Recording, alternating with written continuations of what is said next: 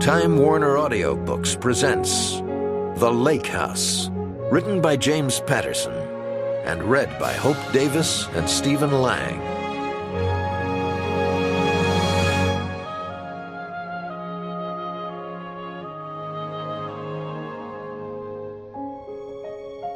Prologue. Resurrection. The hospital, somewhere in Maryland. At about 11 in the evening, Dr. Ethan Kane trudged down the gray and blue painted corridor toward a private elevator. His mind was filled with images of death and suffering, but also progress. Great progress that would change the world. A young and quite homely scrub nurse rounded the corner of the passageway and nodded her head deferentially as she approached him. She had a crush on Dr. Kane, and she wasn't the only one. "Doctor," she said, "you're still working." "Esther, you go home now, please," Ethan Kane said, pretending to be solicitous and caring, which couldn't have been further from the truth. He considered the nurse inferior in every way, including the fact that she was female. He was also exhausted from a surgical marathon, 5 major operations in a day. The elevator car finally arrived, the doors slid open, and he stepped inside. "Good night, Esther," he said, and showed the nurse a lot of very white teeth, but no genuine warmth, because there was none to show. He straightened his tall body and wearily passed his hand over his longish blonde hair, cleaned his wire-rimmed glasses on the tail of his lab coat, then rubbed his eyes before putting his glasses back on as he descended to the sub-basement level. One more thing to check on. Always one more thing to do. He walked 6 quick steps to a thick steel door and pushed it open with the palm of his hand. He entered the dark and chilly atmosphere of a basement storage room. A pungent odor struck him. There, lying on a double row of gurneys, were 6 naked bodies, 4 men, 2 women, all in their late teens and early 20s. Each was brain dead, each as good as gone, but each had served a worthy cause, a higher purpose. The plastic bracelets on their wrists said donor. "You're making the world a better place," Kane whispered as he passed the bodies. "Take comfort in that." Dr. Kane strode to the far end of the room and pushed open another steel door, an exact duplicate of the first. This time, rather than a chilly blast, he was met by a searing wave of hot air, the deafening roar of fire, and the unmistakable smell of death. All 3 incinerators were going tonight. 2 of his nighttime porters, their powerful working-man bodies glistening with grime and sweat, looked up as Dr. Kane entered the cinder-block chamber. The men nodded respectfully, but their eyes showed fear. "Let's pick up the pace, gentlemen. This is taking too long," Kane called out. Let's go, you're being paid well for this scut work. Too well." He glanced at a naked young woman's corpse laid out on the cement floor. She was white blonde, pretty in a music video sort of way. The porters had probably been diddling with her. That's why they were behind schedule, wasn't it? Gurneys were shoved haphazardly into one corner like discarded shopping carts in a supermarket parking lot. Quite a spectacle. Hellish, to be sure. As he watched, one of the sweat-glazed minions worked a wooden paddle under a young male's body while the other swung open the heavy glass door of an oven. Together they pushed, shoved, slid the body into the fire as if it were a pizza.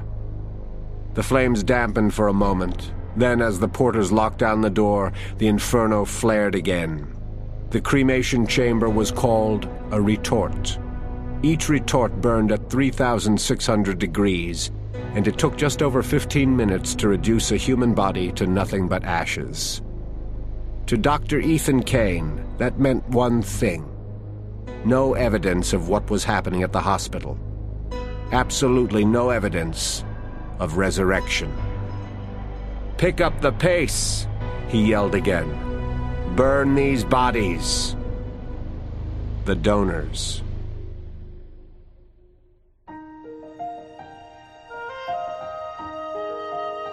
Part 1. Child Custody. Chapter 1. It was being called the mother of all custody trials, which might have explained why an extra 50,000 people had poured into Denver on that warm day in early spring. The case was also being billed as potentially more wrenching and explosive than Baby M or Elian Gonzalez or O.J. Simpson's battle against truth and decency. I happen to think that this time maybe the media hype was fitting and appropriate and even a tiny bit underplayed. The fate of 6 extraordinary children was at stake. 6 children who had been created in a laboratory and made history, both scientific and philosophical. 6 adorable, good-hearted kids whom I loved as if they were my own. Max, Matthew, Icarus, Ozymandias, Peter, and Wendy. The actual trial was scheduled to begin in an hour in the City and County Building, a gleaming white neoclassical courthouse.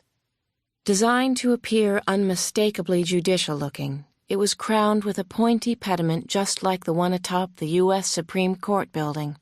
I could see it now. Kit and I slumped down on the front seat of my dusty, trusty, beat-up blue Suburban. It was parked down the block from the courthouse where we could see and not be seen, at least so far. I had chewed my nails down to the quick, and there was a pesky muscle twitching in Kit's cheek. "I know, Franny," he'd said just a moment before. "I'm twitching again." We were suing for custody of the children, and we knew that the full weight of the law was against us. We weren't married, we weren't related to the kids, and their biological parents were basically good people, not too terrific for us. What we did have going for us was our unshakable love for these children, with whom we'd gone through several degrees of hell, and their love for us. Now, all we had to do was prove that living with us was in the best interest of the children, and that meant I was going to have to tell a story that sounded crazy, even to my closest friends, sometimes even to myself. But every word is true, so help me God. Chapter 2. The amazing story actually started 6 months ago in the tiny burg of Bear Bluff, Colorado, which is 50 or so miles northwest of Boulder on the Peak-to-Peak Highway. I was driving home late one night when I happened to see a streaking white flash, then realized it was a young girl running fast through the woods not too far from my home. But that was just part of what I saw. I'm a veterinarian, Dr. Franny, and my brain didn't want to accept what my eyes told me, so I stopped my car and got out.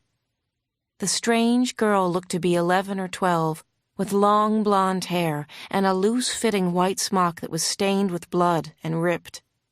I remember gasping for breath and literally steadying myself against a tree. I had the clear and distinct thought that I couldn't be seeing what I was seeing. But my eyes didn't lie.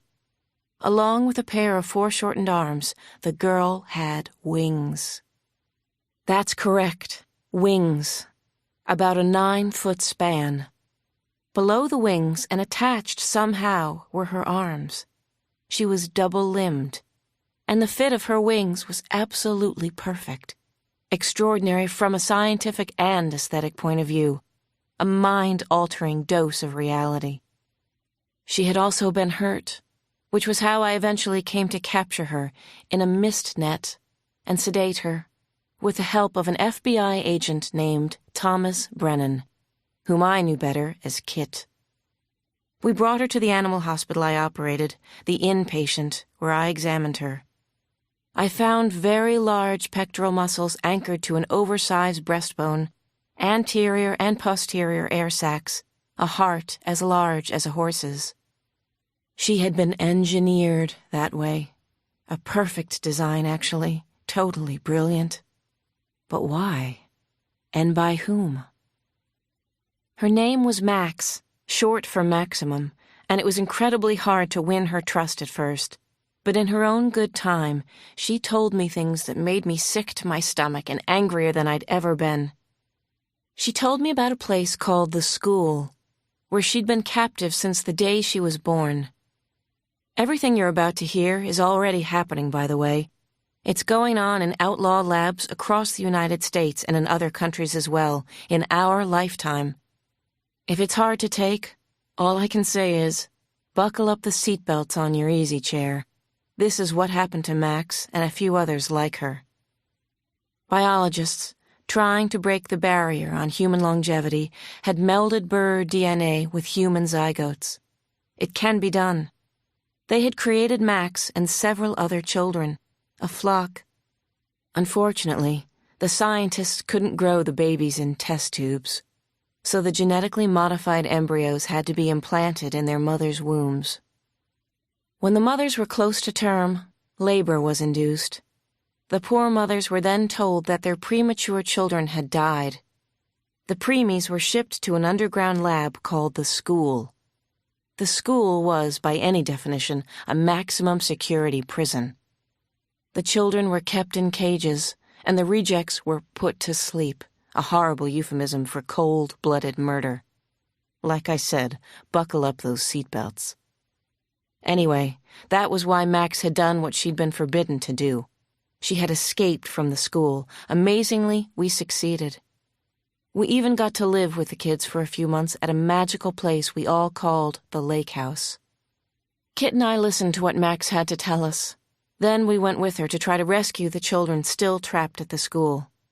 When the smoke cleared, literally, the 6 surviving children, including Max and her brother, were sent to live with their biological parents, people they'd never known a day in their lives.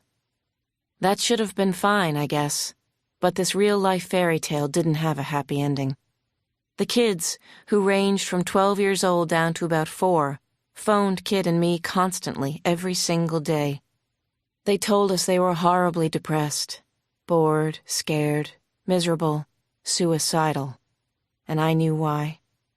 As a vet, I understood what no one else seemed to. The children had done a bird thing. They had imprinted on Kit and me. We were the only parents they knew and could love. Chapter 3. Outside my battle-scarred Suburban, the crowd was flowing like lava down Bannock Street. I read somewhere that Denver has the fittest population of any major city in America. I'd always loved it here, until now. I was about to force a joke when Kit said, "Brace yourself, Franny, the kids are here." He pointed to a black town car slowly parting the crowd and finally coming to a stop in a no-parking zone right outside the courthouse. The hair on my neck stood even before the crowd started chanting her name. My heart was in my throat. "Max, Max, Max, we want Max!" somebody screamed. "The freak show has arrived," another country heard from. Car doors flew open, and somber-looking gray-suited bodyguards and lawyers scrambled out onto the sidewalk. Then a second car braked behind the first. A bull-necked man in a tight-fitting black jacket opened the passenger side door for a petite, blonde woman about my age. She opened the rear door of the sedan, then reached into the back seat. Max emerged from the town car. There was a sudden hush over the crowd. Even I caught my breath. She was stunning in every way. An amazing girl with extraordinary intelligence and strength, and wings that spanned close to 10 feet now. They were feathered in pure white, with glints of blue and silver shining through. "God, she's beautiful," I whispered. "I miss her, Kit. I miss all of the babies. This just breaks my heart." I remembered how stunned I had been when I saw her for the first time, and the crowd was having the same reaction now. "Max! Max! Max!" people started to chant. Cameras flashed. "Here, Max! Look over here! Max, here! Max, smile! Max, fly for us!" 4 people burst through the police line, holding a banner aloft that read, "Only God can make a tree. That goes for children, too." Other signs read, "Sell No," spelled C-E-L-L, and "Say No to Cloning." Another banner had birds stenciled on it and read, "Bake them in a pie." Then the news choppers came in, and it got really loud and unruly. Max swung her head around to take in the astonishing scene. My heart lurched. We grabbed up our papers for court, and as Kit locked the car doors, he said softly, "She's looking for us, Franny." "She's scared," I said. "I can see it in her eyes." Max has the ultra-keen senses of a raptor. She can hear a caterpillar wriggle from 100 yards away. She can see the caterpillar from a half-mile overhead. She called out now, her voice shrill with fear. "Franny! Kit! I need you! Please, where are you guys?" Her piercing cry was still hanging in the air as more cars pulled up to the courthouse. Burly men with buzz cuts leapt out onto the street. Several cars began discharging the other kids. They were so hesitant, so young and vulnerable. They shied away from the cameras, hid their darling little faces. "Spawn of the devil!" someone screeched. "These children are demons!" Chapter 4. Courtroom 19 was on the 6th floor. It was the largest room in the complex by far and would have to be to hold so many inquiring minds. As Kit and I approached with our attorney, we were besieged by a throng of reporters. "Put your head down," our lawyer advised, "and just keep walking." "Agent Brennan, look over here." "Dr. O'Neill, hey, Franny, what makes you think you're a competent mother?" one of the press vultures shouted. "What makes either of you think you can be good parents to these children?" Kit finally looked up at the reporter. "Because we love the little creeps," he said, and winked. "And because they love us. Life's simple like that." A couple of armed guards swung open the set of double doors to the courtroom, and we disappeared inside. If the brouhaha on the street had sounded like a hurricane in motion, the inside had the intensity of swarming bees. The room was paneled in golden oak, and the gallery at the rear was furnished with matching benches that held over 200 spectators.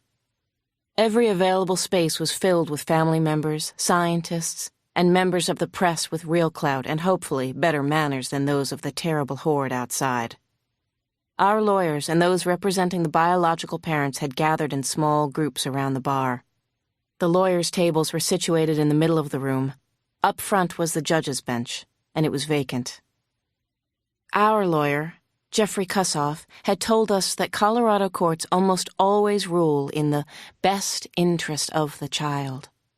I was holding on to that statement as tightly as I clasped Kit's hand when the door from the judge's chambers opened. What I saw next kind of took my breath away. I suspect that it did the same thing to everybody else in courtroom 19.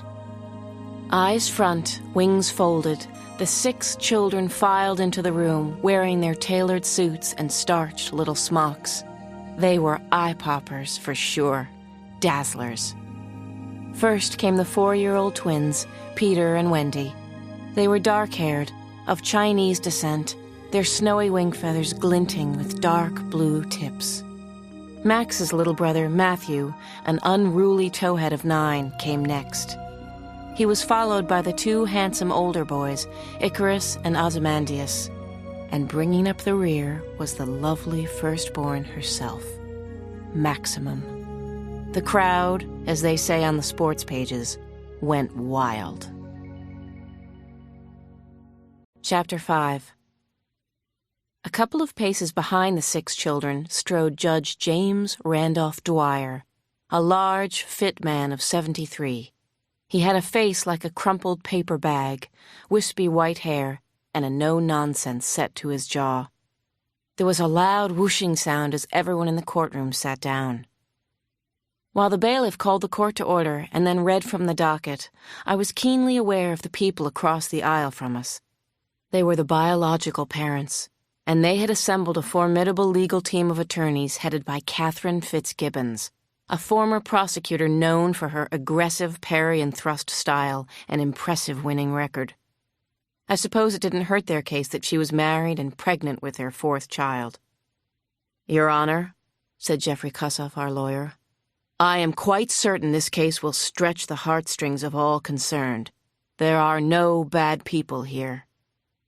The real conflict is about what is in the best interest of the children. We will prove that their best interests clearly lie with Dr. O'Neill and Mr. Brennan. I'd like to quote Marianne O. Botani, judge of Wayne County Circuit Court, Detroit. In 1986, she said of a test tube baby case, "We really have no definition of mother in our law books. Mother was believed to have been so basic that no definition was deemed necessary. Your Honor, all that has changed. Today, in our complex and sometimes confusing world, a child can have as many as 3 mothers: the one who conceived the child, the one who bore the child, and the one who raised him. Agent Brennan and Dr. O'Neill have been surrogate parents under extreme fire. They actually put their lives on the line for these children. I'll repeat that. They put their lives at risk. They never thought of anything but the children's safety. Dr. O'Neill lost her animal hospital and her home in the process. To take blows and bullets for others shows love as fierce as any natural maternity or paternity. That said, this case isn't about my clients or about the respondents. It's about the children and the Colorado law that mandates children be united with their families. There is a new kind of family here, a family that came together through terrible adversity. And this powerful, loving family, for the good of the children, must be kept together. To separate Kit, Franny, Max, Ick, Oz, Matthew, Wendy, and Peter would be an injustice to everyone involved. It would be exceedingly cruel. I wanted to hug Jeffrey Kussoff, and he did look mildly pleased with himself as he sat down. "It's a start," he whispered. But Catherine Fitzgibbons was already on her feet. Chapter 6. I'm here today to represent the rights of 6 American citizens: Max, Matthew, Oz, Icarus, Wendy, and Peter, said Attorney Fitzgibbons, as well as their true parents. Why am I always the last one? Little Peter suddenly spoke up from his seat in the second row. Everybody in the room laughed at the unexpected interruption from the small boy. No offense meant, Catherine Fitzgibbons said, but she had turned the brightest red. Her face seemed to float like a balloon above the tailored navy blue field of her maternity dress. Okay, then, Peter et al., I'm here to represent all of you, she said, and smiled benevolently. I sincerely doubt it, Icarus, who has been blind since birth, piped up. You don't know us. As blind as I am, even I can see that. Once again the room was moved to laughter and small talk, quieting only after Judge Dwyer's repeated gavel-banging and threats to clear the room. The kids finally settled down somewhat. They were all quick with a quip, though, probably because each of the 6 had a genius IQ. They tested off the charts. Stanford Binet, WPPSI-R, WISC-3. In her opening remarks, Fitzgibbons went on to laud Kit and me for what she called our heroic rescue, as a way of acknowledging our help in the past and putting it completely to rest. Then she began to make her critical points against us. Each was like a knife driven into my heart and Kit's, and, I was quite certain, the children's. Your Honor, Dr. O'Neill and Mr. Brennan, for all their altruism on the part of these children, have no legitimate claim in this courtroom, she pronounced. None. They are unmarried. They've known each other and the children for only a matter of months. Furthermore, and this hardly can be said strongly enough, the children's parents have done nothing whatsoever to forfeit their parental rights.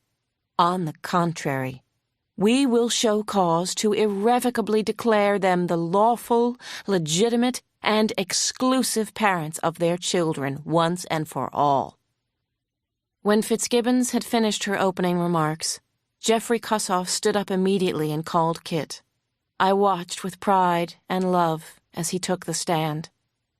Jeffrey cited Kit's law degree from NYU and his 12 years as an FBI agent, and he gently elicited the personal tragedy that was like a dark hole at the center of Kit's life. 4 years ago, while he was working on a case, his wife and 2 small boys had left for a Nantucket vacation without Kit. Their small airplane went down, and there were no survivors. Kit testified calmly yet passionately, and with a spark of the humor and the wit that defines his personality. I thought anyone seeing him for the first time would be entirely convinced that not just was he a brave man, but he had been and would be again an unimpeachably good father. Then, for 2 unrelenting hours, Catherine Fitzgibbons expertly filleted Kit's career and just about every moment of his private life. Chapter 7. "Kit isn't your given name, is it?" she asked. "No, actually, it's Thomas. Thomas Brennan. Kit is a nickname. Franny and the kids call me Kit. It's a long story." "Mr. Brennan, you've been with the FBI for 12 years?" "That's right." "Have you ever heard of Fox Mulder?" Kit snorted and shook his head. He knew where this was going already. "That's very cute." "Please instruct the witness to answer, Your Honor," said Fitzgibbons. "Mr. Brennan, please respond to the question." "Fox Mulder is a fictitious character on a television series," said Kit. "Do you have an opinion of this fictitious character?" "Yeah, he's a frickin' nutjob." The spectators laughed, so did I, and the children twittered with delight. They adored Kit. "Have you any idea, Mr. Brennan, why your colleagues at the FBI call you Mulder?" asked Fitzgibbons. "Objection, Your Honor. Argumentative. Move to strike," shouted Jeffrey Cussoff. Fitzgibbons bowed her head as if to show she was contrite. She wasn't, of course. "I retract the question. Mr. Brennan, do you consider yourself a workaholic?" "Maybe, at times. I'm definitely committed to my work. I even like it sometimes." "And would you describe yourself as a stable person?" "Yes, I certainly would." "But you've been medicated for depression." Fitzgibbons turned her back on Kit when she said this. It was good to see that even she could feel some shame. "Yes, I was depressed, damn depressed, when I lost my entire family," Kit said, his voice rising sharply. Catherine Fitzgibbons turned round to face him. She held her stomach in profile to Judge Dwyer. "I see. So you understand, then, how the respondents must feel about losing their children." Kit didn't speak. Across from me, the twins sent up frightened, high-pitched screeches in protest of this attack on Kit. "Agent Brennan, shall I repeat the question?" "You heartless," he said in a whisper. "Permission to treat the witness as hostile, Your Honor," said Fitzgibbons. "Mr. Brennan, please answer the question," said the judge. Yes, I understand how it feels to lose a child," Kit finally answered. "And still you persist in this action. You say that I'm heartless. That will be all, Agent Brennan." Chapter 8. I was feeling sick in the pit of my stomach when Jeffrey Cussoff rose and spoke in a clear, confident voice. "I call Dr. Francis O'Neill." I immediately wondered why Jeffrey seemed so confident. Did he know something that I didn't? Why did he have more confidence in me than I had in myself? As I stepped up to the witness stand, I think I had some idea of how it felt to be a 400-pound lady in a wading pool. I looked out at the gallery, and the gallery looked back at me.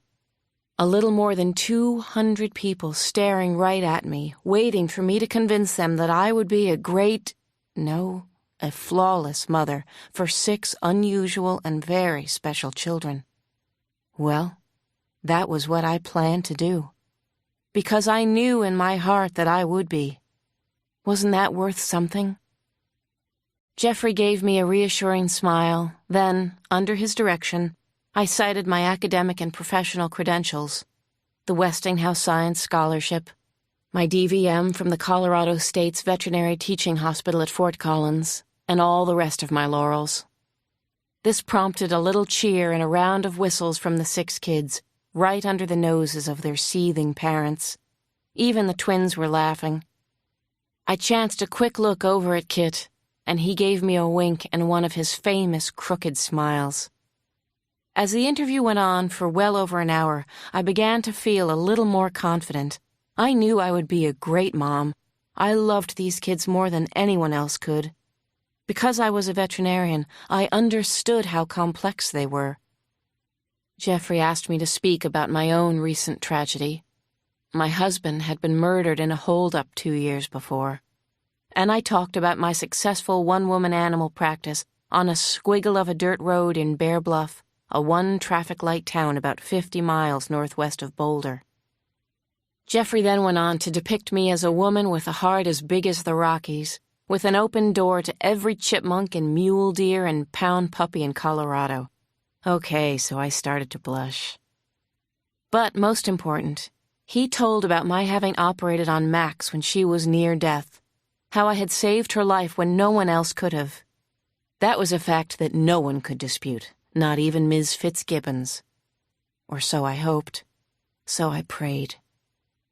A few moments later, Catherine Fitzgibbons came over to the stand and smiled as sweetly as if she were my own dear sister, Carol Ann.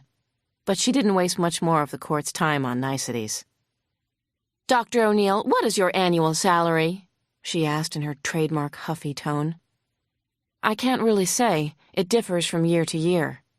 Depends on whether I'm working more on chipmunks or horses in that particular year." "On average, more or less than $35,000 a year?"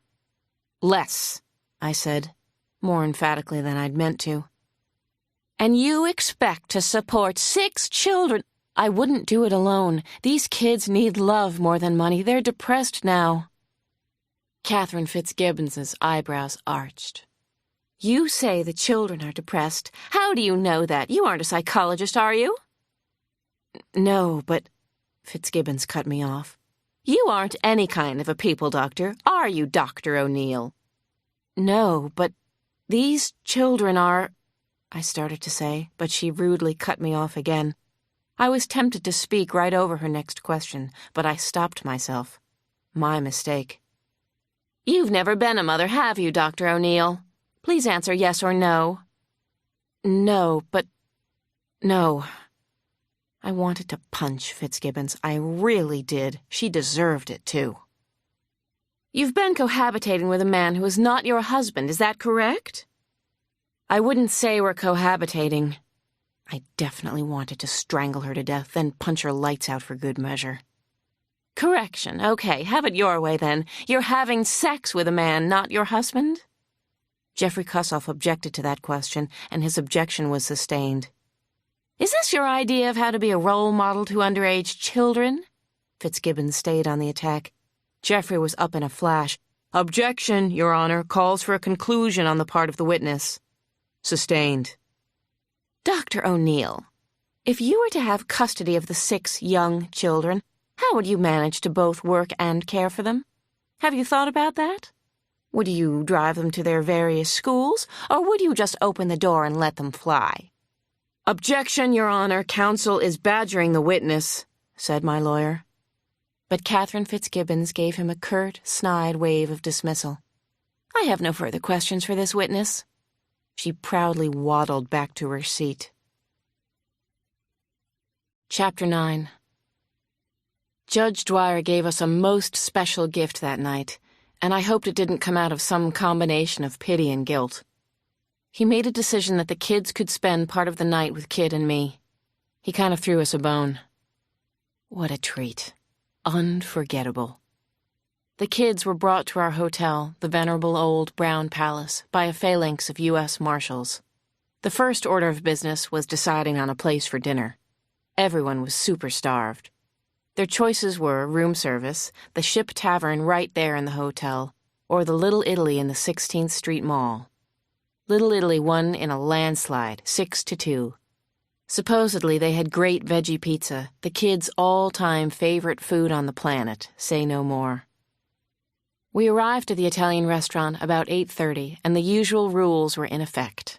No staring contests with other people, no food fights, especially under the circumstances, absolutely no flying inside Little Italy, and no snide jokes about Uncle Frank or Little Joey, who were pictured all over the walls.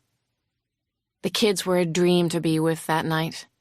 Part of it was because they were on their best behavior, but part was because they were so smart and were growing up so fast. Max was 12, but in human years she was probably twice that. She was even starting to look like a young woman in her mid-teens. And then there was Ozymandias, who was more handsome than Prince Harry on a good hair day. This was the first time they had all been together to talk and vent about their new parents. Ozymandias started off by saying that his mom was a really good, really sweet person, but she just didn't get the bird part of him and kept suggesting that he would grow out of it.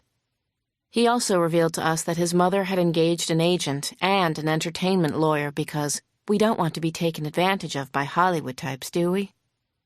"I like her, you know," he said, "but she really isn't equipped to handle me. The press are always sniffing around the house and she thinks it's okay. She likes the attention, I think. Not in a mean way, she's just human." All the kids had horror stories about the press constantly being at their houses, at school, just about anywhere they went. The Chens had sold interviews with Peter and Wendy. The Marshalls would have, except that Max forbade it. She had also smashed up a camera during a particularly obnoxious interview. "If goddamn E.T. shows up here tonight," she warned, "I'm going to take away their cameras and film them." While we were waiting for various desserts to be served, gelato, sorbetto, chocolate succato cake, Max took the floor. God, she was magnificent. Looks, bearing, everything about her said hero. Follow me. I am the special one you've been waiting for. Imagine heightened mother of pearl, and you would come pretty close to getting the color of her wings right. They had an iridescent sheen, flushed pink where the shafts emerged from her nearly translucent skin. They reminded me of the wings of ospreys or swans, but, of course, spanning 10 feet, they were much larger. The wings grew from behind her shoulders, but Max's arms seemed elegant and natural. Clearly, she represented the best of both species. "Unaccustomed to public speaking, as I am," she said, and we all laughed. Actually, Max had been on just about every TV news and talk show over the past few months, and of course, she was very good. "Win, lose, or draw," she continued, "I just want Franny and Kit to know how much we appreciate everything they've done for us, and I mean everything.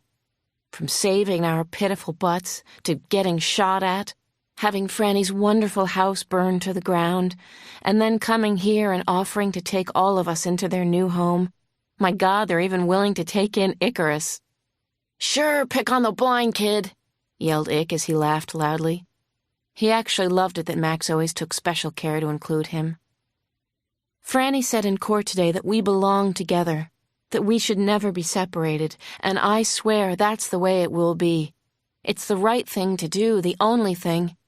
Anyone with even half a brain has to see that.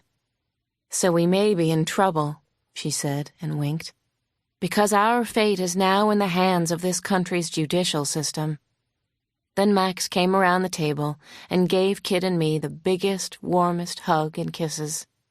"We love you both," she said, "Mom and Dad."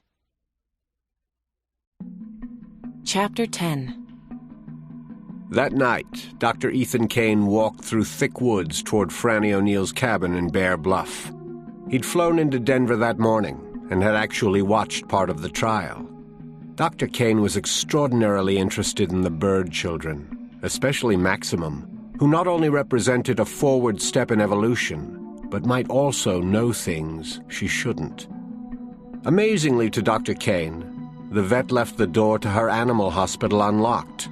There was a note taped to it, handwritten instructions to someone named Jesse. Ethan Kane proceeded inside the small house, preferring to use a flashlight rather than turn on the lamp in the foyer. He found his way to a small office, then into some kind of operating suite, which seemed to double as a pharmacy. The animals at the clinic already knew he was there. Dogs, cats, and Lord knew what else began to bark, howl, hiss, and chirp. "Shut up, you imbeciles," Kane said through gritted teeth. He hated pets, and, even more, those who kept them. Did no one understand natural selection nowadays? He returned to the office and started a search for Dr. O'Neill's notes on Max. They had to be somewhere in the files, and they were. He located 2 manila folders thick with scribbly handwriting. No computer nonsense for our Dr. O'Neill. No siree. Dr. Kane began to make mental notes from the examination findings. Max is a human who had been improved by genetic engineering, Dr. O'Neill had written. Injected with avian DNA as an embryo. Examination specs. Massive chest. Fully 3 times deeper than that of a human. Needs the extra musculature to support her wings. Overlapping ribs and a protruding breastbone or keel that runs the length of her rib cage. No breasts or nipples. Max will not deliver live young. Exceptionally long tirades or windpipe, 30 inches, folded accordion style, fills with air during long flights. Bones are hollow to keep her body light for flight. Then Dr. Kane heard a faint noise on the front porch. He too had exceptional hearing. Plus, he was paranoid. Now who? He wondered. Franny! Are you in there, sweetie? Fran, it's Jessie. I thought you... A very large woman was at the door that led into the office. Jessie, from the note on the door. She must have weighed 250 and not even soaking wet. She saw him. "Hello, Jessie," he said. "I suppose there's no harm in telling you that I'm rifling through Dr. O'Neill's notes on Max, and that it's vitally important for mankind. I'm sure you won't tell." Kane then pulled a handgun from his jacket pocket and shot the large woman twice. That was nothing, not a problem. But getting rid of Jessie's body, making it disappear, that took some real thought and effort. But in the end, Jessie disappeared as if she had never been. That was the genius of Dr. Ethan Kane. Chapter 11. The custody hearing began again at 9 sharp the next morning.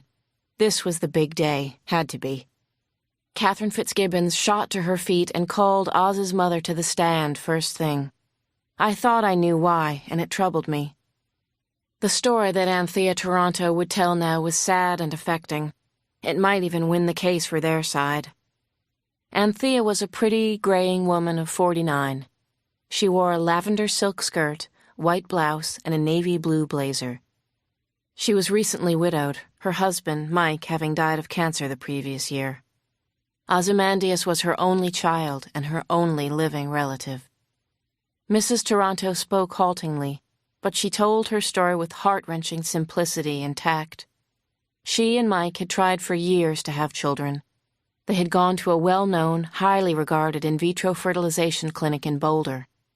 There had been false starts, but finally Anthea Toronto had conceived. "I went in for a routine checkup at 8 months," she told the hushed room. "I remember how happy Mike and I were that day. Dr. Brownhill told us that it was all routine. Then, as he examined me, he became concerned. He told me that the fetus was in trouble and would have to be delivered right away. I had an emergency C-section on the spot. I was told that my baby had died. Can you imagine how I felt that day?" Mrs. Toronto touched her stomach unconsciously and seemed to drift out of the courtroom and into her memory before she resumed her tragic story. "When I found out my son was alive, not dead, it changed everything for me. Oz is the most important person in my life. He is my reason for living. I would do anything for him. Just give me a chance, Oz. Please let me be your mother, my angel." Then Anthea Toronto looked directly at Kid and me. She fired the next few breathtaking words at us.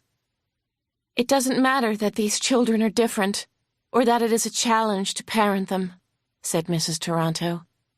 "They are our children. No one should be allowed to take them from us again. Please don't take my baby away again.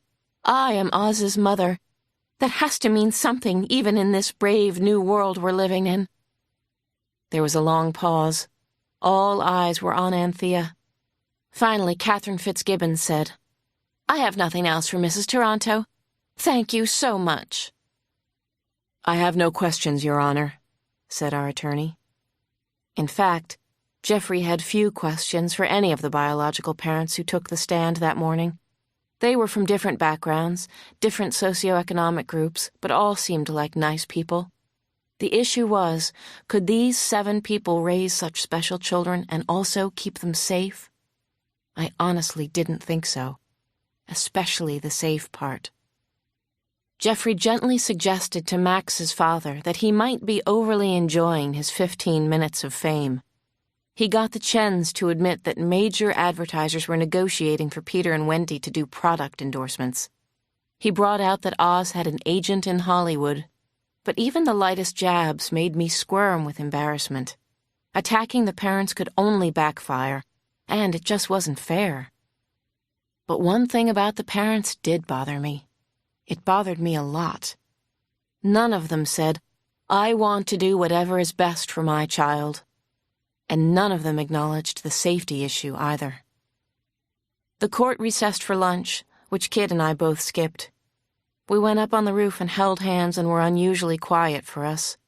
We also prayed for the kids and for their parents. When the trial resumed, it was with a thunderbolt. Jeffrey Kussoff stood and turned toward the children. "I call Max Marshall to the stand." Chapter 12. When Max heard her name called, her heart started to pound at flight rate, close to 120 beats a minute. It was her turn on the spit. She'd seen what the lawyers could do to witnesses, and now she would be grilled. Almost every minute of her life had been classified as top secret, and she had been warned very explicitly. You talk, you die. It was that simple, that crystal clear. She was supposed to tell the truth, the whole truth, and nothing but the truth in this courtroom, right? But what if she did? It would make everything worse than any of them could imagine, and she knew the secrets had to remain that way. Max knew things that no little girl should be burdened with.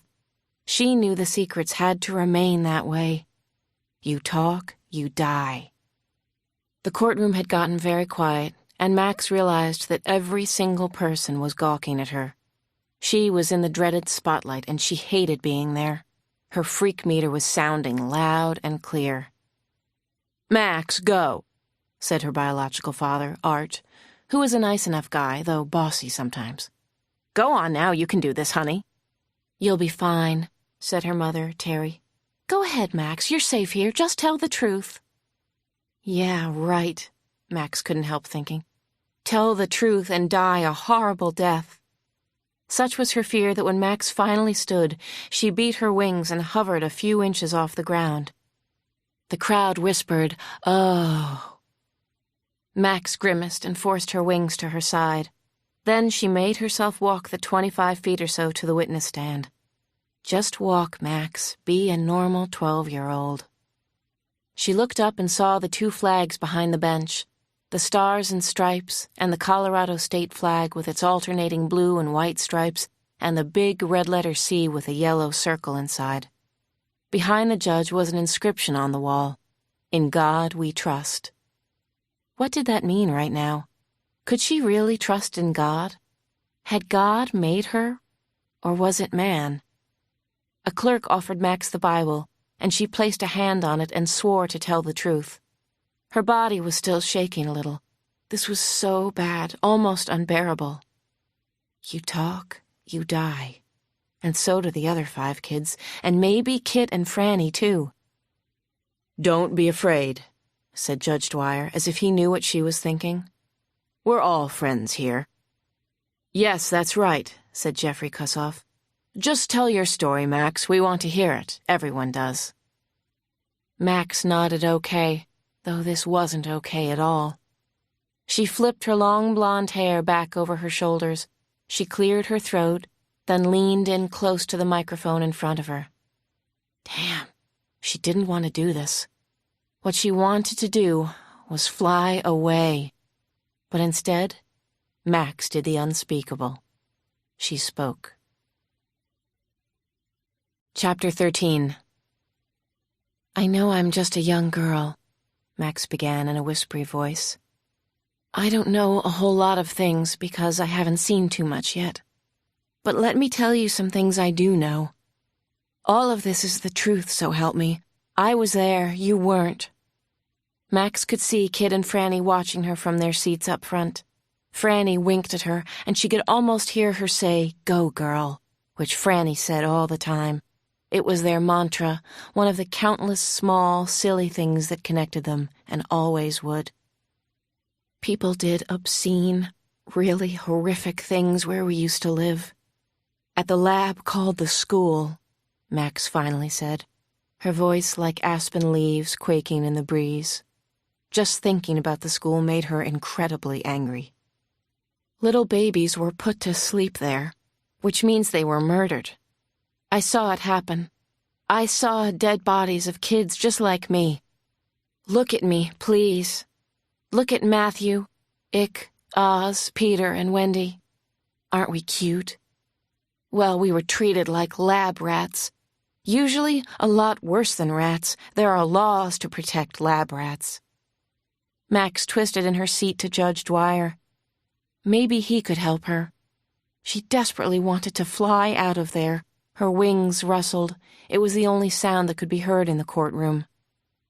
We were put up for sale. People still want to buy us, to experiment on us horribly, to see how we work, Max said. Visitors came to the school to check us out, to test us. We were just property to them. They are creations, right? We were going to be used in further experiments. That's why my brother, Matthew, and I escaped. Then we were hunted. I was shot down out of the sky by the same people who said that they loved me. If Franny and Kid hadn't helped us, we'd all be dead now. I'm not exaggerating, am I, Franny? No, you're not, sweetie, Franny said from her seat. You're just telling the truth. Matthew jumped up from his seat. He whooped, "We made it, though, Max. We escaped. The bad guys were burned to crispy critters, so don't mess with us, ever." It took several minutes for the crowd to quiet after that. When it did, Max said, "Try to understand. We can't have rules like other kids. We can't be told what to eat for breakfast or how to say our prayers. We have to fly when we want to, especially at night. As you can see for yourselves, we're not exactly like the rest of you." The judge was listening to her. He was really listening, and he wasn't threatening or scaring her in any way. Max took solace in that. For the first time, she allowed herself to hope that people could do the right thing. It was a long shot, but maybe it could happen. "We look like little kids," Max continued, "but we've seen a lot of suffering and death." Her throat caught then, and she had to stop. She willed herself not to cry, which was what she ached to do. "We really, really love Kid and Franny. I know they aren't our biological parents, but they are the best for us. We found that out when we all lived together at the lake house. We lived there for a glorious 4 months. It was heaven. The lake house is the only place where we've ever felt safe in our lives, the only place. We feel safe only when we're all together as a family. We must be kept safe. Please believe me, it's dangerous for us out in the world. It's so dangerous, you can't believe how dangerous. We have enemies out there. People want to use us, abuse us, take us apart and put us back together again." When she looked around, Max saw that little Peter and Wendy were shivering, holding on to each other. Kid and I had tears in our eyes. So did a lot of the spectators seated around the courtroom, even the marshals. For a moment, anyway, they all believed her. They got it. Finally. Slowly, spontaneously, and one by one, the rows of spectators rose. They began to applaud Max. They called out her name, and then the names of the other kids. "Thank you, Max," said Judge Dwyer as the courtroom quieted. "Thank you for telling the truth, painful as it is. You may step down." Max got up and moved away from the witness chair. She had told a lot of the truth, but she hadn't told it all. She hadn't told why it was so dangerous for the 6 of them, and how she knew. The judge was speaking again. The court is in recess. I want to see the parents and Mr. Brennan and Dr. O'Neill and their attorney and the children's advocate, Mrs. Watson, in my chambers, now. Chapter 14. Max's mother came rushing over to her. Max, you must stay right here in the courtroom, okay? I mean it, young lady. It's the safest place for you and the other kids. I do understand safety. Your father and I have to go in with the judge. I think he's made his decision. Max felt a surge of resentment. She liked Terry Marshall well enough, but her biological mother didn't understand a fracking thing about her or her safety or the other kids. The other parents were nervously trying to quiet their children, too. She could hear the twins screeching, "Leave us alone, please, leave us alone, back off!" Max felt tension and fear mounting throughout her body, and her head was throbbing. You talk, you die. She had to get away from all this, at least for a couple of minutes. She had to get out of this claustrophobic room. All the noise, the rude and pushy people, and worst of all, the press. Tamping their sneaky IFB earpieces in place. Twisting their network logo-flagged microphones. Never taking their nasty, beady eyes off her. She needed space, even if it might be dangerous. As soon as the marshals disappeared into the judge's chambers, Max practically flew through the open double doors and veered sharply into a double-width hallway. There was an elevator bank up ahead, shiny metal doors. Max looked back and saw Franny and Kit holding back the crowd as best they could. She could hear Franny say, "The kids just need to talk. They'll be fine. They're frightened and upset right now. Trust their instincts." Then she heard the other kids coming, a rush of wings. "Wait, Max! Wait up for cripe's sake!" yelled Oz. "Max, let's stay together!" Max listened to the grinding sound of an elevator as it climbed to the 6th floor. The elevator arrived and the kids piled in. Yes, trust our instincts. "It's going up," said Oz. "Excellent," Max said. "I like up very, very much." The 6 of them whooped. They all liked up. Chapter 15. Up, up, up. The elevator doors opened again and the kids filed out into a wide, empty space. Max saw a metal door with bright red letters, Roof. She used both hands and pried it open. "Roof, roof, roof," the other kids chanted. "The roof is the place to be." "Let's just vamoose," shouted Icarus. "I'm talking escape. Let's go to the lake house." "Please, can we?" "The lake house, go to the lake house," the kids chanted. The afternoon sun beat down on the roof of the courthouse. The wind was coming from directly behind them.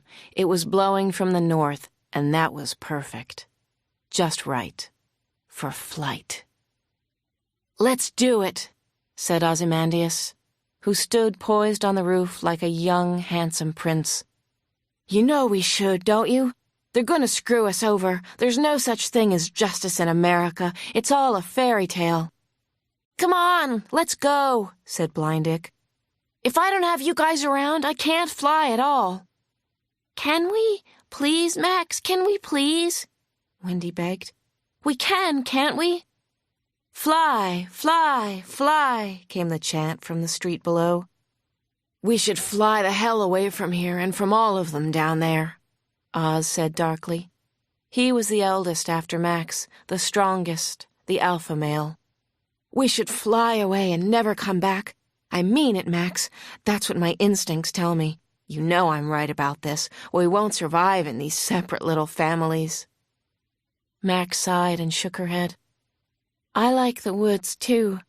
But I hate to tell you, Ozymandias, winter is coming." Matthew said, "So we'll steal blankets. We'll sock away SpaghettiOs and big red fart-your-brains-out beans." Max laughed at the image from her precocious younger brother. "Sure, but you know, we also like pillows and time ports and vegetarian pizza and the latest videos." Matthew looked crestfallen. Max thought that he might actually start to cry. "Hey, don't be sad," she said. "Buck up, buckaroo. At least you'll be with me." "We're just things to them, like toys from FAO Schwartz," said Oz. "They want to tell us what to do. They're total control freaks. They think they're superior to nature, to animals, plants, and birds." "Maybe," Max said. "But we wanted to live in the world with other people. You know, we begged for it. We almost died for it. So maybe, just maybe, we should do what they say we should do. For a while, anyway." "Well, guess what they say we should do," said Oz. "Listen to the people, Max. What do you hear?" The never-ending chant floated up to them from the street, where crowds were watching. "Fly, fly, fly." Max cupped her hands in front of her mouth. "Okay, sure, fine," she shouted down from the 6-story high rooftop. "Okay," she called out to the mass of people flooding the park, eddying around cars on the street below.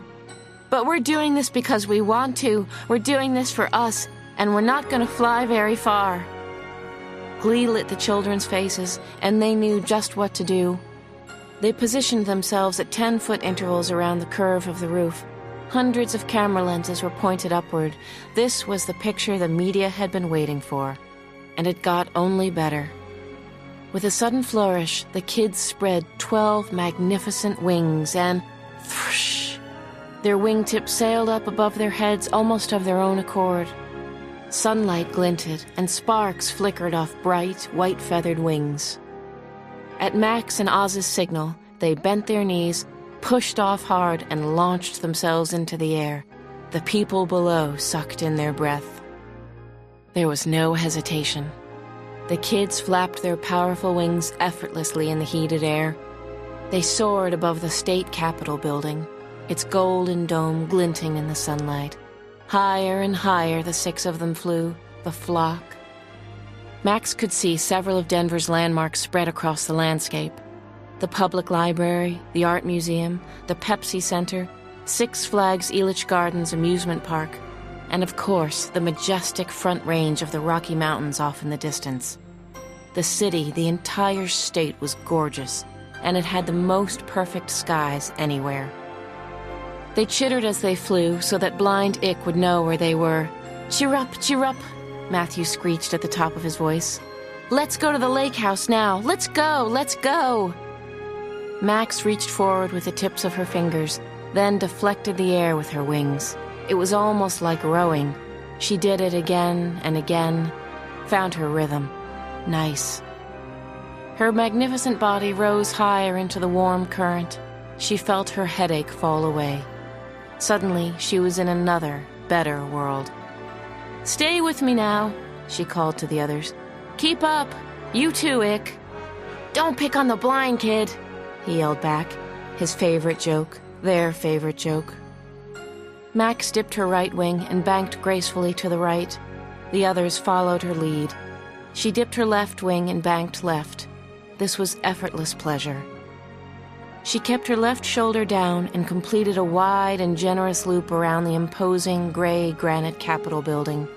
The kids were flying wing to wing at her side. She had to smile as she looked down.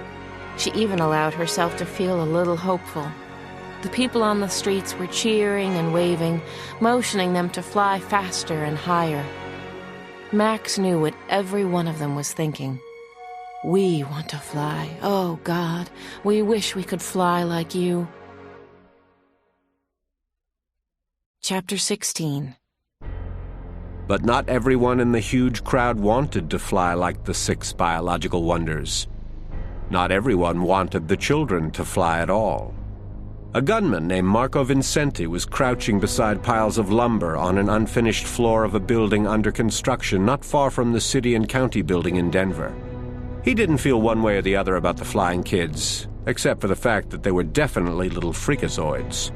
They were good-looking and all, even beautiful, but it just wasn't right, what they were, whatever the hell they were, goddamn freaks of nature. Still, they were fun to watch, until he got his orders to shoot them down. Actually, he had no idea what the hell would happen next.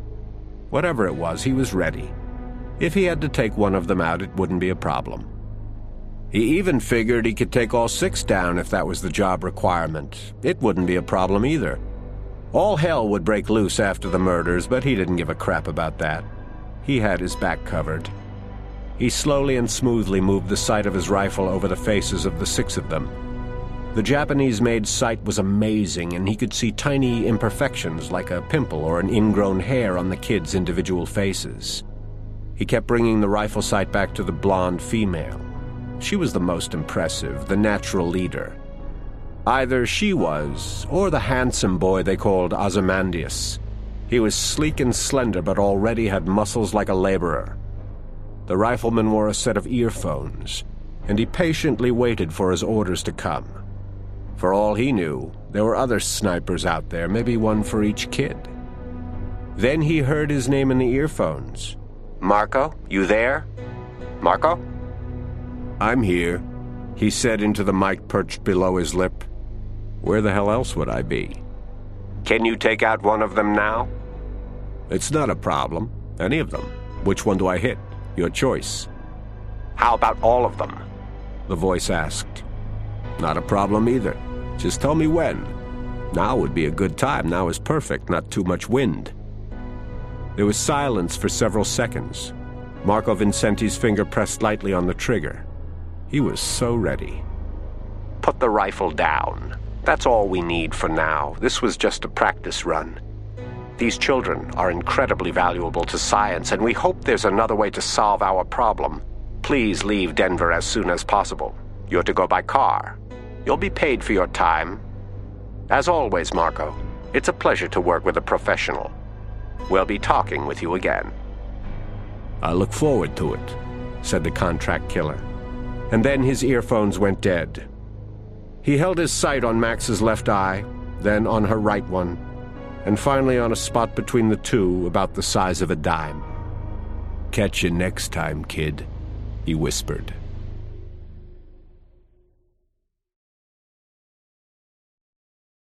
Chapter 17. I felt as if the whole world was about to end. This was it, wasn't it? My head was spinning, and it also hurt like hell. I couldn't even think about the possibility of losing the kids. I took a seat in a brown leather wing chair in Judge Dwyer's spacious chambers. The wood paneling in the office was supposed to give off warmth and a feeling of security, but I didn't feel in the least bit secure, and the air conditioning had the room freezing cold. Kit entered the crowded room, searched me out, and came over and took my hand.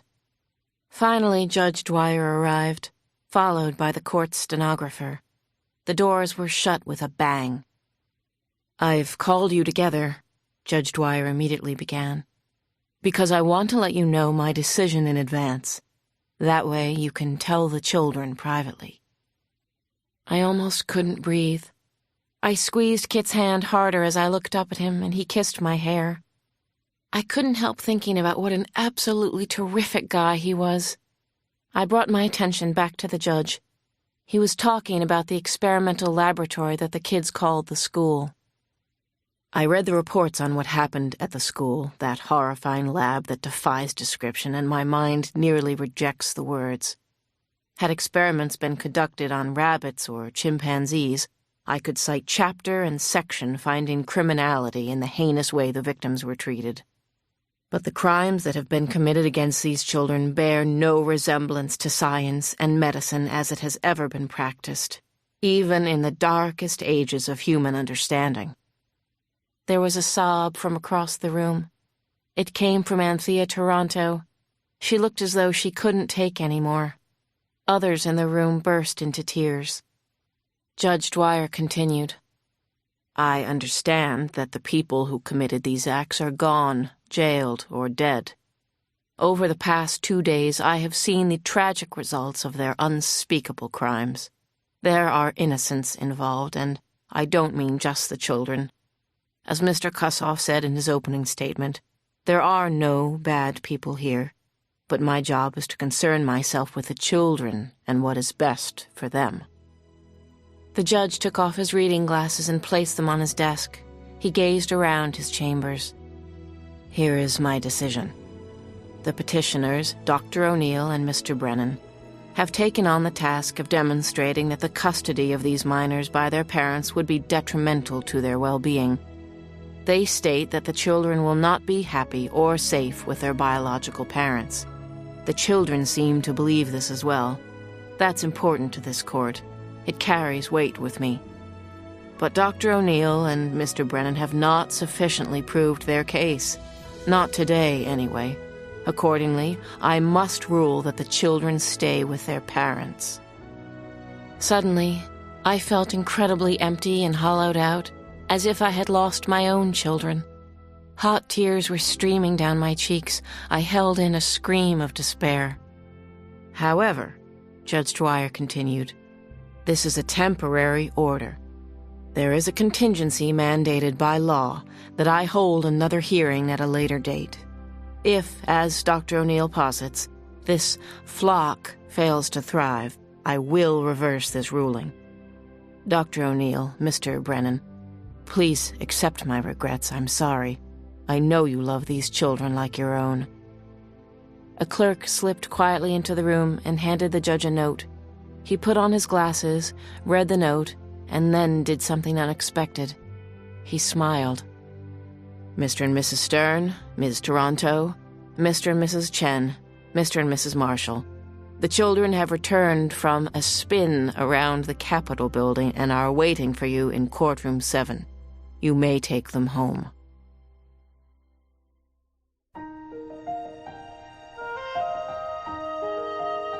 Part 2. Flying Lessons. Chapter 18. The hospital. Fantasy Room B. Charlotte Donahue's ample body tensed as the stainless steel headphones were secured tightly on her head. She felt as if she were in a spaceship. This is getting weird already. The sounds of the busy operating room stopped cold once the headphones were on. Then Charlotte heard a voice inside her head. "This is Dr. Ethan Kane. Please don't fight the anesthesia, Charlotte. Are you comfortable? Anything you need? It's important that everything be perfect for you." Charlotte was feeling stranger and stranger by the second, but a good strange. Her body was floating. Her mind was still sharp. "I think so. I think I like it." "Can you feel this?" the doctor asked as he inserted a long hypodermic needle into the 23-year-old Cincinnati native's acne-scarred lower back. "Nope, I don't feel anything," Charlotte said. Oh, God, she wanted to laugh, though. Her long-standing fear of hospitals had evaporated completely, and her excitement was bubbling over. Something incredible was happening to her, something good, something exceptional. Suddenly, Charlotte smelled a salty sea breeze. Was that possible? Where had it come from? Isn't this the weirdest experience ever? It certainly was. Then she heard seagulls calling. Seagulls. She was sure of it. And then she could see the SS Nautica looming above her, 9 stories of pristine, shining white luxury. She looked down at herself in total amazement and befuddlement. Everything about her had changed. When had this incredible makeover happened? She was wearing a dress of thin red silk and red slingbacks dusted with sparkling rhinestones. Her heels clacked pleasantly as she walked up the gangplank toward the main deck of the Nautica. The deck was teakwood, and teak deck chairs were everywhere. At the top of the gangplank stood a blonde steward, wearing a smart blue sailor's hat and crisply pressed blue uniform. He handed Charlotte a drink in a crystal glass and welcomed her aboard. "Miss Donahue," he said, "a pleasure." He even knew her name. He winked at her, but Charlotte's thoughts were elsewhere. The captain, dressed all in white, peered down at her from the bridge. No doubt about it, he was actually watching her. Charlotte brazenly turned her face up to him, looking directly into his silver-blue eyes. Ridiculous or not, she felt a wave of desire. Her skin was pleasantly warm. Then Dr. Kane spoke again. Spoil sport. "Can you still hear me, Charlotte?" Somewhere on the deck, a steel band had started to play a song she recognized as Mockingbird. The band was halfway decent, too. Bob Marley-ish, maybe a hint of Jimmy Cliff. "Ms. Donahue." "Go away, Dr. Kane," she said and drank deeply from her champagne cocktail. I'm fine, I'm okay. This is perfect. Now let me have my fun in the sun. What are you drinking? It's pink, she said. I think it's passion fruit champagne. Delicious. The drink was sweet and pungent, and made her feel a touch giddy. She didn't know where to look next or what to do first. The bouncy rhythm of the steel drums called to her. The band had already found a nice groove. Oh yes, she wanted to dance. With the captain. Charlotte, go over to the railing and look down. You'll see me in the crowd. Wave to me, please. She wasn't sure why, but Charlotte did as she was told. She made her way to the railing and looked down at the cheering mob of well-wishers gathered on the pier. As she leaned against the rail, she could see lifeboats jutting out slightly from one of the decks below. There he was, the very handsome, if somewhat cool and restrained, Dr. Kane. He was looking up at her. "Goodbye," she called out to her doctor. She lifted her hand and waved and started to laugh. She couldn't stop laughing. Streams of pink and baby blue confetti streaked the air. Ropes fell heavily against the hull. The ship's foghorn blew 3 deeply satisfying blasts. "Bye-bye," she called gaily. The doctor spoke once more. "Bon voyage, Charlotte. I'm sorry you have to die now, but you're helping someone who is so much more important than yourself." Chapter 19. Ethan Kane stopped talking to silly-ass Charlotte and went back to work on her. The surgeon had nerves of steel and hands that were even steadier. His instrument was a bovie, a scalpel that used heat rather than a blade. It burned blue at the tip and emanated a whispery sound as he made the first incision 3 millimeters deep, running laterally from one of Charlotte Donahue's shoulders all the way to the other. The red line of blood turned black almost instantly and left a ghostly trail of smoke, the air filled with the unmistakable odor of burning flesh. His next incision formed a T with the first, starting at the throat and ending at the pubic bone, a line so crisply defined it might have been drawn on the girl's milky skin with a fine tip marker. His third cut went deep into the subcutaneous layer, the thick yellow fat that rounded out Charlotte's voluptuous shape as a woman. He then slid his hands inside her. Arteries were held with a guillotine clamp designed to press on one side, cut on the other. Dr. Kane worked carefully to sever connective tissues and any adhesive attachments. Within 18 minutes, the woman's most precious organs floated freely inside the open cavity of her body. Bypass machines kept her vital organs shining and pink. Her heart still pumped a strong 60 beats a minute. Suddenly there came an otherworldly hum from overhead.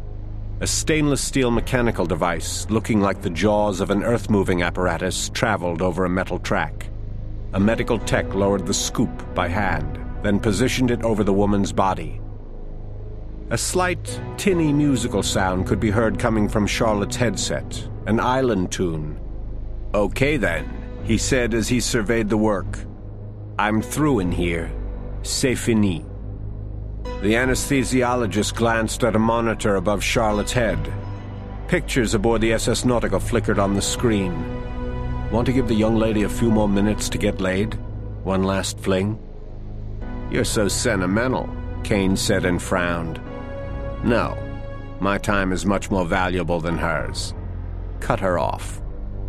The anesthesiologist shrugged, then ripped the cord from Charlotte's headset and the music stopped. "Thank you," said Kane. "I hate that reggae shit anyway." He flipped a switch and the guillotine clamps made their cuts.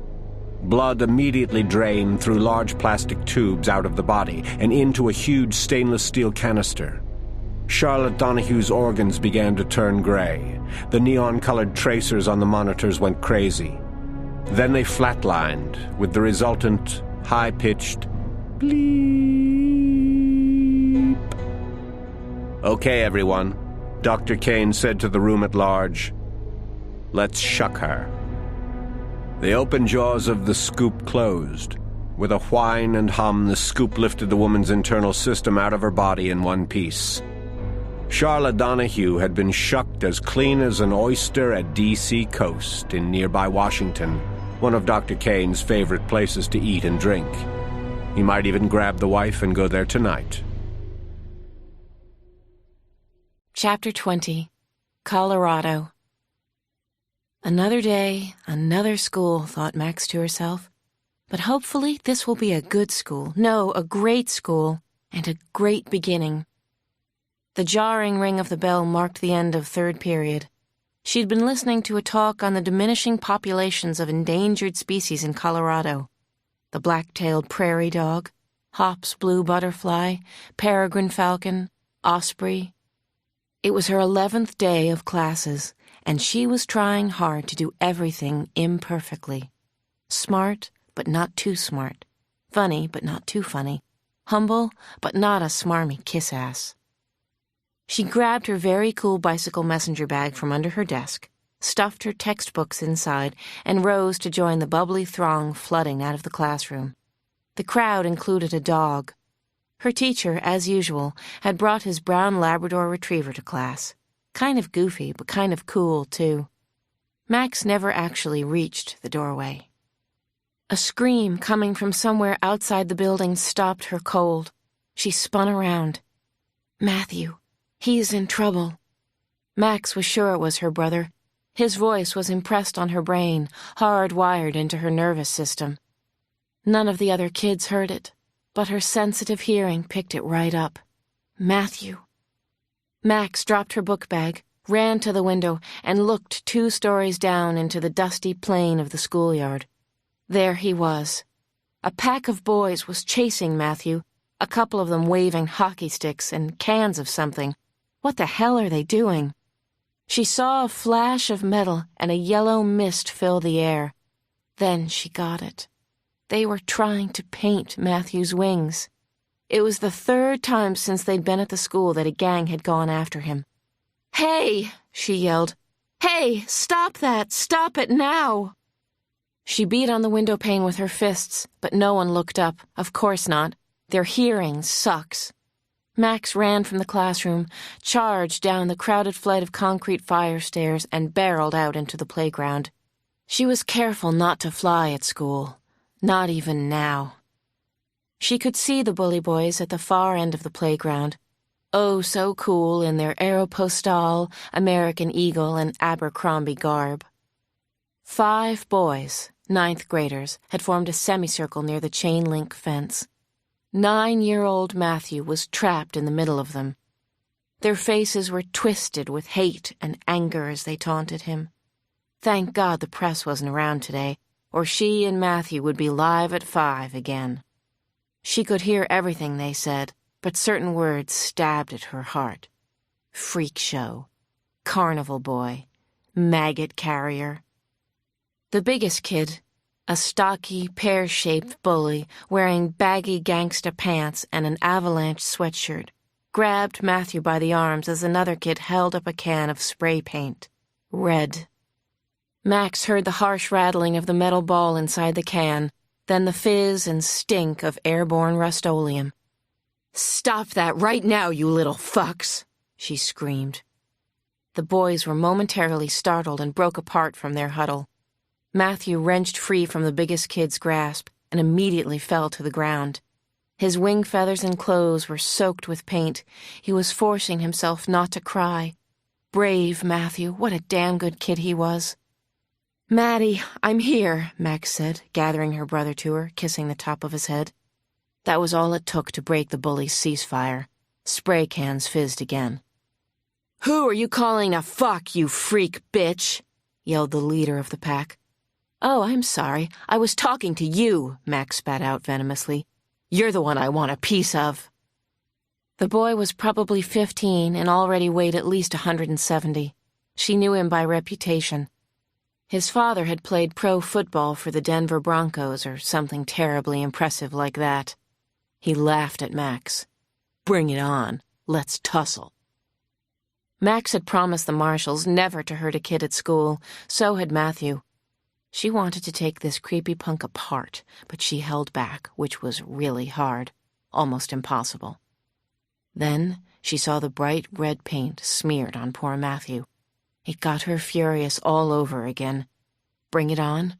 This obnoxious jerk has no idea what he's asking for. "What's your name, punk?" she said. "You don't know who I am? Shit, girl, I'm Bryce Doolin. Everybody knows me." "You don't know who you're messing around with, bitch," Max growled. "You and your friends don't get it, but maybe you will in a minute." Doolin was a little fat but muscular. He came at her, but Max grabbed him in a tight headlock. He pulled at her arm with both of his hands. "Hey, let go!" he yelped. Max's fingers were like steel pincers. They didn't budge. Doolin was gagging. His piggy eyes were bulging. She yanked the spray can out of his hand, easily. What they'd done to Matthew was a desecration. It was a hate crime. She knew that much. Now what should she do? Maybe paint Bryce Doolin from head to toe? Or mark him with the words, "Max's bitch"? And then what? She'd be the bully, wouldn't she? She finally loosened her hold on Doolin's neck and shoved him away from her. He stumbled and fell over backward on the lawn. The rest of the gang was looking on in disbelief. Bryce Doolin was on his ass, and a girl had done it. Max crushed the spray can until it crumpled and popped. It was easy.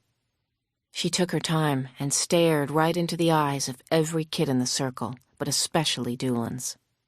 "Matthew could have hurt you too. He's almost as strong as I am," she said. "He chose not to because he's such a goddamn good kid. Don't ever mess with him again. Ever. Until the day you die and maggots eat your worthless guts."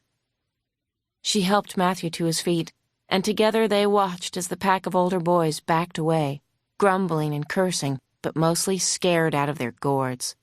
Max would remember the faces. She would remember every one of them for as long as she lived. Why do they hate like that? Where does it come from? She was afraid she would never really understand humans. But maybe that was a good thing. Chapter 21. On a Saturday morning about a week later, Max heard shouts, then a loud scream come from upstairs in the Marshall house. She turned to her brother, but he was lost in a game of Grand Theft Auto on his PlayStation 2. "We better go see," Max finally said. "Come on, Maddie, put down the game." "Matthew, now!" "All right, I heard you the first time." Although they were forbidden to fly inside the house, they flew up to the second floor and then down the hall to the master bedroom. They found Terry Marshall at the door to the room.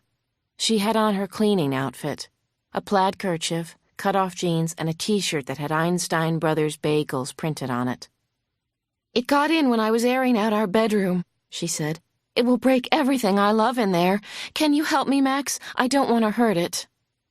Max took a peek inside the bedroom. It was a female mourning dove that had apparently flown in through an open window and was trapped. A couple of the poor girl's feathers were stuck onto the picture window that looked out onto a small pond. There was a smear of blood on the dove's beak. "Poor baby, easy, baby," Max whispered to the dove. "It's okay, sweetie." "What can we do? Can't you talk to it?" Terry Marshall asked in a shaky voice. "Get it out of here, please." "It's petrified," Max scolded, but then she went on. "We'll take care of it, Moms." Moms was what she usually called Terry, mostly out of respect, but sometimes just because it was the practical thing to do. "We know how to do this. We'll talk to the dove," Max said, then gently nudged Moms out of the room. "Leave it to us," she said. Then she closed the door. Matthew immediately rolled his eyes at his big, usually smart sister. "We'll talk to the dove? What are we going to say to it? Get a grip, dumb bird?" "I don't know, Matt. Something will come to me." "Should we rush it? I can be kind of gentle." "I don't think so, Maddie. She'll freak. She's petrified to be in here." Max went and opened the French doors that led onto a small terrace from the bedroom. The dove continued to fly against the picture window, the one way it couldn't get out of the room. It was so beautiful, warm brown, with pink feet and a pinkish cast to its breast feathers. "Sit down with me, Matt," said Max. "Sit by the open door. Just sit, Matthew." Matt rolled his eyes again, his absolute favorite communication that meant something seemed particularly crazy to him, but sat down. "And now we what?" he asked. "We talk to it," said Max. "It's called a mourning dove because of its call. Hooroo." "Hooroo?" Matthew said, then snorted out a laugh. "That's it, Maddie, you've got it," encouraged Max. "Hooroo, hooroo." It took a couple of minutes, but the dove finally noticed the two of them. She didn't want them to know, but the female was checking them out. Also, she wasn't smacking herself against the picture window anymore. Fluttering wildly, yes, but no more smacking her brains out against the glass. "Hooroo," Max and Matthew continued to whisper. "Hooroo." "Come on, sweetheart, you can do it," Max coaxed. "Hooroo. This door is the way out. Come, right through here. Hooroo, hooroo." "It's so easy, dummy," exclaimed a frustrated Matthew. "Go out the door." "Coo, Maddie, she's a mother. She's worried about her young ones. Just be patient with her." "Hooroo, hooroo, hooroo, hooroo." Then, very suddenly, and without so much as a thank you, the mourning dove darted out the terrace door to freedom. It flew at its absolute top speed across the mill pond and disappeared into the thick grove of pines beyond. When Terry, Moms, Marshall finally came back to check, Max and Matthew were sitting on the bedroom floor, whispering "hooroo" over and over. "How strange," their biological mother said. "You two are really weird, you know that?" "Franny told you," Max thought to herself. Chapter 22. After the custody trial ended, I went home to jumpstart my life again in the beautiful Colorado boonies. Kit went back to Washington, D.C. I'm not sure that either of us knew why we were separating, but I think it had something to do with losing the kids and needing to grieve. Kit said that his job was in Washington, at least for the time being, but that he would be out to see me a lot, as often as he possibly could. We phoned each other in the beginning and sent emails, but there was not a single visit from him. I honestly believe we had sunk into depression. It wasn't admirable, but I suppose it was understandable, and human, but mostly cowardly and dumb on both our parts, if I may speak for Kit as well as for myself. Life went on in Colorado, though there was one strange and very sad event. A good friend of mine had simply disappeared. Jessie Horvath was there one day, and then she was gone. All traces of her, all 250 pounds, just gone. It was about 4 on a Sunday afternoon, and I was up to my wrists in blood and guts, my usual gig at the veterinary hospital.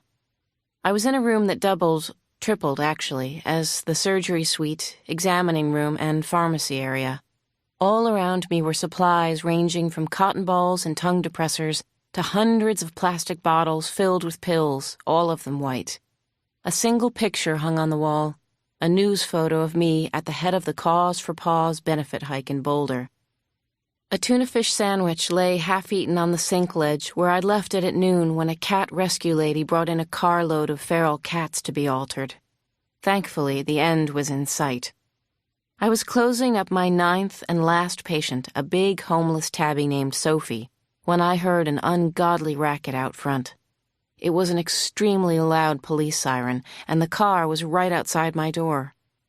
I hoped somebody in a 4x4 hadn't hit a deer or a horse. Clearly it was some kind of emergency, though. Damn, I didn't need this at all. I knotted the last stitch in Sophie's incision, put her into a cage with a fluffy pink blanket, then hurried outside to greet whatever trouble the cops were bringing me. "I'm coming," I called ahead. "I'm coming! Hold your water! Turn off that damn siren!" Chapter 23. The inpatient, my small animal hospital, is a 2,000-square-foot glass and timber box that sits 20 feet off the highway near the intersection in Bear Bluff. A precious town, but one so tiny you could pass through it a couple of times without even noticing. The state trooper's barracks is only 2 miles up the road, and I've gotten to know most of the staties from the hard luck strays and hit-and-runs they've brought me over the years. The cruiser's rotating beacon was still on when I stepped out into the parking area outside my front door. Suddenly, I hoped this wasn't about my friend Jesse. I saw Trooper James H. Blake get out of his car. A former fullback at Colorado State, he's a massive 6'3" with huge arms and torso. His strong arms carried a dun-colored sleeping bag, and it was soaked with blood. "Oh, come on, James H.," I said to myself. I took another look at the cruiser and saw a couple of plaid-shirted teenage boys in the back seat, a blonde and a redhead, long, shaggy hair, angry, pouty faces. My sinking heart told me that whatever was in the sleeping bag had been hurt by those two boys. I've heard all the rationale, so don't bother to argue with me. I hate hunting, and I always will. James Blake was obviously upset, too. I could tell he was trying hard not to lose it. He's tried to date me a couple of times, and though I've declined, I do believe he's a nice, decent stand-up guy. So why don't I date him? Because I'm a dumb bunny. Also, I'm holding out for Kit. "Franny, I hope you can do something," James Blake said as he approached. Blood from the bundle in his arms was dripping onto the gravel underfoot. I pushed open the glass doors for James, led him through reception, then past hospital wards 1 and 2. "Nothing on Jesse, I assume," I said. "Nothing," answered James. As we passed number 2, a Looney Tunes black lab who'd been dropped off to have his chompers cleaned started howling. That set off the basset hound with gastric torsion and the stray shepherd cross. Also Pip, my own Jack Russell Terrier, who hangs out with the boarding dogs and can't say no to a good barkathon. The clamor disturbed the animal in the sleeping bag, and it started a panicky stir. "Shut up, you guys!" I hollered at the dogs. I showed James into an exam room and shut the door behind us. A stray dog was napping on a window seat, snug in a pile of pillows. I started to unwrap the folds of polyester-filled bag. Dog, cat, raccoon, or whatever, this was going to be an awful mess. That much I knew already. But I was totally unprepared to be staring into the glazed-over eyeballs of a Gymnogyps californianus, a bird that, to my knowledge, hadn't been seen in Colorado in 200 years. "What the hell is it, Franny?" he asked. "It's a California condor," I told him. "I've never seen one in the flesh. That's because their flesh isn't supposed to be around here." And it was weird-looking flesh at that. My newest patient had a bald head about the size of a large mango, with a longish hooked beak partially cloaked in pink wattles. There was a patch of stiff black feathers on its forehead, and where its neck met its shoulders was a wild ruff of thin black feathers that continued down the whole of its body, making this poor creature look like a weary old man wearing half of a gorilla suit. "He sure is pretty," said Blake. I laughed. Pretty rare, anyway. There are only about 160 of these left in the world, and of those, 60 are wild and the rest are in captive breeding facilities, or so they say. It was the sad truth. Once ranging freely, by 1987 all but a dozen of these birds had been poached, poisoned, and shot nearly out of existence. With dedication and hard work, they'd been brought back to their current number in captivity. I could tell from the orange tag on its good wing that this bird was from the Vermilion Cliffs colony in northern Arizona, some 300 miles away. That's actually a short hop for a condor. They can coast for hours without once batting their wings and can make speeds of 55 miles per hour. Of course, this particular marvel might never fly again. The hunter's bullet had shattered its wing, maybe beyond repair. As if it understood, the condor cracked its beak and hissed at me. "Okay, buddy," I crooned to the bird. "Let's cross our fingers, James," I told the trooper. "It's lost a lot of blood. All I can do is my best, might not be good enough." James H. Blake sighed. "I'm gonna take those two bad boys down to the barracks," he said, "and see what I can slap 'em with." "Go for it. I'm hoping 15 to life." He smiled. "You're such a softy. I'll check back with you, Franny." "I am a softy," I said. "I'll be here." But I'd already almost forgotten Trooper Blake. I scrubbed my hands with antiseptic and went to work. Work was the only thing that had been saving me lately.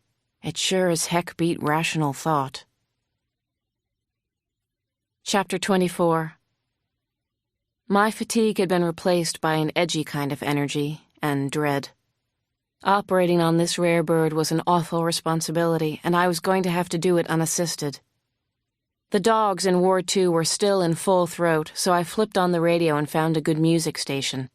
Good for my nerves, and good for the birds' nerves, too. I recognized a cut from the latest Moby album. Good deal, I liked his stuff a lot. I shone a light into the condor's eyes and hoped for a reflex. There was none. Its condition was deteriorating by the minute. "Come on, big boy, don't give up on me. You've got a real big heart. Let's show it." I strapped a gas mask over the condor's beak, then cranked up the isoflurane mixture to 5 to knock him down fast. The gas hissed through the tube. Only after the bird was out cold did I dare to entirely open the wraps and lay him out fully on the examination table. I gently extended the shattered wing, and as I thought it would, it flapped open at a hideous and unnatural angle. I pushed the feathers away from the injured site and saw that the fractured bone had broken through the delicate, almost transparent skin. Worse, the wound was starting to turn green. This big boy was a mess, all right. I hoped I could keep it alive, but I also worried that if it lived but couldn't fly, it'd be doomed to a life in a cage. Macy Gray was singing as I rummaged around in the cabinet over the sink for materials I would need. I liked Macy a lot, too. The problem with pinning broken bird bones is that they're hollow and metal pins can't hold them together. I'd done a lot of work on hurt birds and had come up with my own MASH unit-type surgical procedure, and frankly, it worked beautifully most of the time. I stretched out the wing bones, then began to tease a small number 5 endotracheal tube into the break. It takes laser-like focus and a steady hand to do this just right. I held my breath and carefully threaded the tube through the broken bone, then back up to the proximal point of the fracture, where it held securely, and I could breathe again. There's not much soft tissue in a bird's wing, but I cut away the damaged flesh, flushed out the wound with antiseptic solution, then closed the skin with a simple interrupted pattern of stitches. I was satisfied. The surgery was pretty clean. Bravo, dottoressa. I folded the condor's wing and stabilized the fracture by securing the wing up against its body with a figure-8, splint-like wrapping that works like a Chinese finger trap. If the bird tried to flap its wing, the bandage would only tighten more firmly. Then I carried the 30-pound condor into the storage room that my part-time assistant, Jana, and I use for medical supplies. There was no bow-wow chorus back there, but there was a large cage in the corner. A perfect Motel 6 for this fellow, who had certainly been hatched and raised in captivity. I put the condor gently inside, covered the cage with a blanket, and turned off the light. "Good night, big guy. Sleep well, you Prince of Colorado." Finally, I went back into the operating room to clean up. For the 2 hours that I'd been working on the condor, I'd been fighting off a feeling that I couldn't identify. Now that the surgery was over, I was overtaken by exhaustion, and also sadness. It was the kids. Working on the condor had reminded me how much I missed each and every one of them. I pictured their faces, counted their fingers and toes. I threw the dead tuna on 8 grain into the trash and stuffed the bloodied sleeping bag in after it. I swabbed down the stainless steel table, washed out the sink, and went to bed. Chapter 25. "Franny, if you're there, pick up," said a whispery voice. "Come on, come on." I had been falling asleep, but suddenly I was awake. I reached out, and for at least the 4th time that month, knocked over an ashtray from the original Hotel Boulderado circa 1909. Somebody was trying to tell me to stop smoking. "Max?" I thought to myself. "Max? Oh, Max," I said, grabbing the phone. It was her voice on the answering machine. "I was just thinking about you. Must be mental telepathy, kiddo. This is great. How are you?" "Okay, I guess," she said. But that "I guess" pierced my heart. "What's wrong, sweetheart? Talk to me. I don't care if it's late. What's going on?" "Oh, nothing," she said in a false tone. Max can be such a 12-year-old sometimes. Well, I guess you're not going to talk about yourself tonight, huh? How's Matthew? Oh, Franny, Max said. It's real hard for him being so different from other kids. Tell me all about it, I said. I managed to get my old flannel robe on without disconnecting the phone as Max told me about crimes of hate in Pine Bush, Colorado. Every day at school there was at least one incident of serious taunting, or much worse, Max told me. I struggled to find the right words to tell Max, even as the accusatory voice of Catherine Fitzgibbons echoed in my mind. You've never been a mother, have you, Dr. O'Neill? Kids can be kind of mean sometimes, Max, I told her. I really think you handled everything right. You know human kids aren't the only ones who try to hurt each other. Sometimes in a nest of birds, the oldest chicks try to push the newly hatched ones out so they can have more food. It happens. Yeah, I suppose, Max said, but she sounded unconvinced. It was hard to forget she has an IQ in the 180s, plus a photographic mind. So anyway, moving to cheerier subjects, Max started to say, then changed the subject, maybe a little too quickly. She told me about a cute, sensitive boy named Mickey whom she liked at school. And he seems to like me, wings and all, she added. Then she asked about the goings-on at the new and improved inpatient.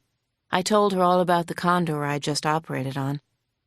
Wow, I'd love to see that patched-up bird, she said. Some of her old spark was coming back. I miss you, Franny. All of us do. Matthew sends major hugs and kisses, so does Ozymandias and Ick. I miss all of you too, honey, I said gently. I was careful not to make things harder for her by adding my own strong longing to hers. I expected Max to sigh and agree as she always does, but I heard something different. Max's voice suddenly choked up. I gotta go. Max, what is it? What's going on? There's something else, isn't there? I can't talk about it. Can't, she said. But it hurts so much to keep it a secret. It's bad, Franny. Sorry, I've gotta go. What are you talking about, Max? You're rambling. Slow down, honey. There was dead silence on her end of the line. So I asked again.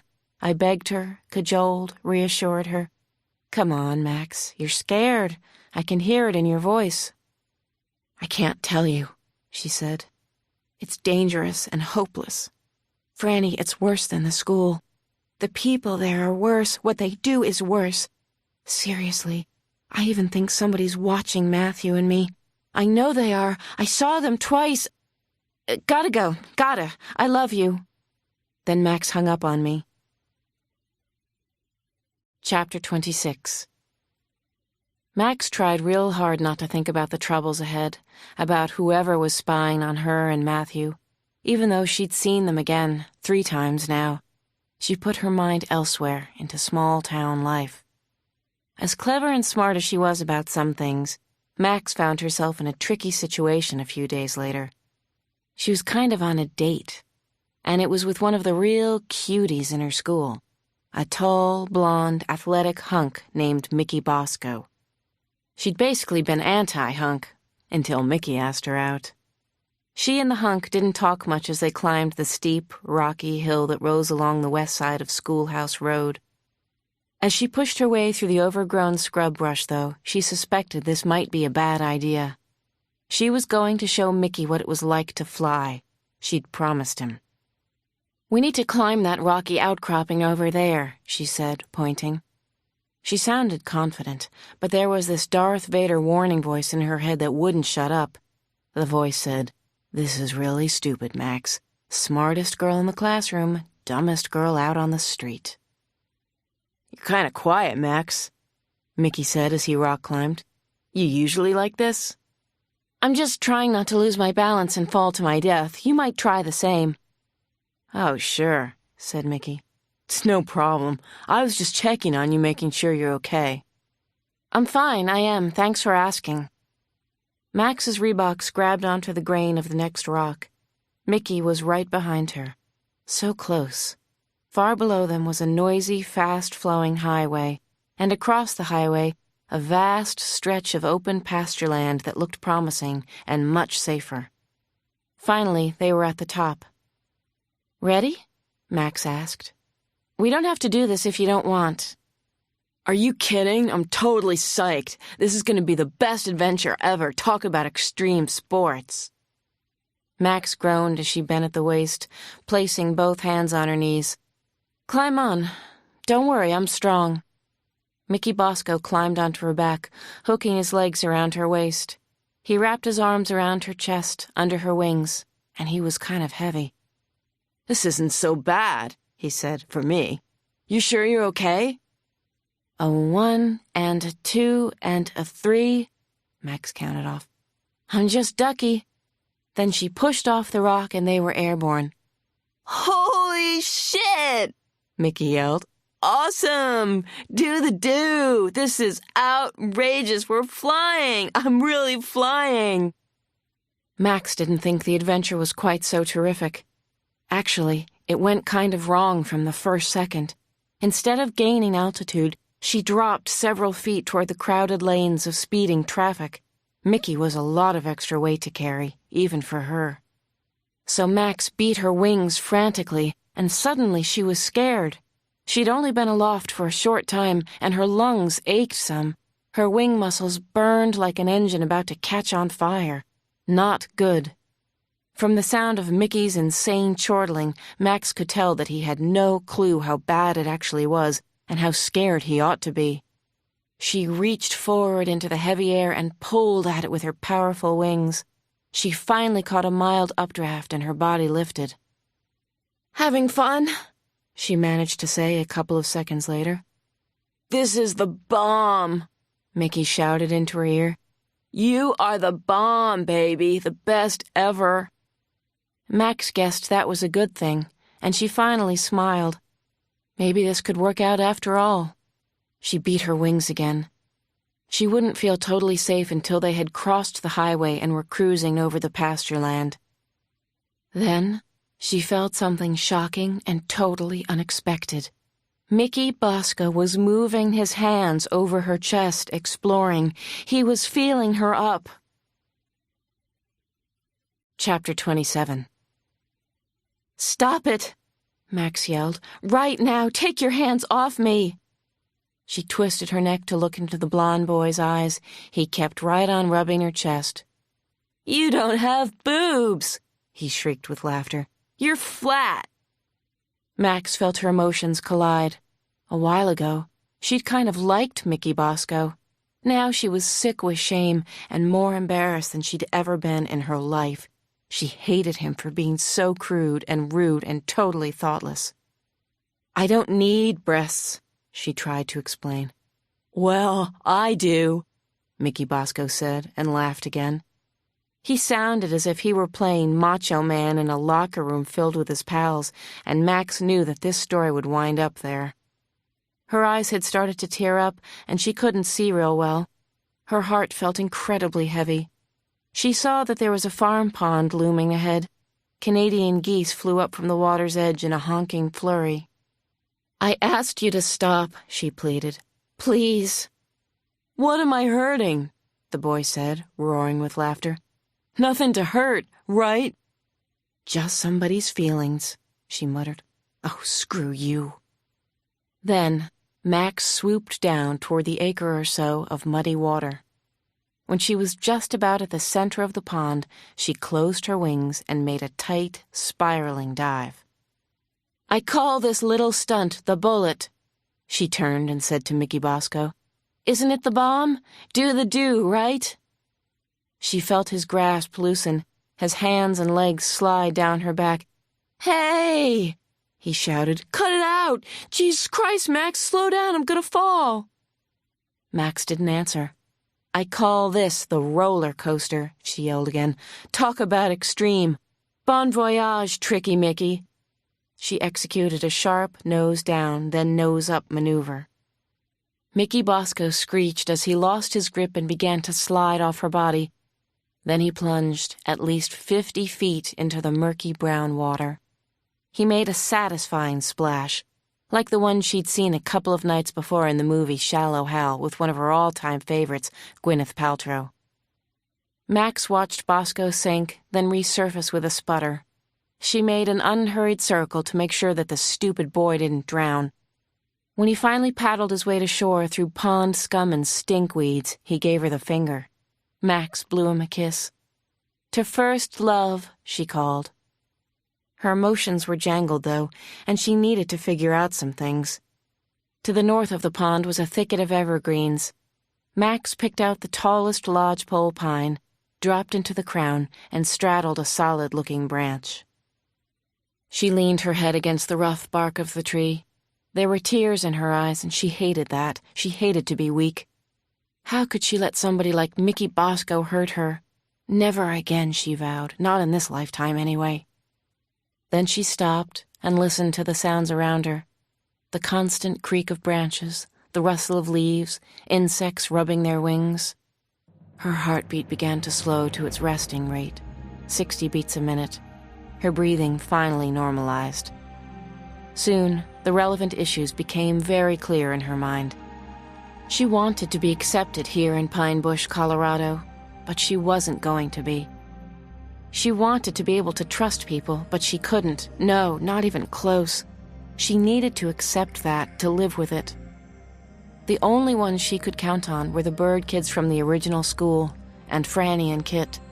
7 people in the whole world, and she couldn't even tell them the secret thing that scared her most. She had been warned not to.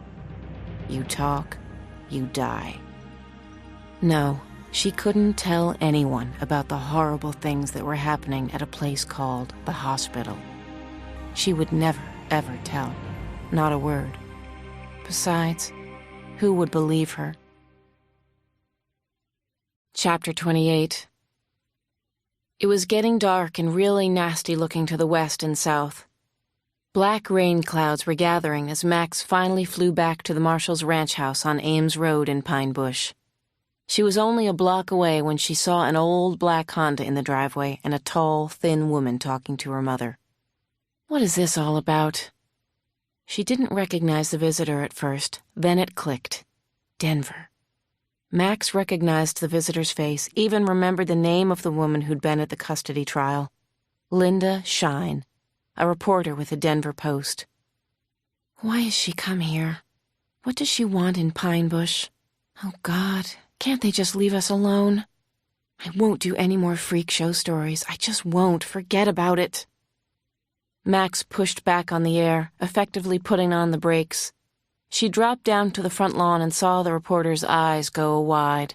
She was probably pissed she hadn't brought along a photographer. Then Linda Shine smiled her very best smile. "Hi, Max. Nice of you to drop in," she quipped. "I live here," Max said dryly. "What do you want?" Terry Marshall stood in the doorway under the light. "Max, this is an important reporter from Denver. She drove all the way out here to see you." "Linda Shine," the woman said, holding out her hand. She was about Franny's age, sort of attractive, but too made up for Max's taste. Max tried not to judge her because of her lipstick and mascara, though. "I remember you, Ms. Shine. I think you're the 47th reporter to come to the house, something like that. Rocky Mountain News? No, you're with the Denver Post, right?" "Not now. I'm writing a book. I know I should have called first, but I just took a chance that you'd have a few moments to talk. I'm really sorry, Maximum. Your mother said it would be okay, if you agreed." "My mother said?" Max shook her head, but then she surrendered. "Come on inside, Ms. Shine, or would you rather we do the interview in a tree? Somebody asked me to do that once. Really creative, huh? But the best was the TV personality who wanted to jump out of a plane and interview me in the air. I said okay, if he didn't wear a parachute." Max walked inside the house and let the writer follow if she wanted to. Her bedroom was painted a creamy white with a floral border under the moldings. She had a tangerine-colored iMac desktop computer with a flying goose screensaver, a canopied bed, several shelves holding books and fossilized rocks and other found treasures. The Marshalls had tried to make it nice for her. Score 1 for Moms and Pops. Max sat on the edge of her bed and watched as the woman writer perused the wall hangings. She commented politely on Max's funky star map of Hollywood and her 40 Days and 40 Nights movie poster, but it didn't take long for her to get to the real point of her visit, which was, "I'm interested in child abuse. I was abused," Linda Shine said as she settled into the chair beside the desk. Max wasn't sure whether to believe her. She already knew that some reporters would lie about anything, even in their news stories. "After I listened to you and the other children at the custody trial, I got interested in institutional abuse, Max. I especially wanted to know more about the school. Please tell me what happened there. It's important for both of us. I think you know it is." "That's in the past," Max answered softly. "The school is gone. The people who worked there are dead or in jail." The writer's eyes narrowed, focused. Max could tell she was a smart one. Wily. "I don't think so," said Linda Shine. "And I don't think you do either. They're not all in jail. I'm not wrong, am I?" "What do you mean?" Max asked. She couldn't keep an edge of concern out of her voice. She stared hard at the writer, the intruder. "I know things, Max, I do. I have a contact in Washington with access to sealed government documents. I did some digging myself and found a memo from a Dr. Brownhill mixed in with a sealed grand jury indictment. It was pretty terrifying. It detailed an ongoing project, an offshoot of the school. I know it exists. I know about something called the Resurrection Project." "What is Resurrection, Max? Is there a place they call the hospital?" "There is, isn't there? You have to tell me." "You really have to go," Max said abruptly. "You're way off base. This is too crazy. Why can't you reporters just leave us alone?" She stood quickly and flung open the bedroom door for the reporter. Then she had an attack of conscience. She felt compelled to add something. "Don't dig into this subject, Miss Shine. Please believe me. If you talk about it, you could die. I'm not exaggerating. You talk, you die. You're way off base, but you could get hurt anyway." The reporter found herself being led out into the hallway, but she wouldn't go away. Not that easily.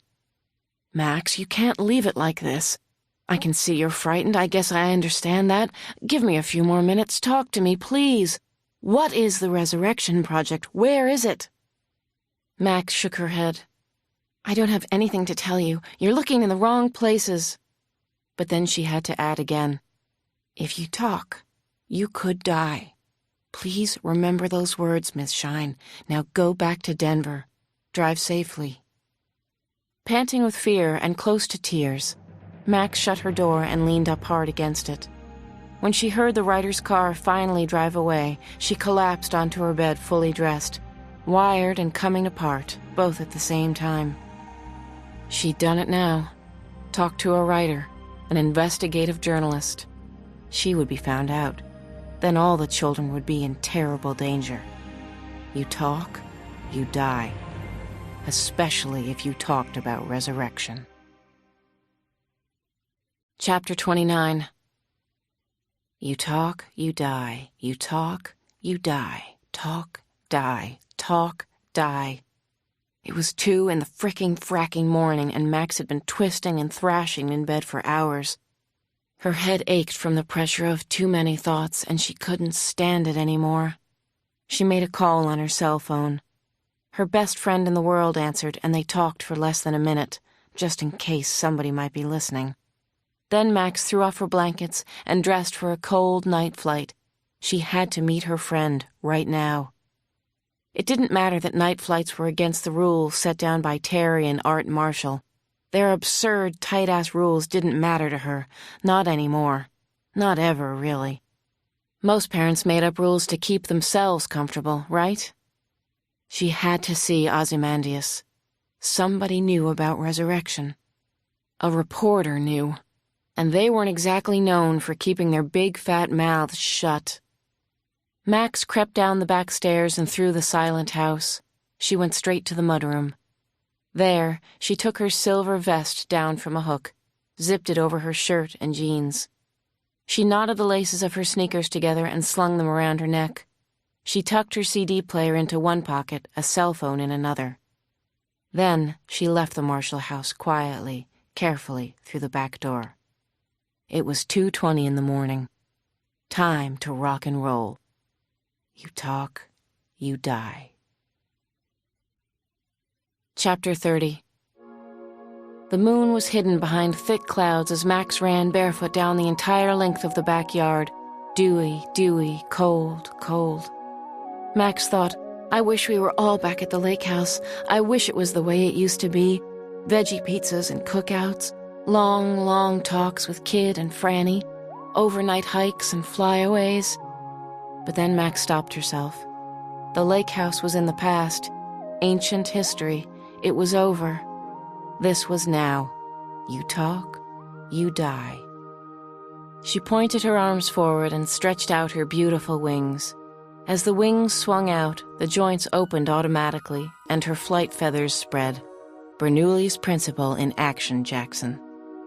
As air flowed across the tops of her wings, Max rose as if she were being sucked right into the sky. Once aloft, she beat her wings until she was high above the treetops, and then she soared. God, I love to fly. I was born for this, she thought.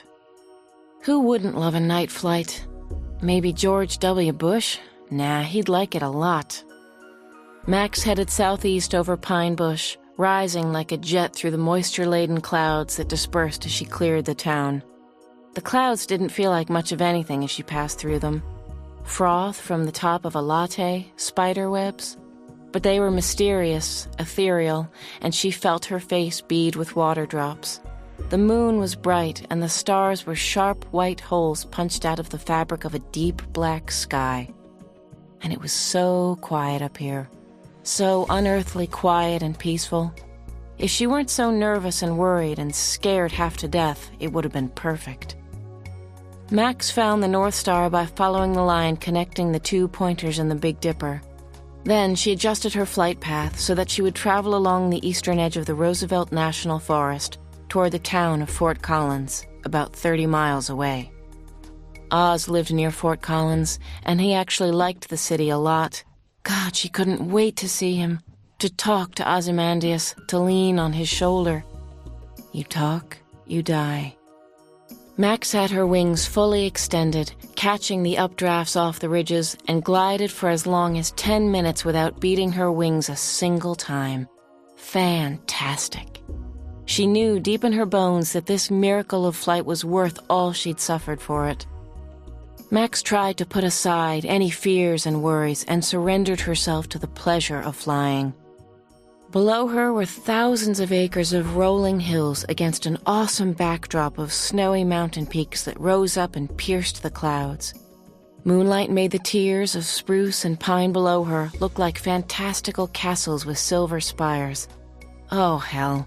The poetry in her head didn't do it justice, not even close. And then she realized what would be perfect. To be back at the lake house again. To be with Franny and Kit and all the other kids. But of course, that would never happen. Never, ever. So she had to learn to accept it. Max had been flying for about an hour when she picked out the metallic sheen of the Cache La Poudre River 7,000 feet below. She flicked on her CD player and sang along with Nelly Furtado as she followed the river's course. The cool night air buffeted her body all the way down to her tippy toes. She could fly just fine with shoes, but bare feet gave her more rudder control. Felt better on the tootsies, too. The Cache La Poudre ran parallel to a big four-laner, Route 287. Max followed the twisting ribbon of highway and flew above the subdued lights of Fort Collins, and from there, about 5 miles east to her destination, the tiny town of Warren, Colorado. Ozymandias is down there, the strongest of us 6 children, maybe even the future leader. Absolutely my best buddy in the world, my secret hero. She closed her wings a few degrees and descended to about 100 feet. Then she skimmed the tree line until she could plainly see the Warren Raptor Center. Permission to land, she whispered to nobody. Then, permission granted. Max's night vision was superb. The moonlight as bright to her as Klieg lights would be to an ordinary person. The wildlife refuge was made up of a timbered administrative building with a little lawn in front and dirt paths leading from it. At the edge of the sanctuary was a cluster of small, screened and slatted pole barns that housed the raptors, the birds of prey. Max dropped and braked on the cool, wet ground. "Oz," she called. "Oz, you here?" "Of course you are, but where? Come out wherever you are. Come on, Oz. Oz?" A barn owl called. "Can you cook for me?" Max called back, "I can cook for you." Then there was silence again. "Oz, don't play mind games with me, not tonight. I'm scared. I'm really, really scared, Ozymandias. I need you, good buddy." "Max, I'm in the hawk house. Come on up here, you silly goose."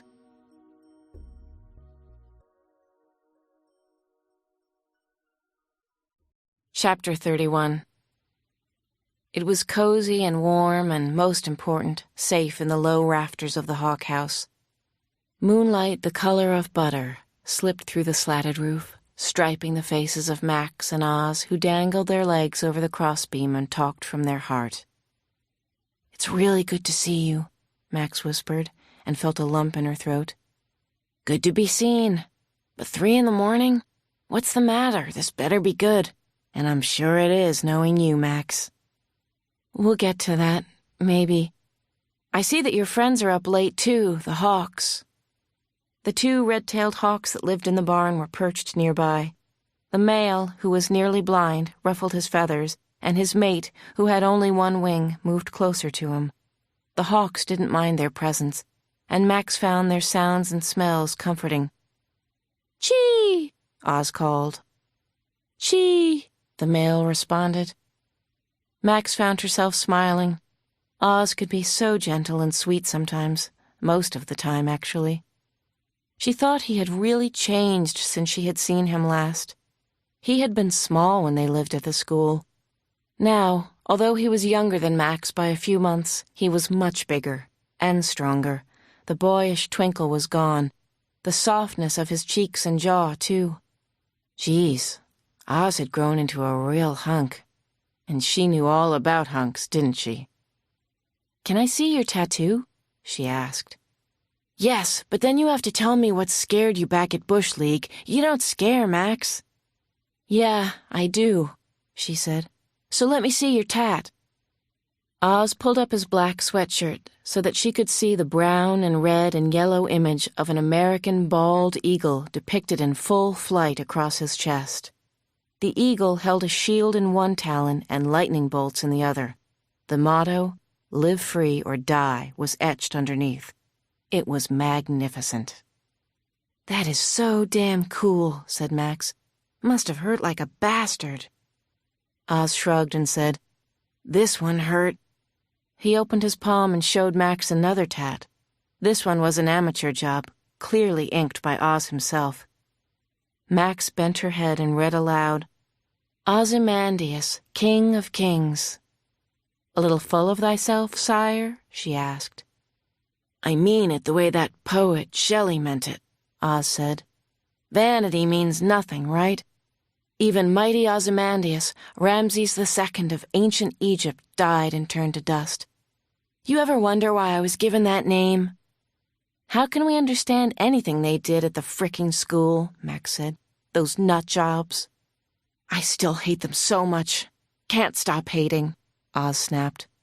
"I wonder all the time what our lives would have been like if they hadn't messed with us. Sometimes I think we have more in common with these hawks than we have with people." "You're reading my mind," Max said. "Now that's scary. Brr." "So what happened in lovely Bush League? Pine Bush?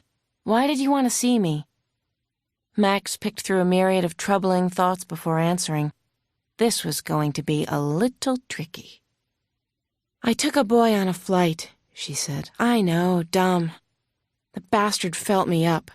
He really hurt my feelings, Oz. He rubbed up against me and then told me I was flat-chested, like I didn't know already, like I should care, like I give 2.5 shits, which obviously I do." Oz shook his head and thought a few seconds before speaking. Very grown up of him. I'm sorry that it happened, Max, but honestly, I've been expecting something like this. Max couldn't believe what she'd heard. She searched Oz's face for an explanation. What are you talking about? Honestly, you've been expecting this? That's what I said. Have you looked at yourself lately? You have any mirrors in that house? Max blinked her eyes rapidly. Sure, she said. All the time. And? You're beautiful, Max. You're gorgeous. You make Lara Croft and Angelina Jolie look like shit. Max felt a flush across her breastbone. The warm feeling shot through her veins and her stomach felt hollow, exactly the way it did when she did a barrel roll in the sky. Something a little weird was going on here. She wasn't ready for it. You need an eye exam, buddy. One of us does, said Oz. So what's really bothering you? Tell me true, Max. You know already. Nothing and everything. The kids at school can be unbelievably nasty, snide, cruel. You already know that. The press is even worse. They're clueless and they're everywhere we go. You know that, too. Oz grinned. Fox is filming us right now, Max. Sorry, I sold us out. I needed the cash. Who wants to marry a beautiful girl with wings? Max stopped talking, and she looked around. Now that hurts my feelings. You thought, just for a nanosecond, that I might invite the sleazy press here. Max kissed Oz on the cheek. No, I didn't really. But yes, I am paranoid. I am very, very paranoid, Oz. You have no idea. They sat there in the Hawk House, neither of them saying a word for a moment or two. Usually that was okay, but right now it felt uncomfortable. She wanted to talk about resurrection, the danger, but suddenly she couldn't get the words out. Maybe because she didn't want to drag Ozymandias into this mess. I have to go hunt, Oz finally said. It's my nature, he grinned. Now? I need to talk some more. You can come with me. I'd like the company, but I need to hunt. Max had never hunted, and she didn't think she could. No, I better get going, she said. It's almost morning. Well, okay, I guess so. I wish you could stay. Safe home, Oz said. I'm glad you came. I miss you. Me too, said Max. You're drop-dead gorgeous, Max. Live with it. I'm a freak. Gorgeous. You're a gorgeous freak. A beautiful creature. They hugged awkwardly. Then they hugged a second time, and Oz lightly kissed Max's cheek. Then they went their separate ways. Max deeply regretted she hadn't talked about what was really bothering her, but she couldn't tell Oz about resurrection yet. Why was that? Because she didn't want to put him in danger? Or was it that she didn't totally trust Oz in that area? He might get reckless, try to be a hero. That was his nature, wasn't it? Oz was heroic, and heroes could get you hurt. Or dead. She flew home through a transcendent pink and baby blue sunrise, but Max didn't much notice the sights.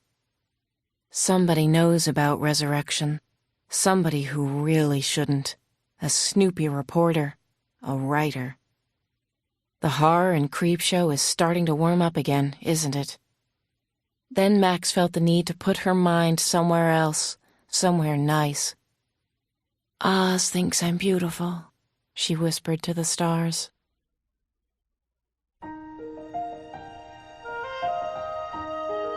Part 3. House Calls. Chapter 32. The hospital. The place was jumping tonight. Doctors, nurses, dozens of gurneys on the move. 17-year-old James Lee nervously counted the passing fluorescent lighting panels in the dropped ceiling as the serious-faced, blue-gowned medical attendants rushed his gurney along the corridors of the hospital. He was scared stiff, but also excited. Dr. Kane had already told him that he'd been selected to be a finalist. Mr. Lee, he'd said, you're a special young man. That's why we chose you. You have all the right stuff. Do you have the tape I recorded? Lee had asked. I need my tape for this. We have it. Dr. Kane assured him. "It's waiting for you in the OR. We wouldn't forget something like your tape. We're very buttoned up here." "I've noticed that." James Lee clasped his fingers tightly together under the sheet so that his hands wouldn't shake. He licked his dry lips. He swayed against the sides of the gurney as it rounded a corner. Finally, the attendants arrived at the stainless steel doors to the operating room. It opened with a loud whoosh. The gurney was wheeled forward, then parked parallel to an operating table. "What exactly am I being operated on for?" James Lee asked. "It's just a little exploratory operation, James. We're looking inside you. Believe me, you won't feel a thing." The antiseptic smell was strong in the operating theater, and the constant pinging sounds of medical equipment made everything a little too real. For a moment, James Lee's fear almost got the best of him. He had an impulse to say, "Forget it, I've changed my mind." Then a deep voice directly above him said, "On my count." He felt hands under him, 2 sets of strong male hands. 1, 2, 3, upsy-daisy, James. He was lifted easily onto the table and immediately covered with thin flannel sheets. A nurse then swabbed a vein inside his left elbow with alcohol and pierced the skin with a needle. The IV drip began. "You feeling okay, Mr. Lee?" It was Dr. Kane, who always inspired supreme confidence in James. The doctor had a sculpted, muscular physique. Even his hand felt hard and unyielding when he placed it on the young man's shoulder. The face looming above him was square and tanned beneath a blonde-layered cut. Intelligence radiated from the clear, bright blue eyes. Dr. Kane was a real winner. "I'm fine," said James Lee as a nurse fitted a metal helmet over his shaved head. "This really isn't going to hurt?" "Not at all. Your tape is sensational, by the way. The best we've seen yet." Chapter 33. James Lee couldn't believe what was happening inside his head. Wow. This was close to perfect. Just what he had imagined, maybe even better. He clenched and unclenched his fists and prepared himself for his debut. This was the best. He was on the stage of the world-famous Starlight Lounge in Las Vegas. In his mind, anyway. But it felt as if he were really there, and he was ready. Oh man, was he ready. This was his tape. He'd been fantasizing about this exact scene for years. God, this was exactly what he'd had in mind. Lee ran his small hands down the fitted bodice of his strapless white cocktail dress and flounced the layered organza skirt. He pressed his freshly lipsticked lips together and touched his lacquered bouffant hairstyle.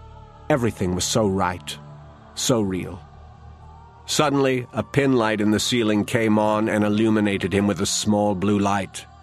There was the rustling sound of people shifting in their seats and ohs of surprise coming from the audience. Hundreds of pairs of eyes were trained on him. The opening notes from the orchestra rose from the pit and spilled onto the stage, followed by a dominant 7th chord that served as the transition from the intro to the main melody.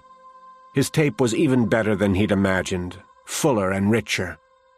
James Lee heard the gasps and the moans of the audience as the stage lights blazed.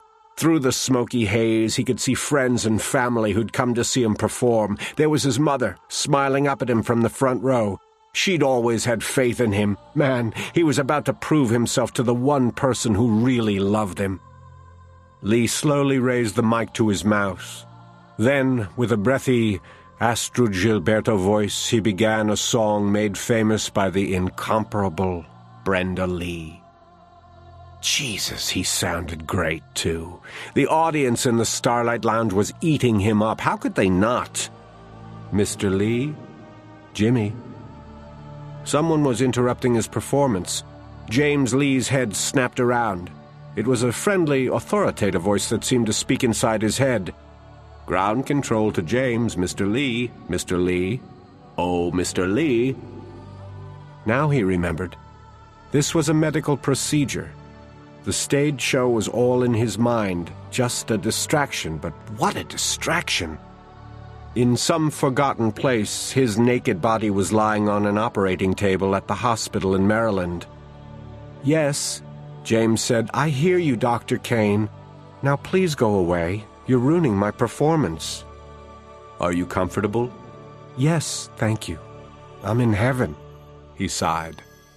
"Not yet, but soon," said Dr. Ethan Kane. Then he whispered, "Okay, shuck him." Chapter 34. Dr. Ethan Kane got to leave the hospital early that night. At least it was early for him. He decided to go to his second home, which was out in the rolling, wooded hills of Maryland, where he could have a little privacy. 40 minutes later, as he climbed from his Mercedes at the house, he heard the dogs start to bark, and it brought a rare and mischievous smile to his lips. Jesus, they're well-trained animals. Keep out the riffraff. He unlocked the front door of the large fieldstone house and went inside. The dogs continued to bark. A tall brunette woman wearing an apron over a flowery blue dress emerged from the kitchen. She was stunningly beautiful and had the warmest, most open smile this side of Ohio. "Oh, you're home, Ethan. I'm so happy. Your dinner will be ready at 8:30. The Washington Post and the Wall Street Journal are laid out in the study, as is a Johnny Black Rocks. Go relax. You've earned it."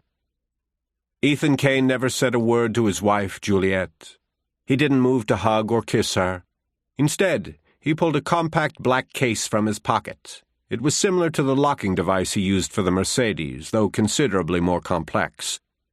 Dr. Kane pressed his forefinger to one of several buttons, and Juliet stopped talking immediately. Stopped moving. Shut down altogether. She just stood there frozen like a department store mannequin in the center of the foyer.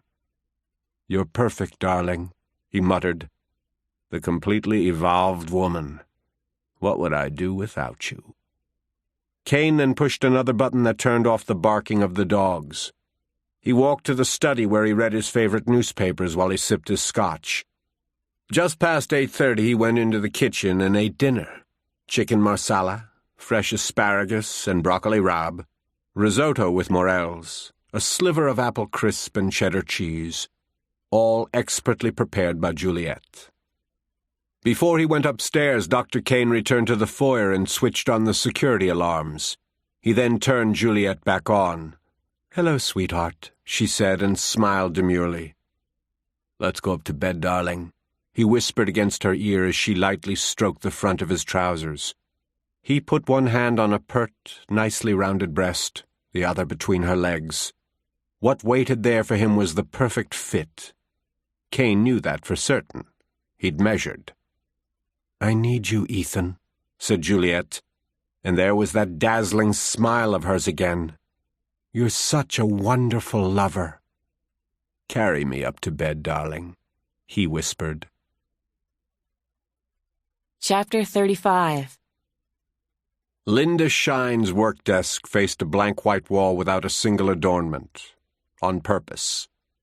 Her picture window afforded a stunning mountain view from her condo on 14th Street near Market in Denver. But Linda couldn't handle the distraction when she was writing, and at the moment she was drafting the story that would both make her career and make her rich. As she typed on her laptop, Linda heard a creaky whine somewhere in the apartment. She ignored the sound. She was in the zone, that rare and special creative state where time has no meaning and every word falls into place poetically and logically. The Resurrection Project's story had incredible scope, with scientific and ethical and religious implications. Potentially, it was more explosive than the original exposé of the school, and even the revelation of the bird children themselves. And it was her story. No one else was even close to it. At least she hoped and prayed no one was. It was so ground-shaking she didn't mind having lied to Max about being abused as a child. Actually, her childhood in Ridgewood, New Jersey had been splendid. Linda imagined her story running serially in a major newspaper, 10 or 12 installments of 3,000 words or so spaced over a 2-week period.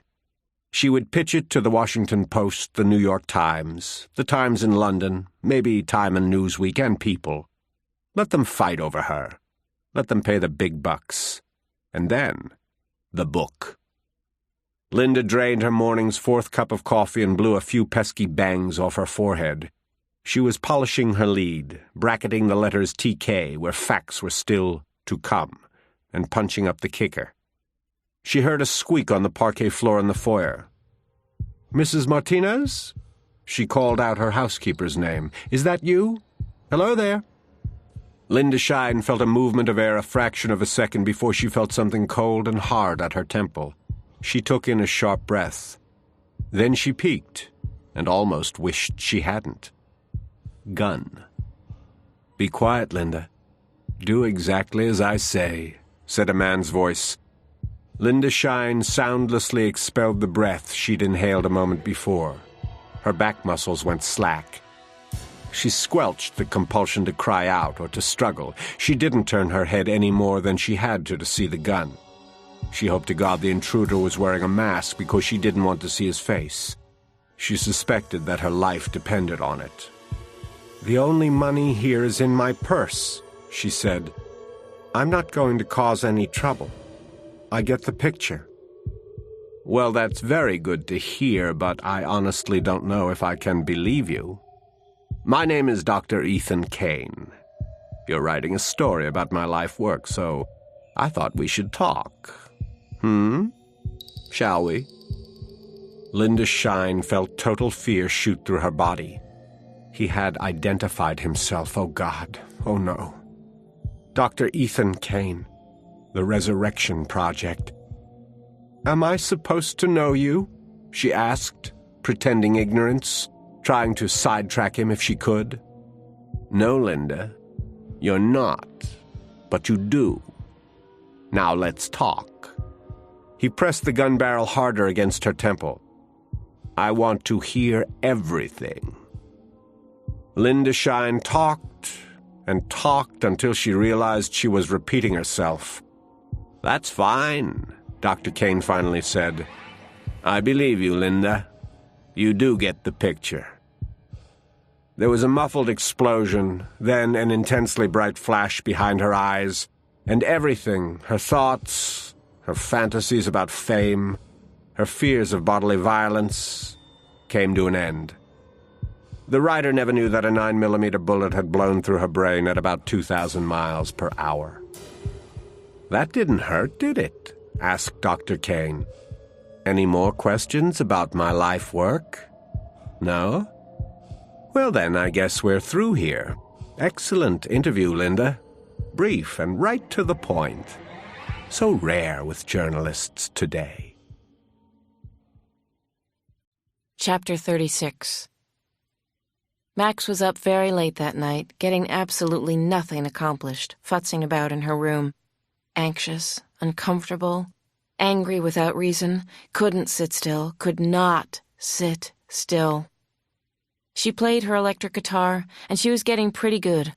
Watch out, Sheryl Crow, Eric Clapton, B.B. King.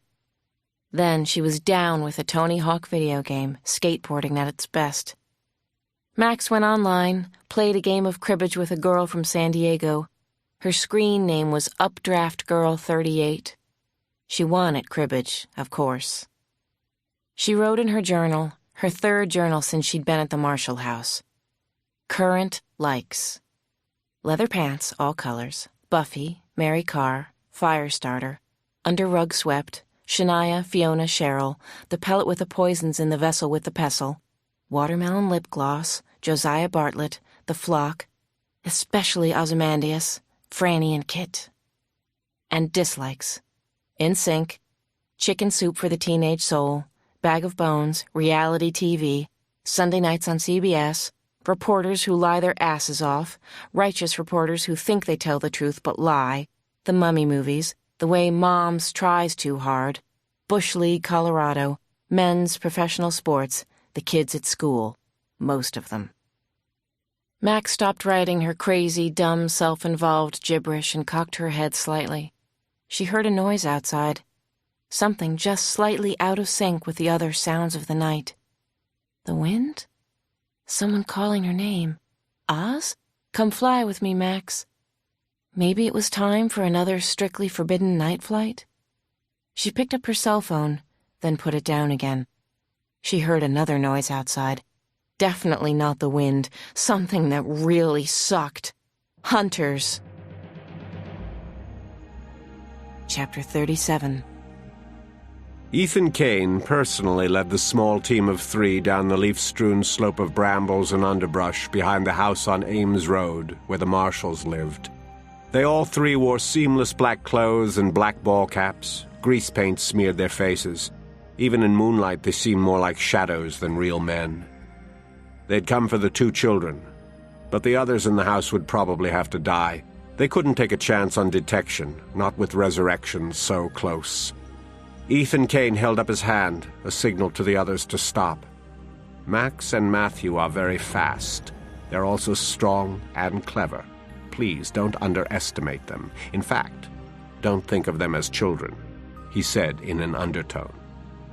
Kane turned and studied the Marshall house, an unimpressive, slightly depressing split-level house. Dark at midnight, not even a television glow at a single window. This might be easier than he'd expected. They had no logical reason to have their guard up. Kane hadn't bothered to bring in professionals like Marco Vincenti. He felt he could trust his team tonight. He wasn't so sure about Mr. Vincenti. He wanted the kids alive. For a while, anyway. He had his reasons, extraordinarily good reasons that only he understood. He signaled again, and the others fanned out around a jungle gym, then the brick patio and fireplace in the backyard. Just watch the house. I'll do the work inside, he whispered. Dr. Ethan Kane walked directly to the mudroom door. He opened the lock with a twist and turn of a thin L-shaped pick. Then he made his way silently through the mudroom to the kitchen and to the stairs that led to the bedrooms. He reached into a pocket in his jacket and took out a black case that held several syringes. Silently he climbed the stairs.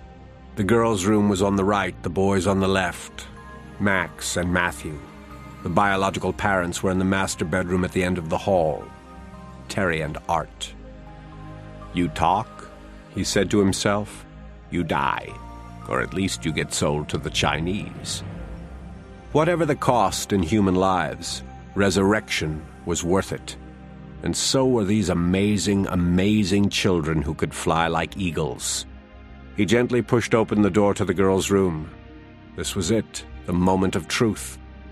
As he entered the room, a flashlight beam blinded him. What the hell? He muttered. You got that right, pal.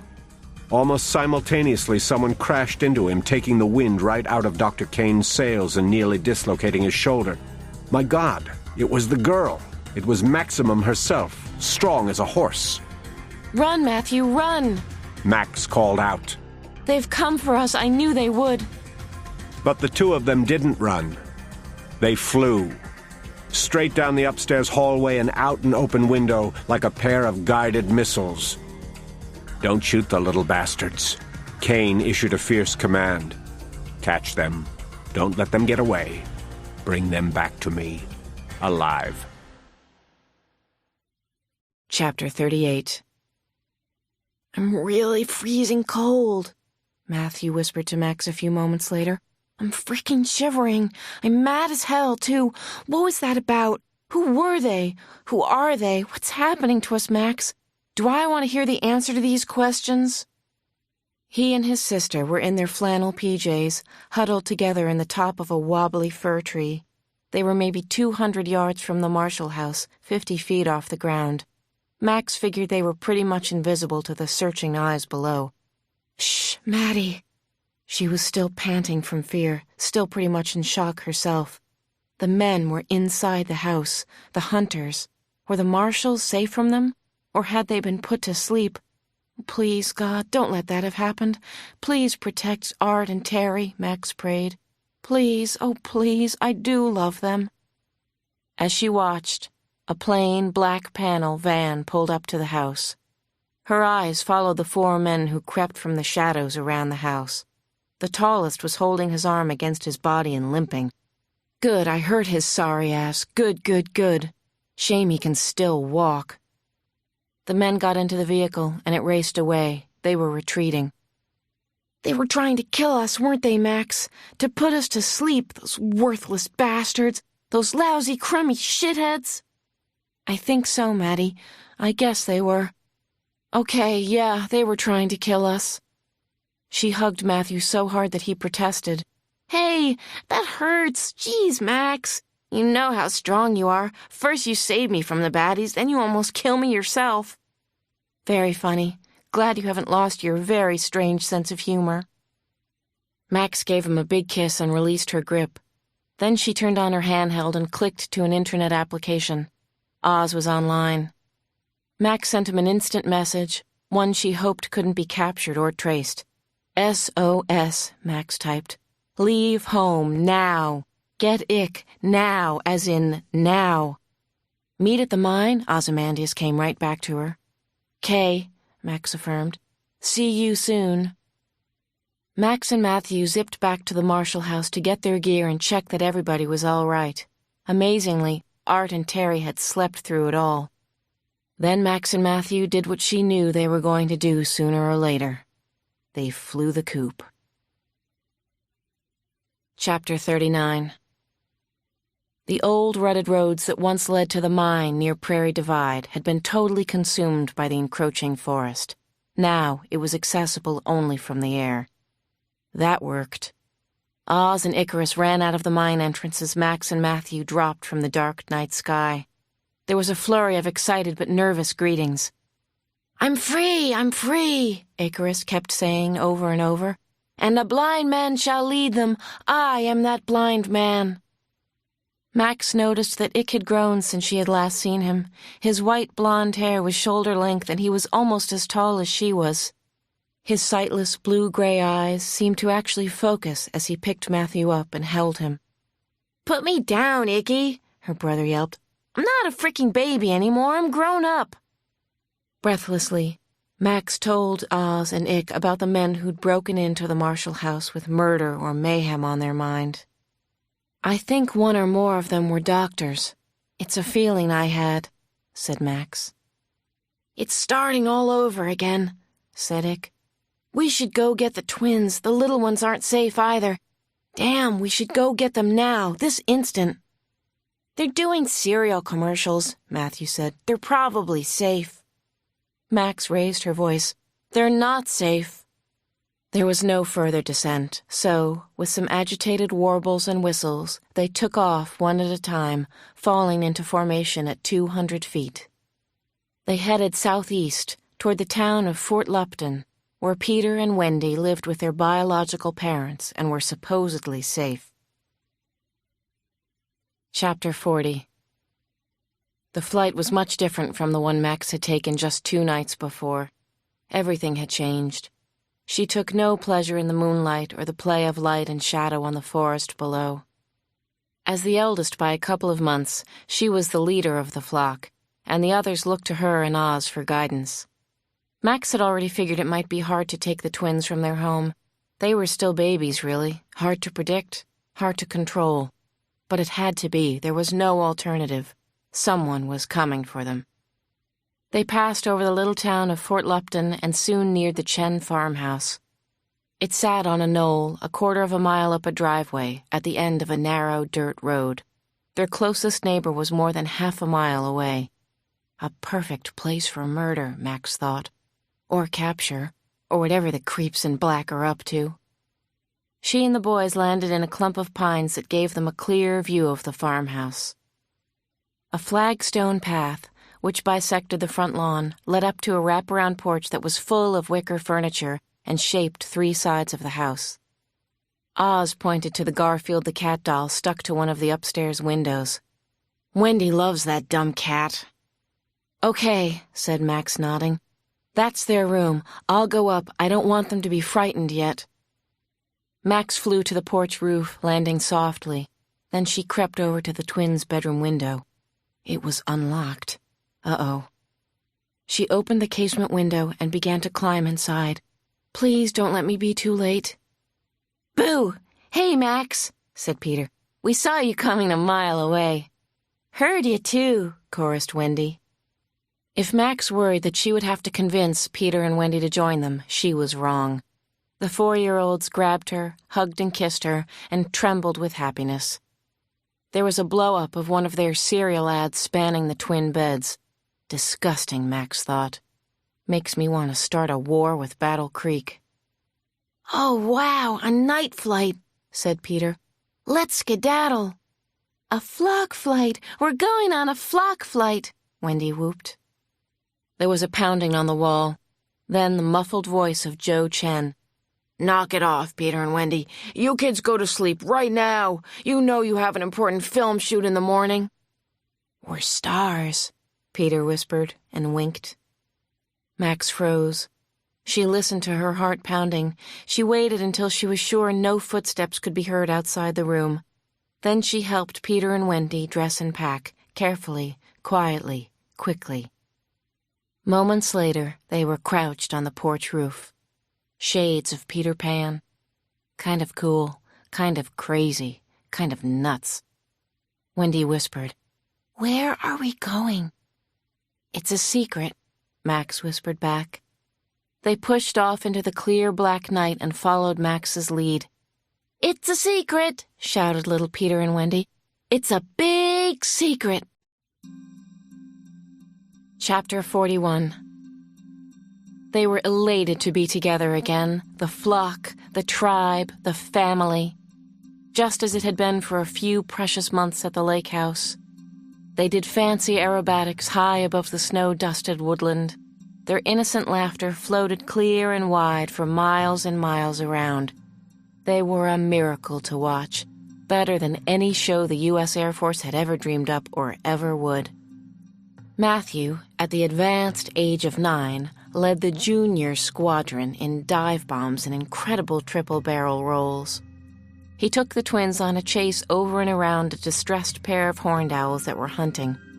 Oz and Ick were also having the time of their lives. Because he was blind, Ick needed Oz to help him see. The kids had developed a verbal code, or flight language, to guide Icarus.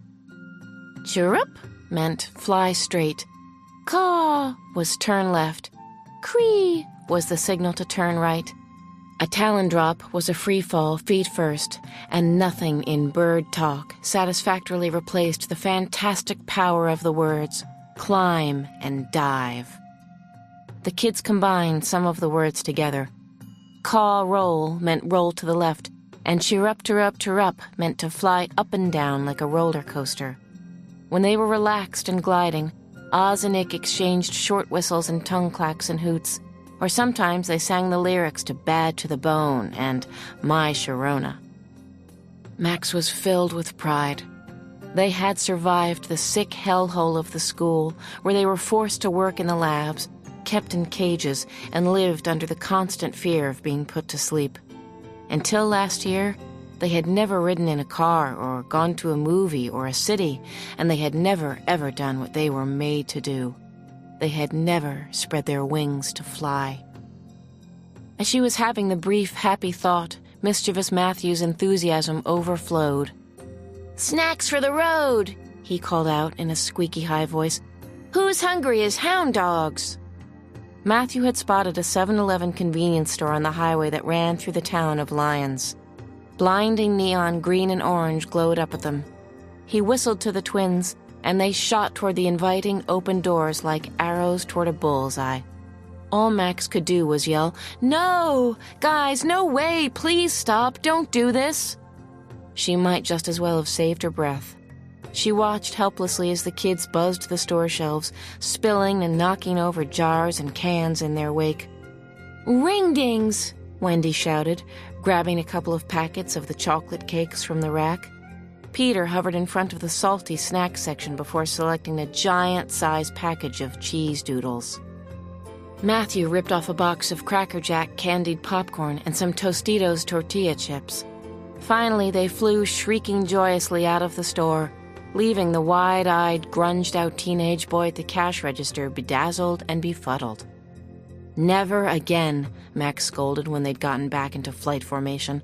"What you did is stealing, and that's wrong, wrong, wrong. That poor boy is going to have to clean up your mess." "We'll be good, Max," Peter said, licking orange crumbs from his lips.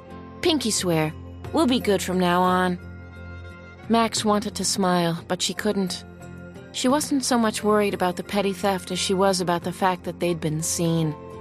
Now there was a witness only 20 or so miles from Bear Bluff, and Franny's house. Chapter 42. I was having a pity party on the back porch of my place with a nicely chilled bottle of Turning Leaf Chardonnay at my elbow when I heard the phone ring. Screw it, I didn't pick up. My medical emergency calls were being shunted over to my relief, Dr. Mongill, in Clayton, the next town west. I felt too low to inflict my blues on some innocent caller, whoever it might be. I sat just soaking up the atmosphere, the crickets, the blinking stars, and the all-you-can-drink vino when the phone rang again, and now it really tweaked me. World, leave me the hell alone. Then I heard a police siren in the distance. Now what? I left my wine on the porch and went inside. I just about rewound the answering machine when I heard the infernal siren come to a stop. This bud was for me. I ran outside. I saw a bright flashlight come shining through the woods. It was Trooper Brian McKenna. I called out, "Hey, Mac."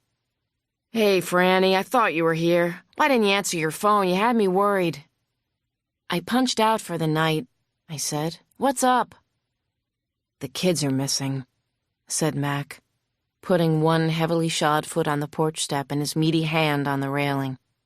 Big Mac had tried to date me, too, and he was married. "You know anything about that? I hope that you don't, Franny." A shudder passed through me. "Missing? What do you mean? Who's missing?" "All of them, Franny. They're all gone. The 6 of them just vanished.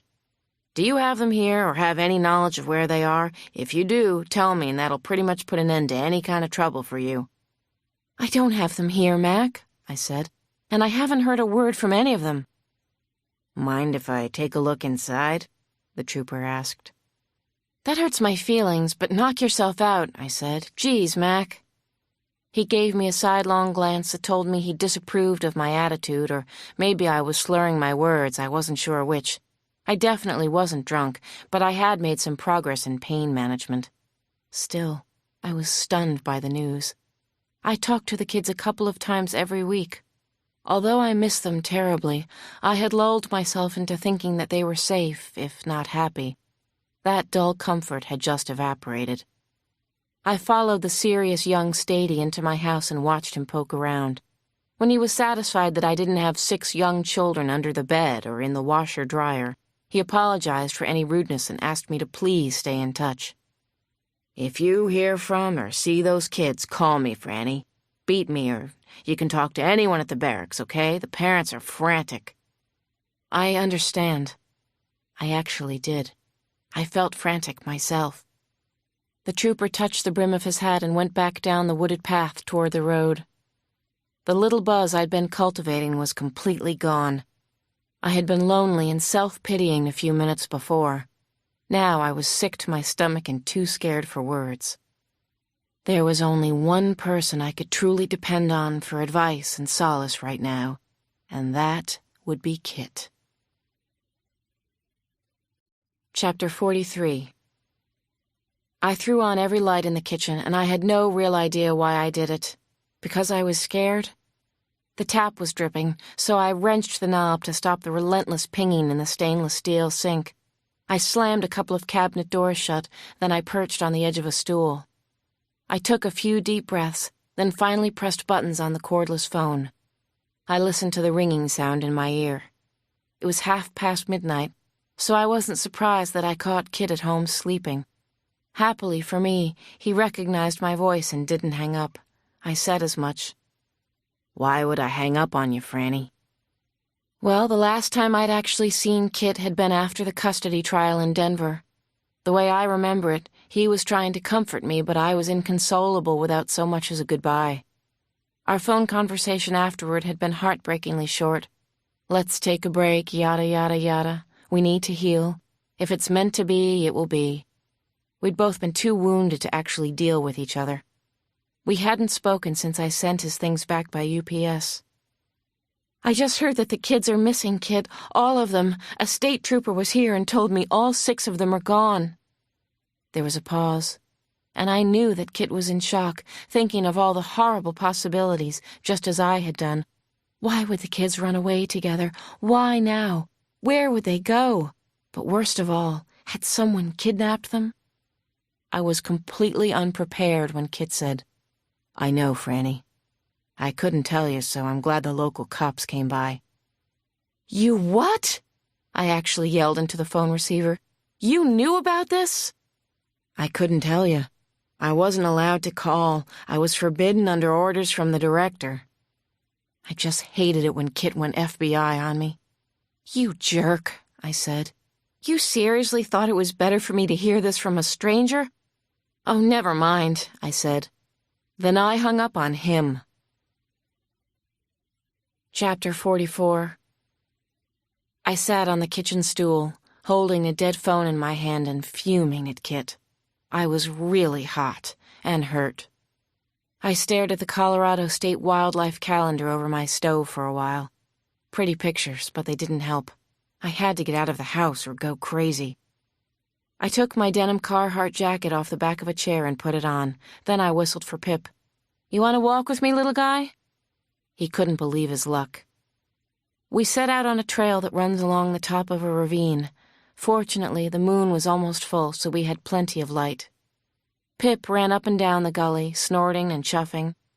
I could hear various four-footed beasts scurry deeper into the woods at the sound of my footsteps on the forest floor. Then I heard rustling in the trees overhead. An image of a bobcat came full into my mind. I froze at the thought of a 90-pound cat somewhere in the skinny branches right above my head. Not good. Very bad, actually. There was more rustling up there. My knees went a little weak. Then a voice I recognized. "Hey there, Franny. How's life on the planet?" First, Max jumped down from the thick, overhanging branches.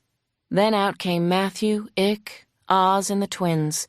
Everybody was hugging me at once. Wendy kept saying, "Mama, Mama, it's you, Mama." My heart was melting. Nothing I could do to stop it, not that I really wanted to. The pack of us finally separated, and we scrambled, jogged, and literally flew back to my cabin. We celebrated with hot chocolate and cookies, pineapple chunks for Wendy and Peter. I couldn't take my eyes off the little feathered Wunderkinder. I was so relieved to have them in my kitchen, each one alive and well. I mentally counted their fingers and toes. I kissed their sweet faces again and again, and I wondered, what am I going to do now? After dessert, Max was still hungry. "I've had a really long night," she said, laughing. "I could eat a rhino, but pasta with marinara will have to do." Max knew her way around my kitchen and insisted on doing the cooking. She took a large pot from the pegboard over the stove, filled it with water, and put it on the burner. Ozymandias located a jar of red sauce in the pantry. Matthew started chopping parsley. They were home again. Home again. God, it was sweet. The best stuff on earth. As Max and the crew cooked pasta, she told me why they had run away. With disturbing nonchalance, she described the armed men in black who'd broken into the Marshall house. She used a line from a recent movie poster. "Same planet, new scum." I wasn't laughing. I was shocked, horrified, chilled to the bone. I asked Max point blank if she knew why someone was after them. She shrugged, then said, "Because we're priceless works of art? Who knows? Let's leave it at that, Franny." At about 2 a.m., Wendy and Peter and Matthew and Pip finally fell asleep on my bed. I put Max under a quilt on the sofa and threw blankets and pillows down on the floor for tough guy Oz. Ick tucked himself into the linen closet, which was where he felt most secure. I kissed everybody goodnight. Once they were asleep, I knew I had to give some serious thought to the situation. 6 extremely frightened kids were in my house, and they were on the run from someone who apparently wanted to harm or possibly sell them. Who? And why? Trooper McKenna had told me to call him, but I hadn't done it. Past experience had taught me not to trust people just because they had badges or even positions with the government. The FBI was involved. If Kit couldn't tell me about the kids, could I tell him? I fell asleep on that thought.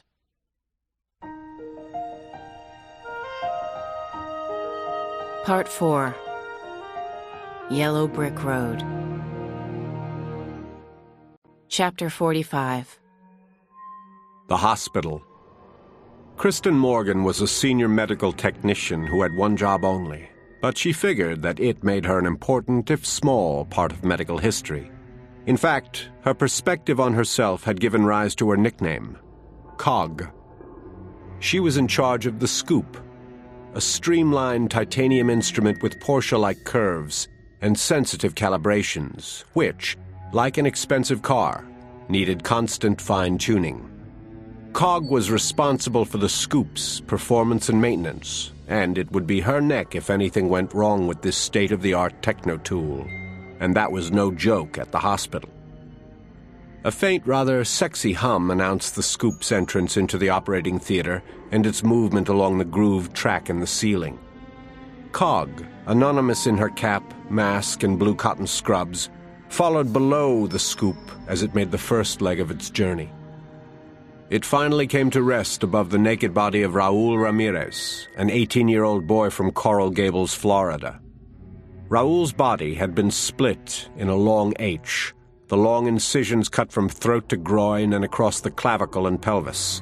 Then the gaping cavity had been clamped wide open, the ribs were spread, and the organs, severed from the connective tissue, were laid bare. Cog reached up and took hold of the Scoop's two lateral handles, which looked like the handlebars of a bicycle. She tried not to think about the person once known as Raul Ramirez. This is science, she told herself. It was important, necessary, and it was happening all around the world, but especially in China and Japan. It was essential that the United States keep up and ultimately surpass other countries, wasn't it? The Scoop was important, and so was Cog. She guided the hydraulic Scoop's jaw to a precise position over the youth's torso.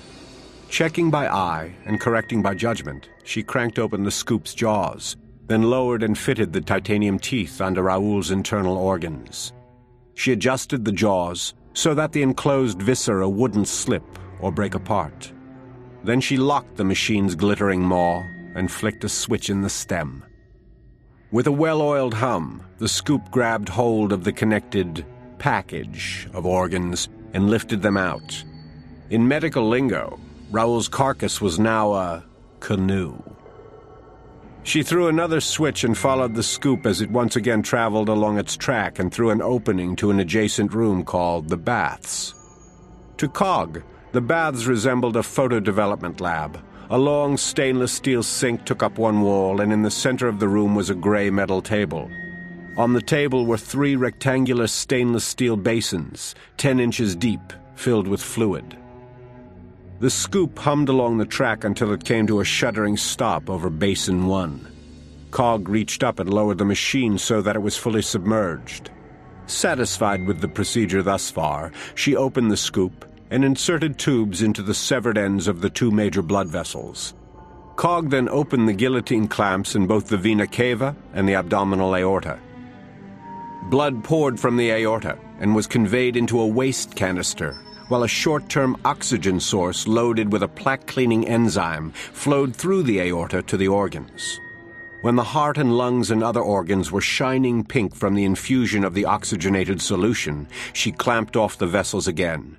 She closed the Scoop's hungry jaws. The Scoop lifted the organ package and repositioned it over Basin 2.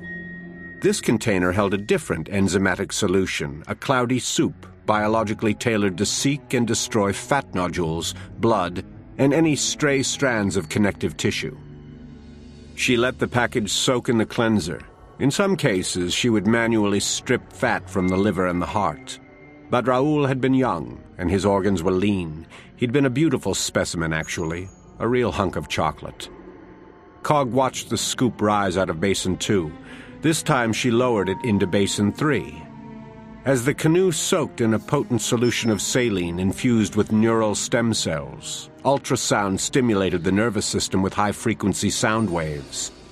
The stem cells, originally harvested from fetal tissue and then cloned, attached themselves to the severed nerve bundles, invigorating the nerve endings preparatory to reconnection. Kristen Morgan breathed out a sigh of satisfaction. The process had gone well.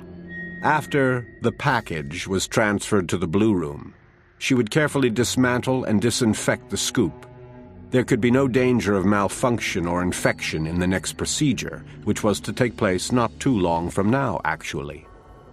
Cog would soon forget about Raul Ramirez, just as she'd forgotten about all the others before him. Hundreds of donors, all of them murdered in this very room. Chapter 46. Dawn hadn't yet broken through the thick tree cover in the woods around Bear Bluff, Colorado. The air had a bracing, crisp chill. Dr. Ethan Kane leaned against a tree trunk and cursed. He had to stop to massage the bruise on his right thigh where the little bitch girl had dared kick him. He had another deep bruise on his forearm. He was sure it had gone to the bone. The pain served as a lesson to remind him that he had underestimated the girl. She was a superior being, wasn't she? Well, now he knew. He sucked on a brutally refreshing Altoids as he watched Franny O'Neill's cabin through the best of the new German-made binoculars. He was more than 200 yards away, but he could clearly see the veterinarian. It was as if he were standing just outside the bitch's window. He wondered if she got up this early every morning, or whether maybe she'd had a premonition that this was the day she was going to die. It was, Dr. Kane knew. She was a dead woman. She just didn't know it. He could read the time on the stove clock, 4:22. His own watch, a Breitling Aerospace number 270, read the same. Dr. O'Neill was careful about keeping the precise time. Probably careful about a lot of things. All quiet on the Western Front, he chuckled to himself. Soon I can get back to my important work at the hospital. His two-man teams were deep in the woods, positioned to watch the doors on the north and south sides of the cabin. Each member had a Motorola handheld radio, infrared goggles, a tool with assorted blades and cutters, and a GPS locator that could pinpoint just about any spot on planet Earth. Dr. Ethan Kane mentally reviewed his game plan. The team would not break into the cabin because it left too much room for confusion and failure. That much he'd learned. The children were frightfully strong, fast, and clever. They seemed to combine all the best characteristics of human and avian life. Instead, they would stay in the woods, at the ready. This time there would be no painful mistakes. When the children eventually left the house, the teams would simply grab them, one bird brat at a time. Chapter 47. I think I slept for about half an hour, but I really couldn't be sure. Maybe I was down for a whole hour. Suddenly my eyes were wide open, and I knew there was trouble. 9-year-old Matthew was beside me, shaking my arm, staring at me in total horror. "What is it, Matt?" "There are some creepy sickos outside in the woods. Even Pip doesn't hear them. They're the ones who broke into our house in Pine Bush. Yes, I'm sure, Franny, I can smell them. They smell of death. They're bad to the bone. Trust me on it." Terror flooded my body. If adrenaline were rocket fuel, I'd have been halfway to the moon. We were totally exposed, vulnerable. My cabin had a dozen or so windows, no curtains at all. I now knew that I had been stupid. Instead of a reunion with the kids last night, I should have called for help, or I should have run with them. We should have run. "Stay right here," I whispered to Matthew. "Stay here, you super scout. Don't stand up or go anywhere near the windows." "Do I look that dumb?" Matthew retorted. "Nope, so stay down." I sat on the floor and hurriedly dressed in yesterday's clothes. Then I heard Pip's toenails click on the hardwood floor. In a second, he located me and danced around on his hind legs. "Hush," I admonished him. "You blew it, bub. Some watchdog you are." We crawled together to the kitchen. I went directly to the wall where the cordless phone was mounted. I walked my fingers up the sheetrock and patted around the cradle. Then I went into denial, unwilling to believe what my fingers were telling me. The phone was missing. The cradle was empty. Where the hell was the phone? Where was the damn phone? What the hell? Were they in the house right now? I held in a scream, but a tiny moan escaped from my mouth. Then I crawled along the floor, reached up, and touched the countertop with my hand. I found the sugar bowl, but knocked over the salt shaker. Damn it. Then my fingers closed on the cordless, right where I'd left it after talking with Kit. Talk about relief. I pressed a button on the receiver. There was no dial tone, nothing at all. Maybe the batteries were dead. It really didn't fucking matter. I was up Schitt's Creek without a paddle. 6 little kids were in the badly leaking boat with me. I was in the panic room, wasn't I? I wasn't Jodie Foster. That's when I stood up in the kitchen. And that's when I felt a hand on my leg and nearly screamed. "Try this." It was Max, pressing a cell phone into my hand. I heaved a sigh of relief. The battery light was green, a full charge. "Thanks," I whispered. Another shadow crept into the kitchen. Ozymandias the Brave, looking as if he were ready to do war. "They're moving on us, Franny," he reported. "The cowards are coming closer to the house. We can fight them. We can win, too. Don't doubt it for a nanosecond." "Max, get all the kids together. You too, Oz. Get your coats. Take everyone and go down to the cellar quietly and crawl. Don't fly. Do not fly." Hiding in the cellar was only a stopgap. If we stayed there, we'd be rounded up and killed. I had another idea, though. It's been said that pressure makes diamonds. If so, my idea was a real gem. And like all good gems, the price would be dear. Chapter 48. I knew what I had to do, and I hated it more than drinking a quart of castor oil straight up and full to the brim. It made me unbelievably mad and also inconsolably sad. Maybe a little nuts, too. This had to be one of the worst moments of my life, and it hadn't even happened yet. I was also angry at Kit for not being there to help me. Maybe he could have come up with another, better plan. Damn you, Kit. I crouched low behind the children as they filed down the stairs into the cellar. The twins were wild-eyed and hooting, distressed at being roused so suddenly from the comfort zone of sleep. Max put her hands on each of their heads to silence them. "Chill," she whispered. "I'll be right there," I told Max. "Don't do anything crazy. I'll join you guys in a couple of minutes." I hoped it was a promise I could keep. The brilliant early morning sun was slanting through the windows. My hands were shaking some. Before sentiment could get its tenterhooks into me, I did the unspeakable. I took a sharp carving knife to my sofa. I slashed the cushions until the frame was covered with feathers and goose down. Next, I piled the magazines from the coffee table on top of the ruined sofa. Shit. This hurts. It really sucks. I looked around the living room, at the books and mementos of my marriage to Dr. David Meakin, the model boat he'd constructed, signed and dated, our wedding photo on the mantel. I couldn't stop the flood of memories, nest building, long evenings spent before the fire, love-making, and even fights that we worked through. I pulled myself together and crawled to the hall closet. I swiftly stood and pulled down sheaves of my murdered husband David's old medical journals from the top shelf. I hadn't been allowed to throw them out while he was alive, and I hadn't wanted to throw them out after he died. David had been a medical researcher and a good one. He had found out too much about the school, and the bastards had killed him. They did that sort of thing, and right now, someone appeared ready to pursue me and inflict mayhem. Poor David, I thought. Poor kids. Poor me. Tears automatically welled up in my eyes. I remembered seeing David's sheet-covered corpse on a stainless steel slab, the horrible pain of his loss. After he was murdered, I'd moved out of the cabin we'd shared and into a spare room at the inpatient. It was too painful to live with his artifacts and my memories. Then I discovered Max in the woods. After I gained her trust, she took me and Kit to meet the other kids. When the bastards from the school found me, they burned down my animal hospital. Nothing remained but charred timbers. I was able to rebuild with insurance money. I'd reestablished tenancy of my old cabin in the woods. Well, it looked as if it was time to move again. Only this time I was pretty sure Nationwide wouldn't be picking up the tab.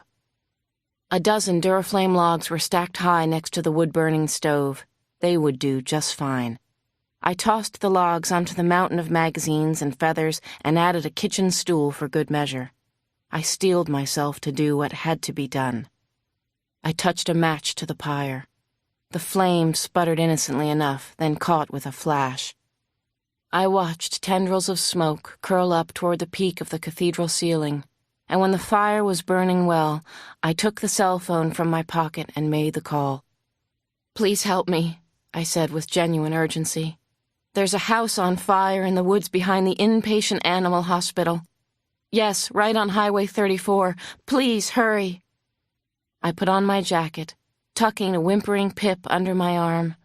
I was crying as I got ready to leave my burning house. Chapter 49.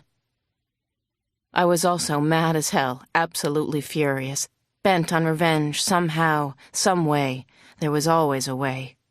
I ran down the steep stairs before second thoughts could slow me. It was totally dark in the cellar.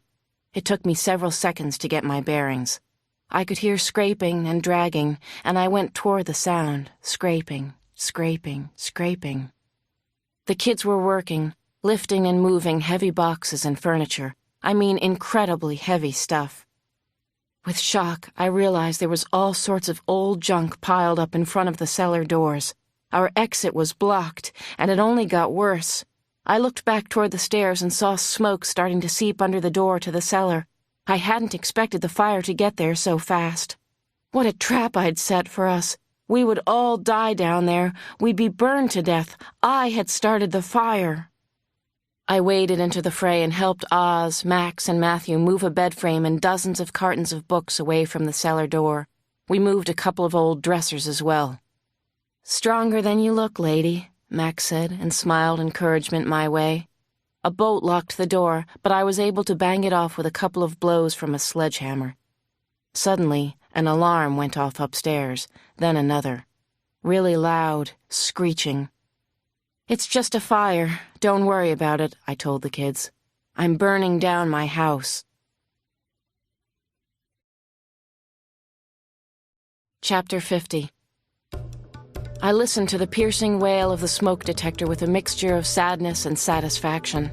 When the timbered walls caught, it would create a smoke screen outside, the diversion we needed. At least, I hoped so.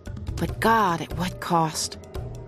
The cellar doors were of the hatch type, and the hinges were rusted. We put our shoulders and backs into it and pushed. The doors creaked open. I'd forgotten how incredibly strong Max and Oz were, especially Oz, who was really impressing me in all ways. The hatch doors lay nearly flat to the ground on the east side of the house, about 15 yards from a ravine. The ravine was about 10 feet deep, lined with dramatic and striated rocks dripping with moss. Under normal conditions, it made a nice little nature walk. Now, I saw the ravine as a long chute to safety. That was my prayer. There had been no way we would escape, but now there was. The fire, the smoke, all the distractions had worked so far. Now, if we were just a little lucky. Wendy was scared and crying. I couldn't blame her. I wanted to cry, too. I slowly stuck my head out the hatch doors and looked around. I listened. No footsteps. No gunshots. I ducked back in and took Wendy in my arms and hugged her tightly. "Mama," she wheezed. Damn it. See? I was their mother. The only mother they would ever have. "It's okay, baby," I whispered against Wendy's ear. "We're gonna get out of this, somehow." Then, with Pip racing beside me, I sprinted to the lip of the ravine and slid down to the bottom on my butt. The children followed, Oz guiding Ick, Max shepherding Matthew and Peter. I counted noses. The kids were scared, but at least we were still together and unharmed so far. Now, what to do? What to do? Hot smoke clouded the cold morning air, and I thought I'd done as good a job as a girl could do under the circumstances. I'm no commando or superwoman. I'm a veterinarian. Before I could fall over from patting myself on the back, I heard a sharp pinging sound, and rock fragments scattered. They were bullets ringing out around us. We'd been spotted again. Oh my good God. Or bad god or some kind of god, we were in big trouble. Then we got a little break. Not much to cheer about, but it was something. The wind shifted. The smoke from the fire gave us some cover. Now, fly, keep low, very low, meet me at the car, go, run! I yelled to the children, and for once they didn't question me, they actually obeyed.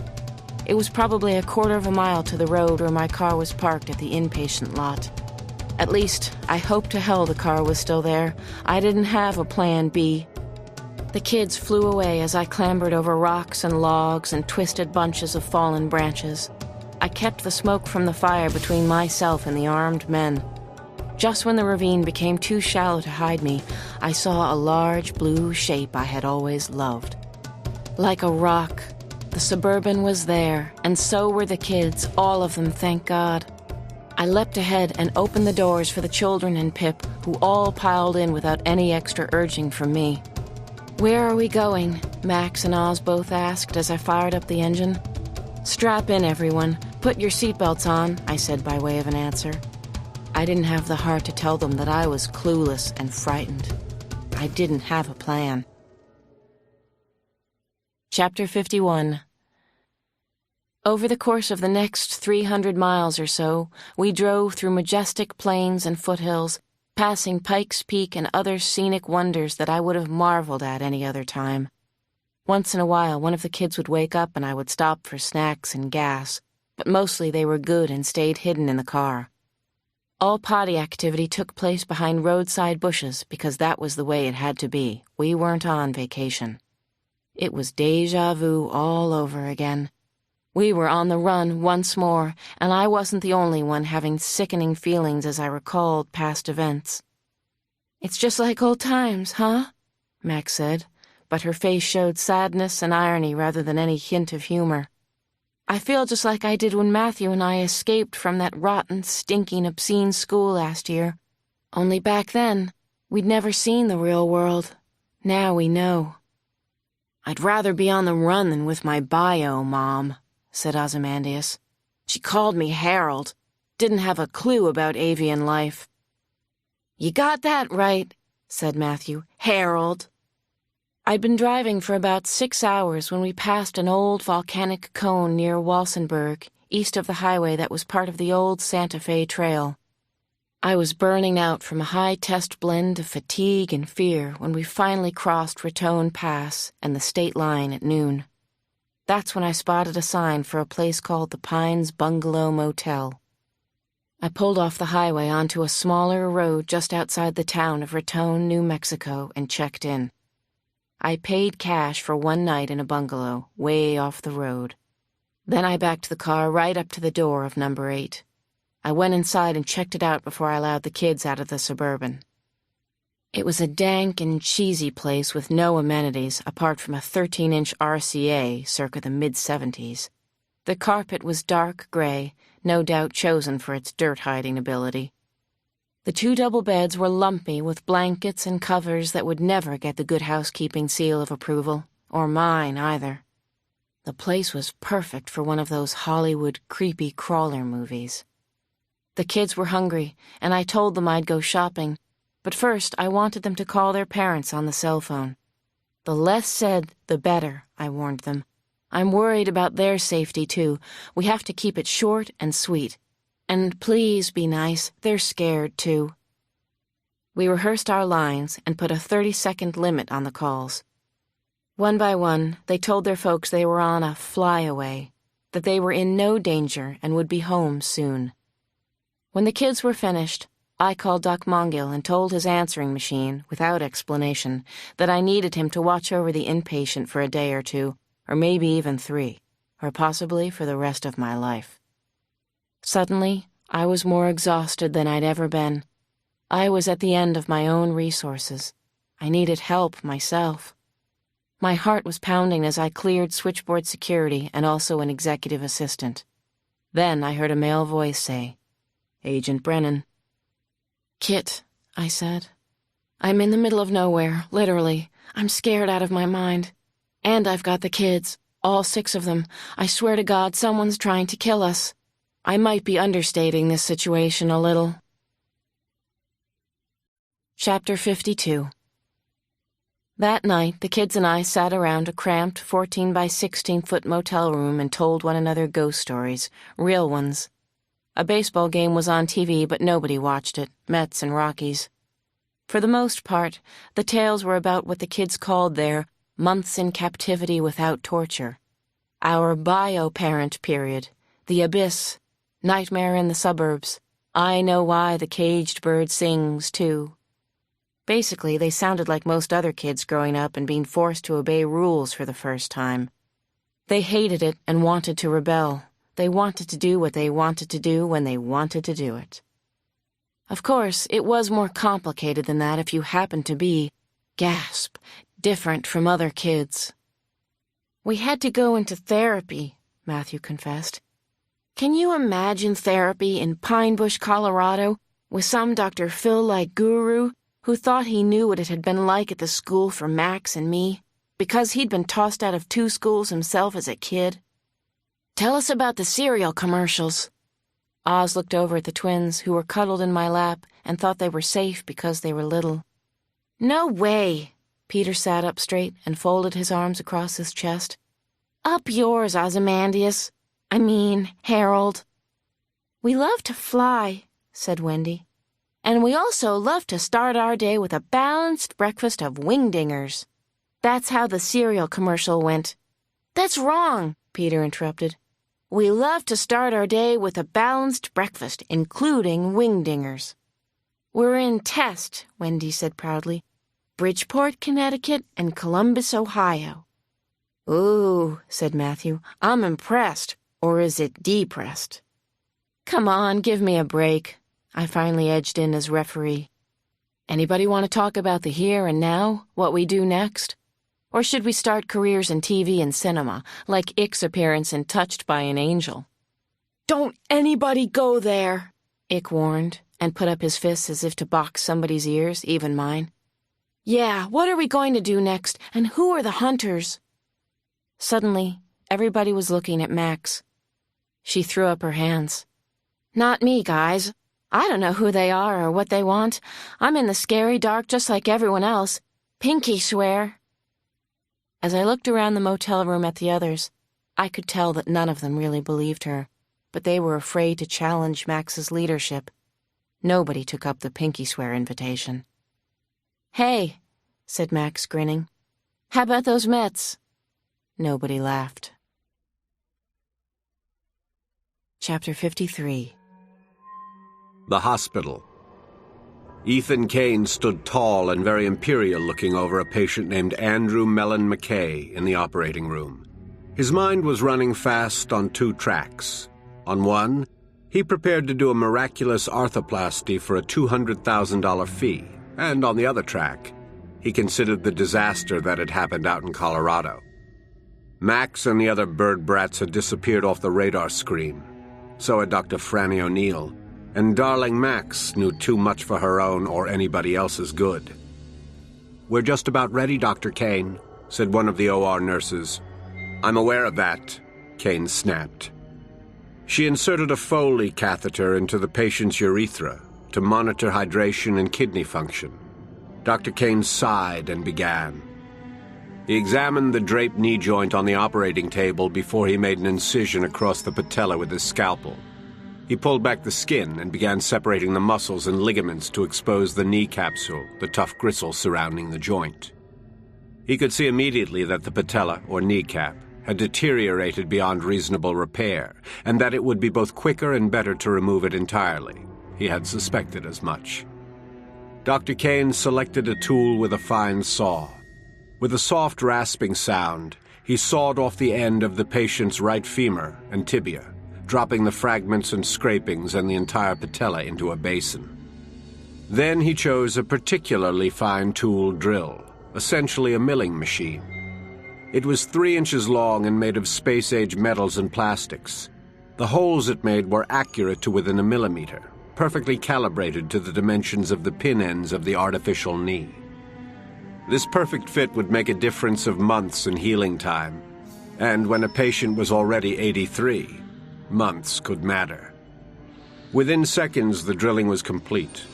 He applied a medical glue to the pins before fitting them into the newly drilled holes. Satisfied with the perfect fit, Kane stepped back. Another doctor was waiting to attach the ligaments and muscles. He flexed his fingers absent-mindedly, then moved to the other side of the table and the second draped knee. "I've received unfortunate news," Ethan Kane said to the team as they worked. "The experiment named Maximum is still unaccounted for, still missing. So are the others. They're running.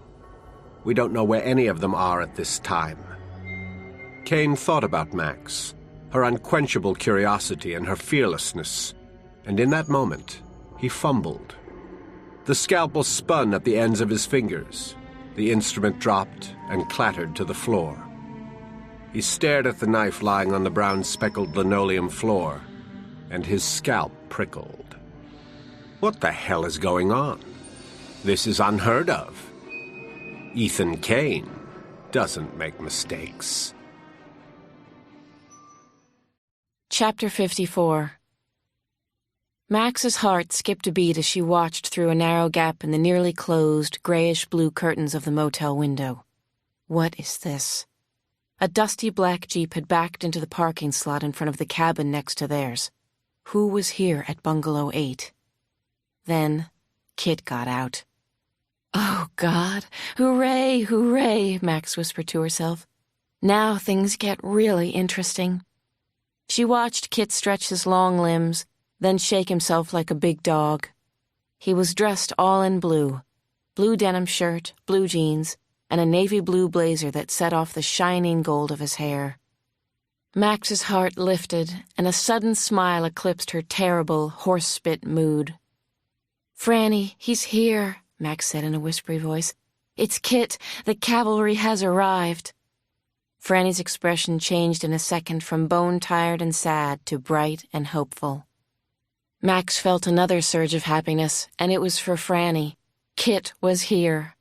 And the question in her mind was, why had they been apart? How could two smart people be so dumb? They belonged together. Anybody could see that, and feel it, too. Except, obviously, Kit and Franny themselves. Franny pulled open the bungalow door and walked hurriedly to Kit's car. She was so cute sometimes. They reached out for each other, hesitant at first. Then they hugged hard and swayed together. Without completely knowing why, Max's eyes brimmed with tears. She got it then. She loved the way they were with each other. She just loved it. The two grown-ups, Mom and Dad, finally let go of each other and started toward Bungalow 8. Kit was smiling. Franny entered first. "Kids," she said. "Look who's here, Rumpelstiltskin." There was an explosion of excited laughter and yelling as the children flocked to hug Kit. He didn't have enough arms to hold them. Max watched Kit greet each child in turn from where she stood off to one side of the room.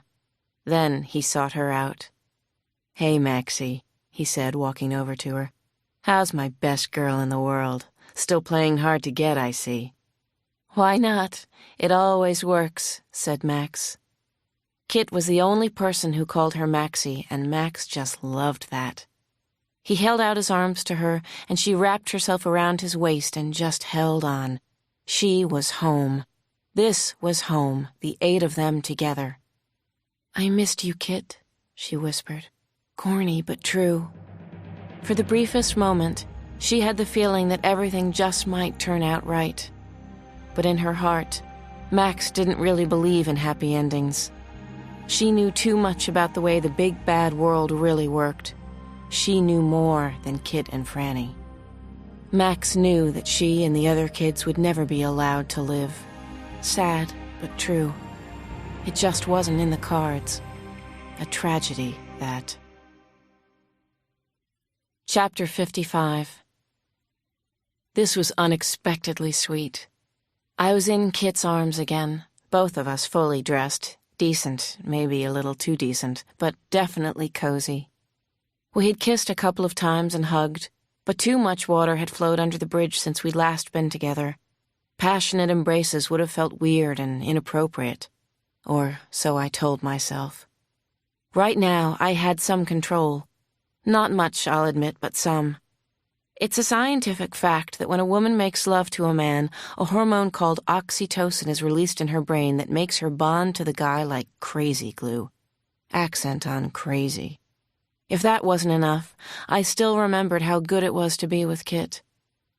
Nope. If Kit and I made love, I'd be handing him the keys to my heart, and I wasn't about to surrender mine in this creepy bungalow motel. Not here, not now, not yet. Nuh-uh, not me. Not that he'd asked. It was such a good thing to be held again after going so long without. Kit and I didn't talk at first, just breathed together quietly. Then, out of pure nervousness, I suppose, I started to jabber about the situation at hand. "I've got a lot to tell you," I said. "I'm here. I've got all night, Frances Jane," he said. He always called me that when he was trying to calm me down. It was a little patronizing, but so what? I told Kit how the kids had scared me silly by dropping out of the trees when I went for a walk in the woods. Then I told him why the kids had flown the coop, how I'd outsmarted killers by setting fire to the only thing I owned in the world, my house. Kit looked at me fondly, a smile twitching at his lips as I described our steeplechase down the ravine. And when I caught him up on the 400-mile dash to the Pines Bungalow Motel, he laughed out loud. "Geez," he said with a wide grin, "you're actually better than Scully." I am, aren't I? I loved it when Kit smiled like that. Hard not to. I grinned back at him, and maybe I touched his long blonde hair for a minute. I love his hair. Don't lose control, Franny. Just keep playing Scully. "The kids are maturing," he said. "Oz is a man and a half. He show you his tattoos?" I nodded. Living out in the world has been good for them. Ick knows 3 languages already, and he's making up a new one. Oz is our resident ornithologist. I think that his reading up on every kind of bird in the world is his version of Roots. And Max, what's her story? She's still in charge, the mother surrogate. Maybe she'll be a teacher someday, a professor. Kit was smiling at me again. What I meant to say was, did Max tell you what's going on? I assume that she knows. Max always seems to know more than she lets on. I shook my head no. Max isn't talking. So, now what? Kit's face took on a serious mien. "First things first," he said. "I think we need to set some priorities." "Like what?" "Like we order out for 3 or 4 pizzas with all the fixins." I nodded. "And then?" "And then I'll have a private talk with Max." Chapter 56. That's exactly what they did. Veggie pizzas, then a heart-to-heart. Max sat next to Kit on a low branch of a big old spruce tree in the nearby woods. The waistband of her jeans was pleasantly tight from the food she just packed away. She was treasuring the one-on-one with Kit. She told him about living in Pine Bush, or Bush League, as Oz and Matthew called it, and about how hard it was getting along with the regular folks. She knew more than 50 names the kids had made up and used behind her back. Max said she'd also been hurt by the lies told in several news stories. "I just want to fit in, you know," she said. "Is that too much to ask?" Kit seemed to understand. He almost always did.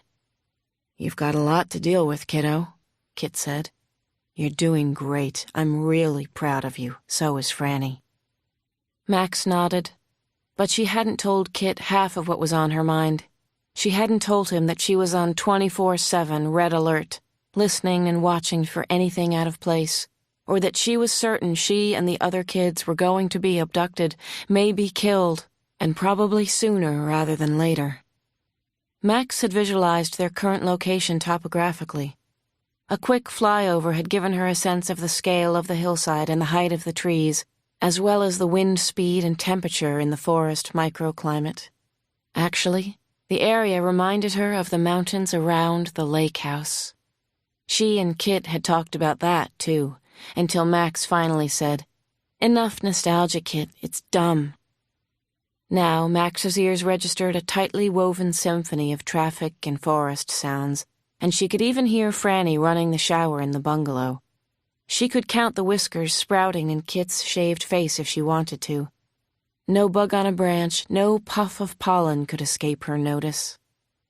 But Kit was there, and it made her feel a little more secure. Being with Kit was as close to feeling taken care of as Max had ever felt. Dad, dear old Dad. Except Kit isn't so old. He sure doesn't act old.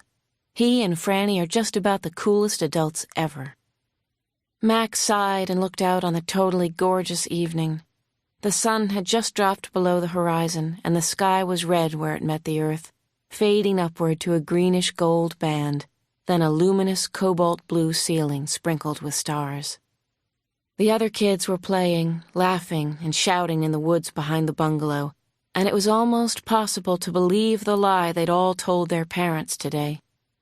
It's just a flyaway, a harmless little runaway from home, no harm done. We'll be home soon. La-di-da, la-di-da. Maxie, Kit said, we've got a real tough situation here. I think you know that. Kit's expression had gone grave, and Max felt a pang. We're going to have to leave this motel soon. Then what? You'll think of something, Max said. You always do, am I right? Your confidence in Franny and me is flattering, but it's not enough. I need to know what's really going on. Max, who's after you? Why are they after you? Tell me what's going on, Maxie. I need your help. Max shook her head in the universal sign for no way. Absolutely no way. Don't do that, Kit said with an edge in his voice. Don't shut me out. I'm not Superman. I can't begin to protect you guys if you don't tell me who is after you and what they want. You know, don't you, Maxie? See, this is why Franny hates it when you go FBI on her, Max said, and shook her head from side to side. Her ears and cheeks were hot from a rush of blood. Then, before she could say anything worse, Max pushed off the branch and, with a loud rustle of wings, flew away from Kit and his probing questions. She kept going up, up, up, until she was at least half a mile high. Talk about the great escape. God, it was totally gorgeous up here. Except for one terrible thing. Flying away didn't change what was going on down below. She knew things, horrible secrets, and they could all die because of it. It sounded crazy, but it was true. All 8 of them could be murdered because of what she knew about the hospital. You know, don't you, Maxie? Oh yeah, she sure did. She knew a lot more than she wanted to.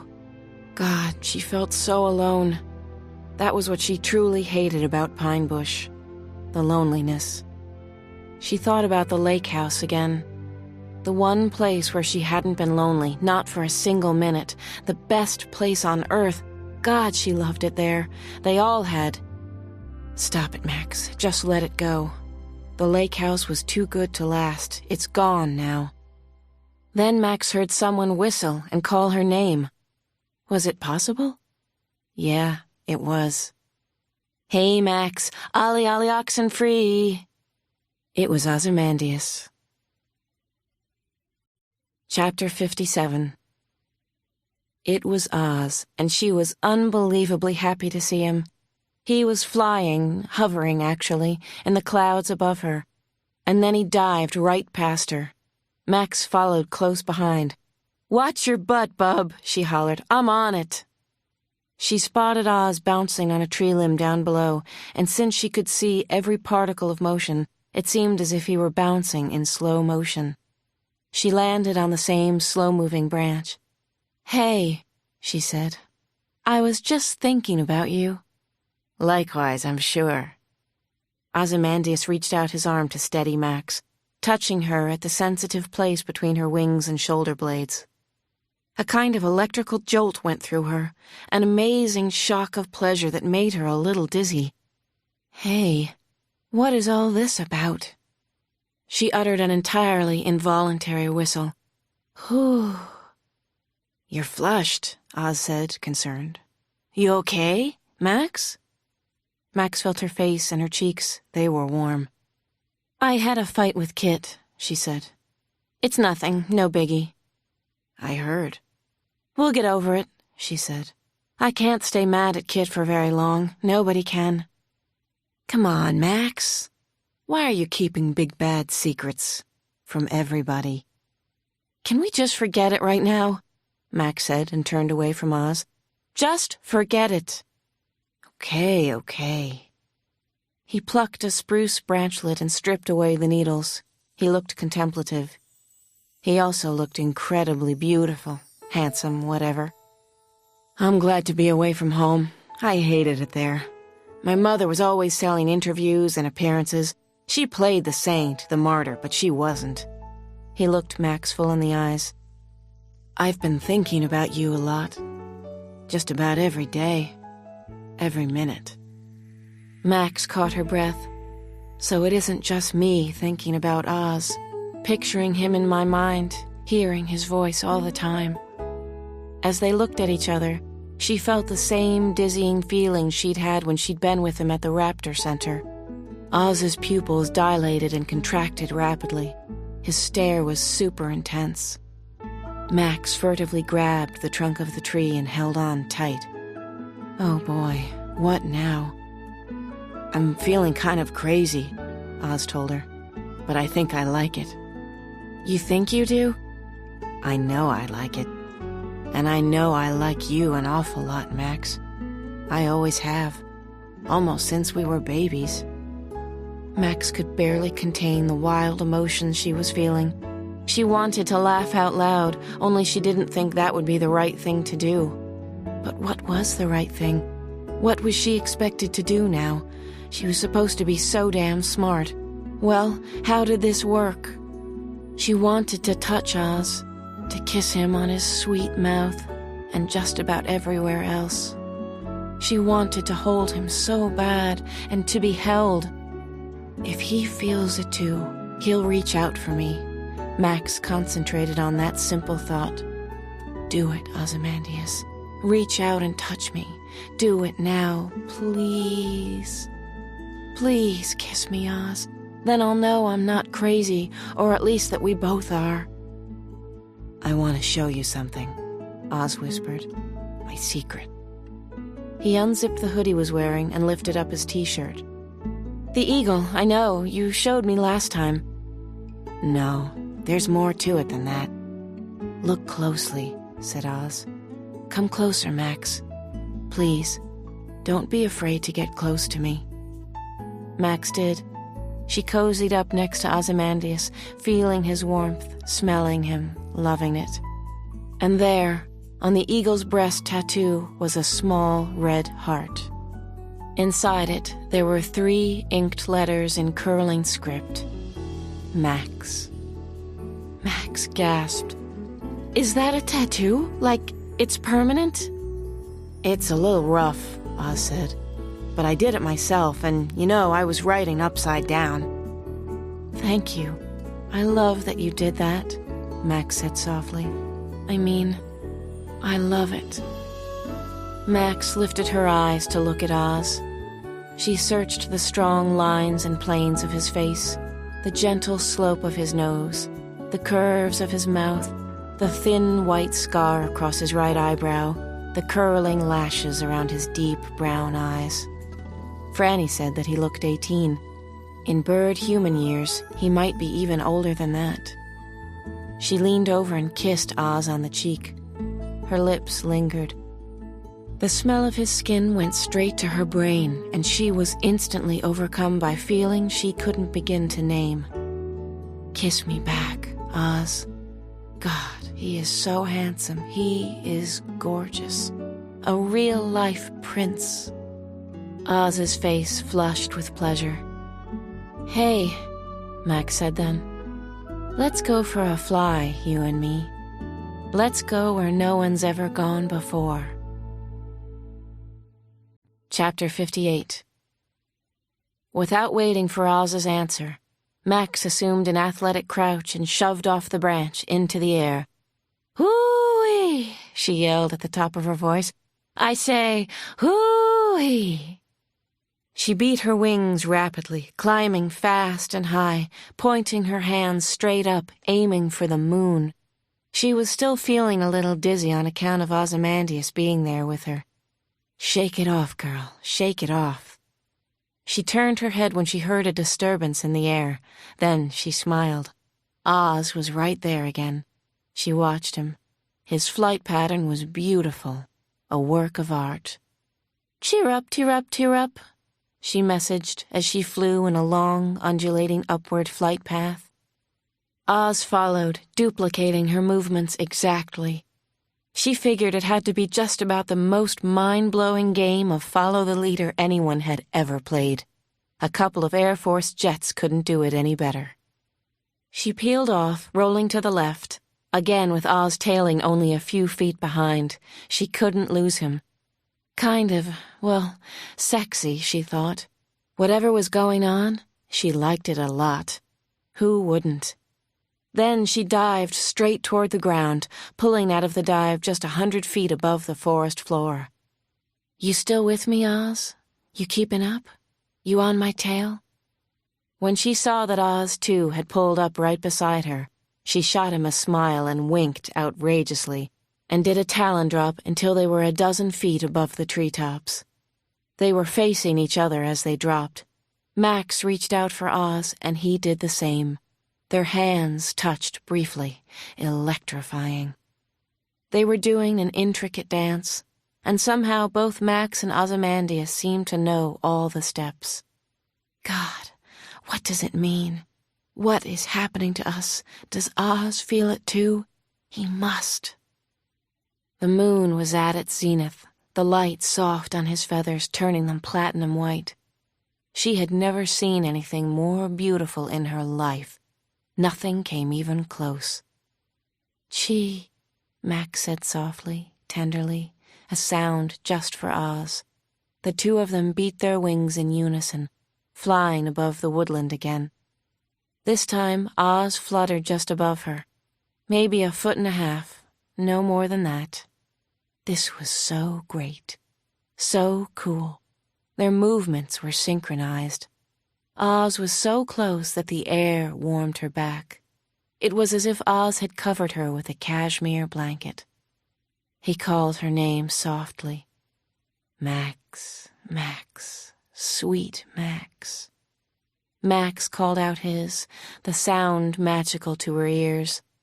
"Ozymandias, what is happening to us? Why do I love it so much?" Chapter 59. There was a picturesque clearing below them, like a deep bowl filled with moonlight. Max and Oz dropped toward the spot as if it had been placed there just for them. Maybe it has been, Max thought. Maybe God is watching out for us after all. Their feet touched down on a thick layer of pine needles. Suddenly, their arms encircled each other. They were face to face, so close. Ozymandias kissed Max for the very first time. A real kiss. She had the notion that she had been dreaming about this kiss for a long while. Only it was even better. So much better and sweeter and sexier than she'd imagined it could ever be. She felt a rush of heat flow through her body. As soon as the magical kiss had ended, she wanted to do it again. She couldn't stop kissing Ozymandias, couldn't get enough of his mouth. She'd never felt anything like it before, couldn't have imagined that it existed, whatever it was. They clung fiercely together. Both of them were on fire, their hearts and minds and bodies.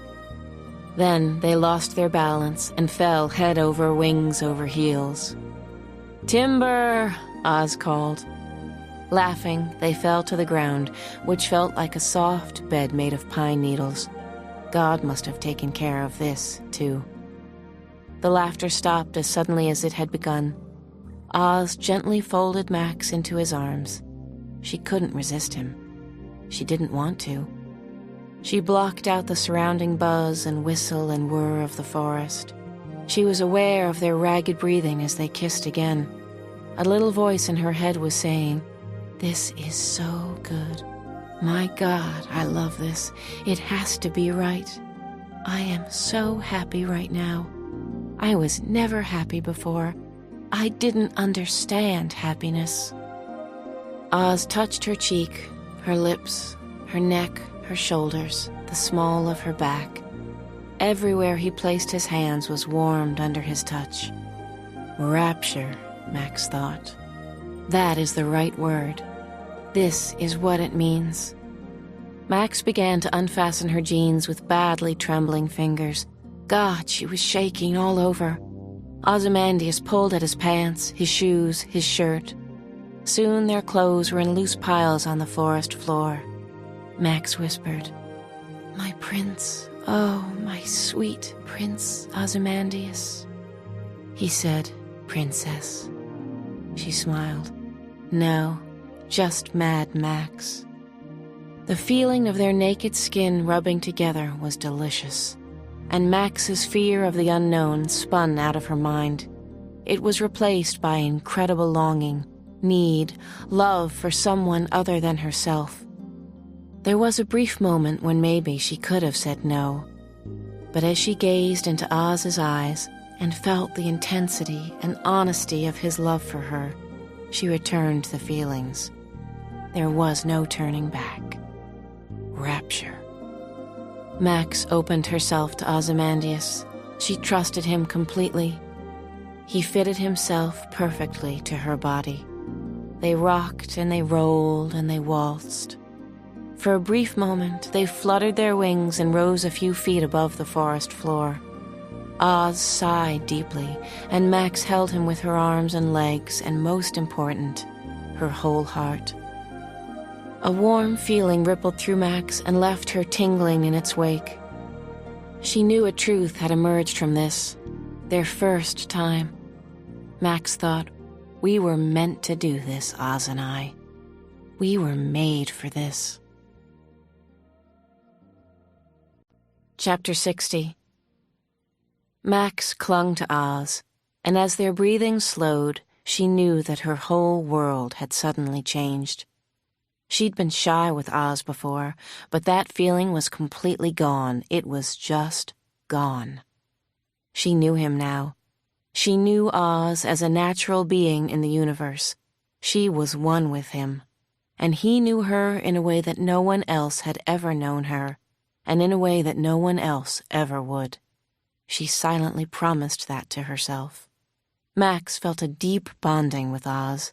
She was sure that Oz, her dearest friend, her lover, felt it too. They were mated for life. That's what birds did. They lay together on the pine needles, shivering slightly as their skin began to cool.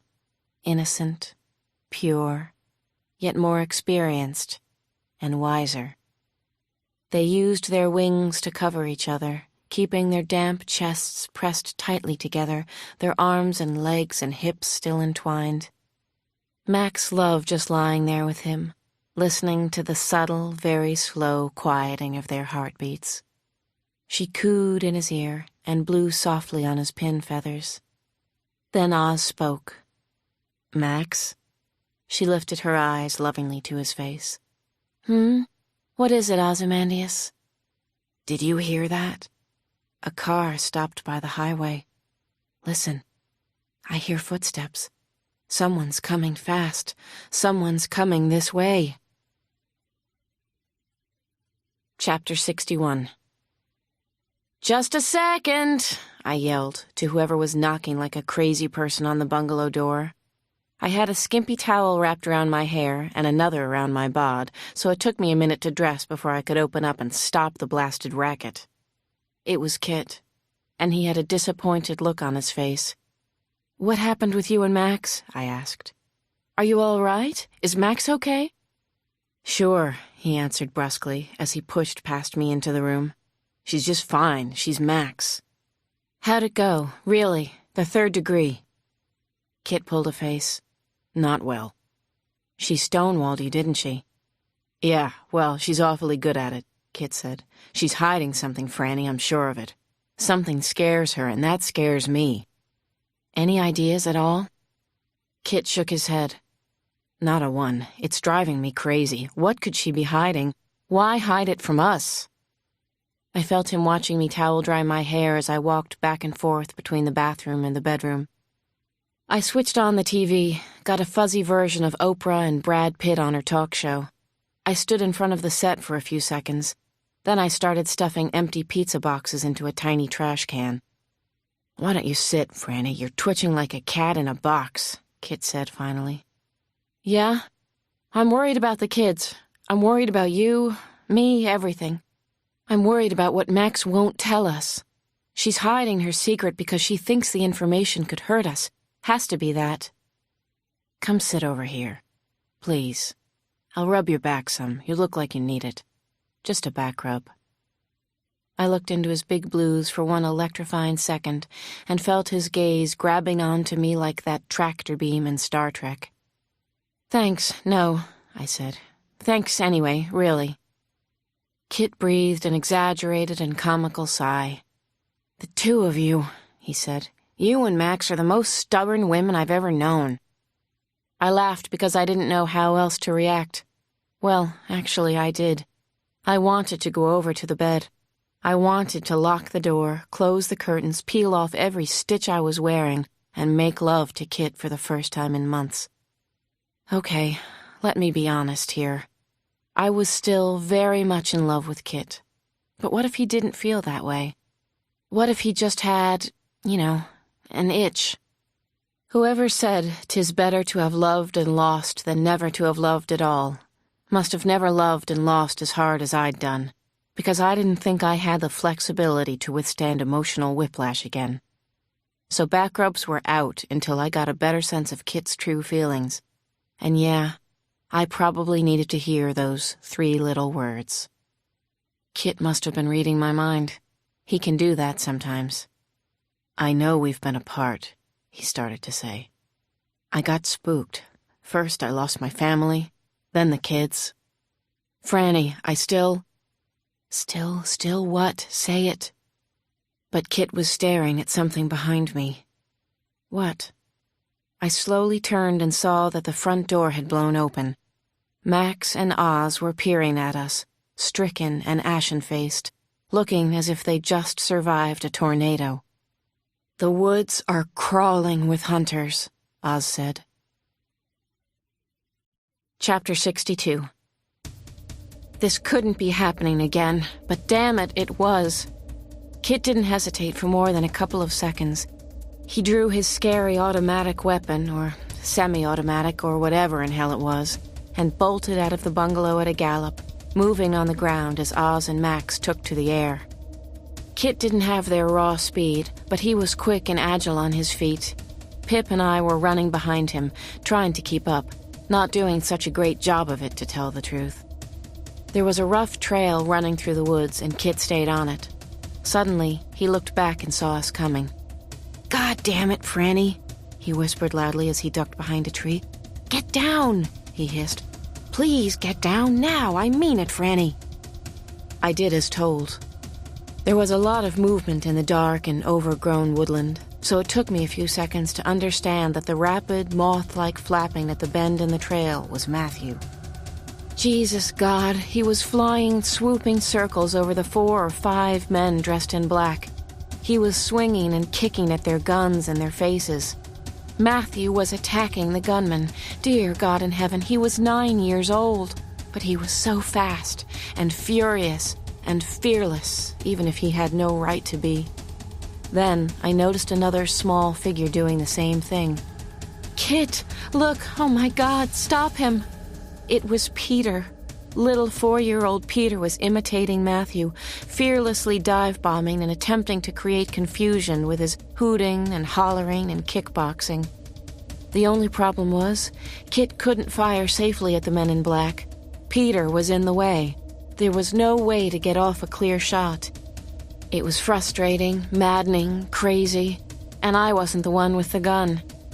Just when I didn't think I could feel more helpless, Oz came out of nowhere and furiously threw himself into the action. He was like a missile, targeting one of the gunmen who fired off a series of rat-a-tats, each deadly sound illustrated by an orange flame burst. But the shooter missed. It almost seemed that he'd missed on purpose. What was going on here? Who were the hunters? What were their orders? Who was in control of them? Oz knocked the gunman out cold with one swipe of his powerful wings. Talk about your winged avengers. I almost couldn't believe my eyes. I was screaming at the kids to get away. So was Kit. Even Max was yelling. They might be super, but they weren't bulletproof. Oz kicked one of the shooters from behind. The bastard went down hard, and Oz gave him a good stomp to the head. I saw another gunman making a grab for a small, dark shape as it fluttered past him. Wendy! He had Wendy! Okay. The gunman yelled out and seemed really angry. Everyone back off. Drop the gun. Kick it toward me. The entire forest seemed frozen in time and space. I saw Kit's face as he weighed his limited options. Drop the gun or shoot, when the silence was broken. A shrill caw. Oz rose from the ground and slapped aside the shooter's arm. It was only a glancing blow, and the gunman turned fiercely against Oz. He backhanded him with his pistol. The crack to Oz's head made a horrifying sound, but Kit finally had a clear shot. He fired. The man was hit somewhere high in his chest. He staggered and fell down hard, holding his ribcage tightly with both arms, bleeding all over himself, probably dying before our eyes. The other men were either down or in retreat. Wendy had managed to get away. She shouted in triumph. Then she darted into my arms, screeching, "Mama! Mama! We won the war!" Chapter 63. I doubted it. I sincerely doubted it. I was panting hard, nearly in shock as I watched Kit holster his gun. Even though it had saved us, I still hated the weapon, despised what it could do, aware of its awful potential for deadly violence. And one other thing bothered me a lot. Why hadn't the gunmen fired right away? What had stopped them from shooting all of us? They certainly could have. What was going on? Why weren't we all dead? "Okay, everyone," Kit called out, still trying to catch his breath. "Gather round so I can see you. Is anybody hurt?" One by one, the children enveloped us. Oz got up from the ground and wiggled into the embrace. Kit kept talking them in. "It's okay, everyone. It's okay for now." "Is anybody hurt?" "Yeah, they sure are," Matthew finally piped up. "We kicked some proper ass." "We were lucky," Kit said. "And we were good," retorted Oz, and shook a fist over his head. "I'm proud to go to war with you guys." "Yeah, right," Peter piped up. "Bet your butt." I checked each of the kids for injuries. Oz had taken the worst of it. There was a darkening bruise on one side of his face. Miraculously, bruises and scrapes were the only damage we'd sustained. But Kit was right. We were lucky. Damned lucky. Or maybe it was more than just luck. Of course it was more than luck. The battle we'd just been through had happened and ended quickly. A 5-minute assault, during which any one of us could have been killed. We hugged in pairs, and then we hugged in a big pile. I was still breathless from all the excitement. Some of the kids started to whimper and shiver. Finally, reality was setting in. I saw Kit walk Max away from the group, and I followed them. Kit stooped down and took Max by the shoulders. "This was too close, Maxie. I take responsibility. I should have kept everyone under lock and key until I could get us to safety. We have to get out of here, now. But we have a problem, don't we? We still don't know what's going on." "They don't want us hurt. Not yet. They prefer capturing us," she said. "That's obvious, isn't it?" "What do they want? What?" Max had scratches on her face, and her eyes were as huge as saucers. I saw her shudder, and then make her decision. She spoke softly, so faintly that Kit and I had to strain to hear. "It's in Maryland," she whispered. "It's like another school, like the shit-awful place we were kept. Only, I think it's even worse. They've taken this biotech madness even further. They've gone to the limit this time, maybe past the limit. Yeah, way past." "How do you know this, Max?" I asked. "What is the limit?" She shook her head, then stared at the ground. At the school, they made me file and do other scut work on the computer. At first, it was just to keep me out of their hair, but then they realized I did the job of 3 of their drones in less than half the time. So I filed their records and important communications. But I also read, and I remember it all. There's another experimental lab in Maryland, not too far from Washington, D.C., where Kit lives. The doctor who runs it is supposed to be a genius, but personally, I think he's totally whacked. I know he is. He visited the school once, but I didn't get to see him, not a good look anyway. They locked us away in our cages. I know that the doctors there were in awe of this guy and whatever he was working on. They were also scared shitless of him. And yes, there are people in the government who know about the outlaw lab. Max looked into Kit's eyes, then into mine. She shook her head. "You talk," she said. "You die. Looks like I die." Chapter 64. Max's confession changed everything.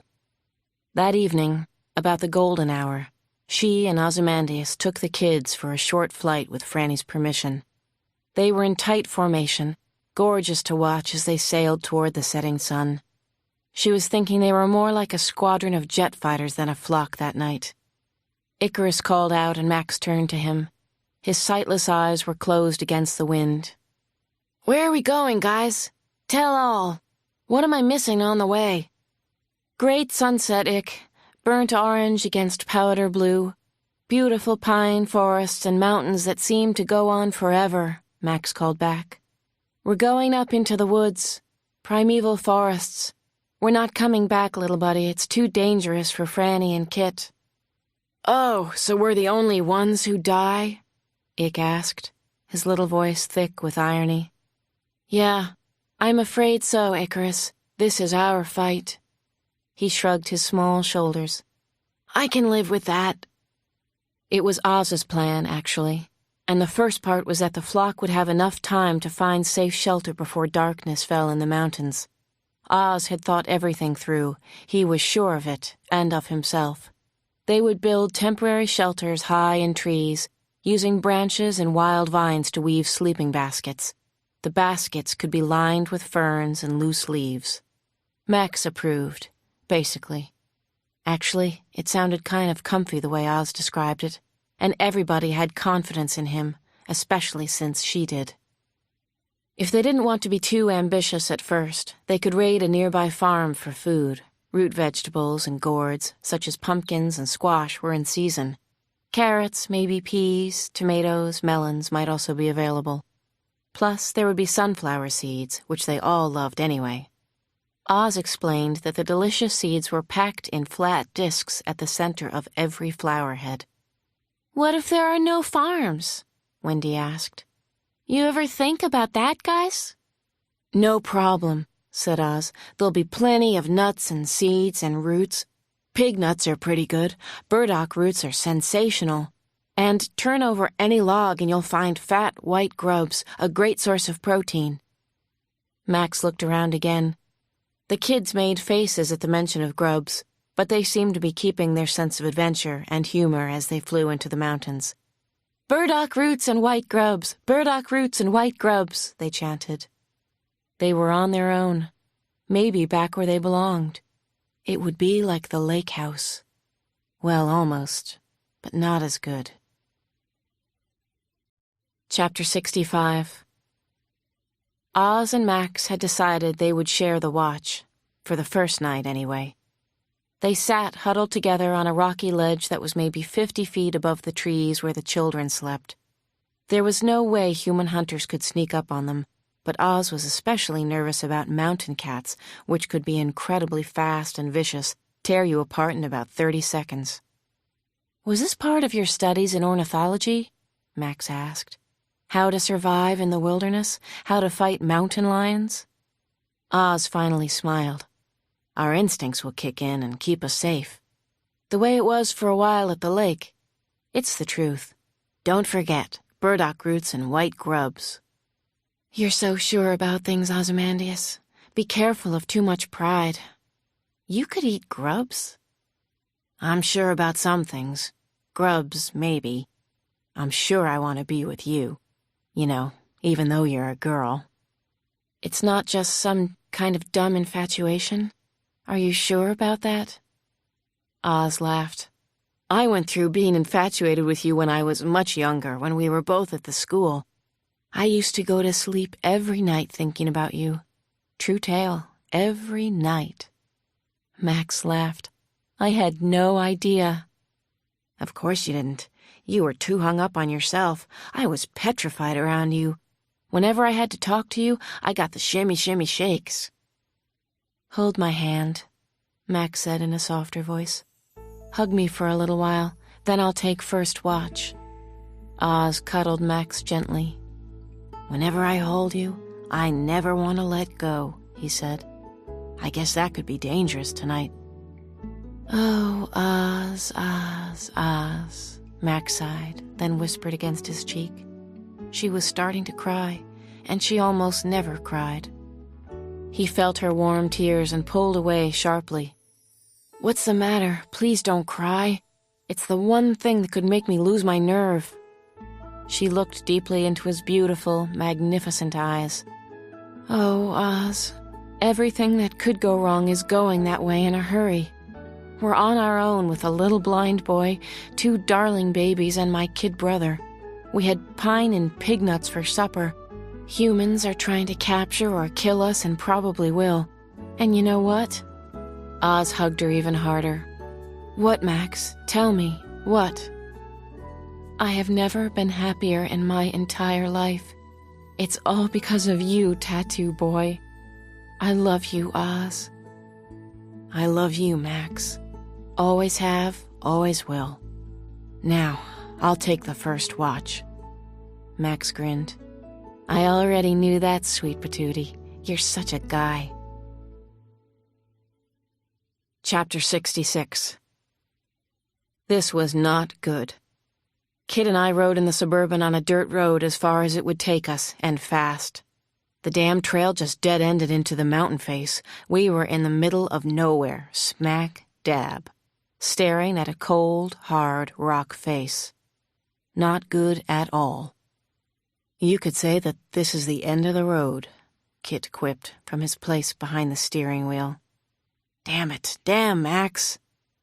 I immediately started to cry a little, and Kit slid over, put his arms around me, started kissing my tears away. I still liked being held by him, no use denying or fighting it anymore. The kids'll be all right, for now anyway, he said. I'm sure they just need to hash things out. Max was seriously programmed not to talk about anything she learned back at the school. She and Oz will do the right thing. They do act like grown-ups now. They're all geniuses, Kit. Off the charts, remember? They know it, too. So maybe they won't come back, but they'll be all right. Don't say that. Let's go back to the hacienda. Maybe the kids are already there waiting for us. Besides, we don't have any other choice. It took us a good half-hour to get to the Pines, Raton, New Mexico's finest. Neither Kit nor I saw any sign of trouble, nor did we see the kids. We waited up for them, the kids, but there was also the awful possibility that more gunmen might show up, hunters. I felt safer when the kids were around, I said to Kit, who was putting another log on the fire. They could spot an intruder coming a long way off. Kit spread a wool blanket not too far from the fire.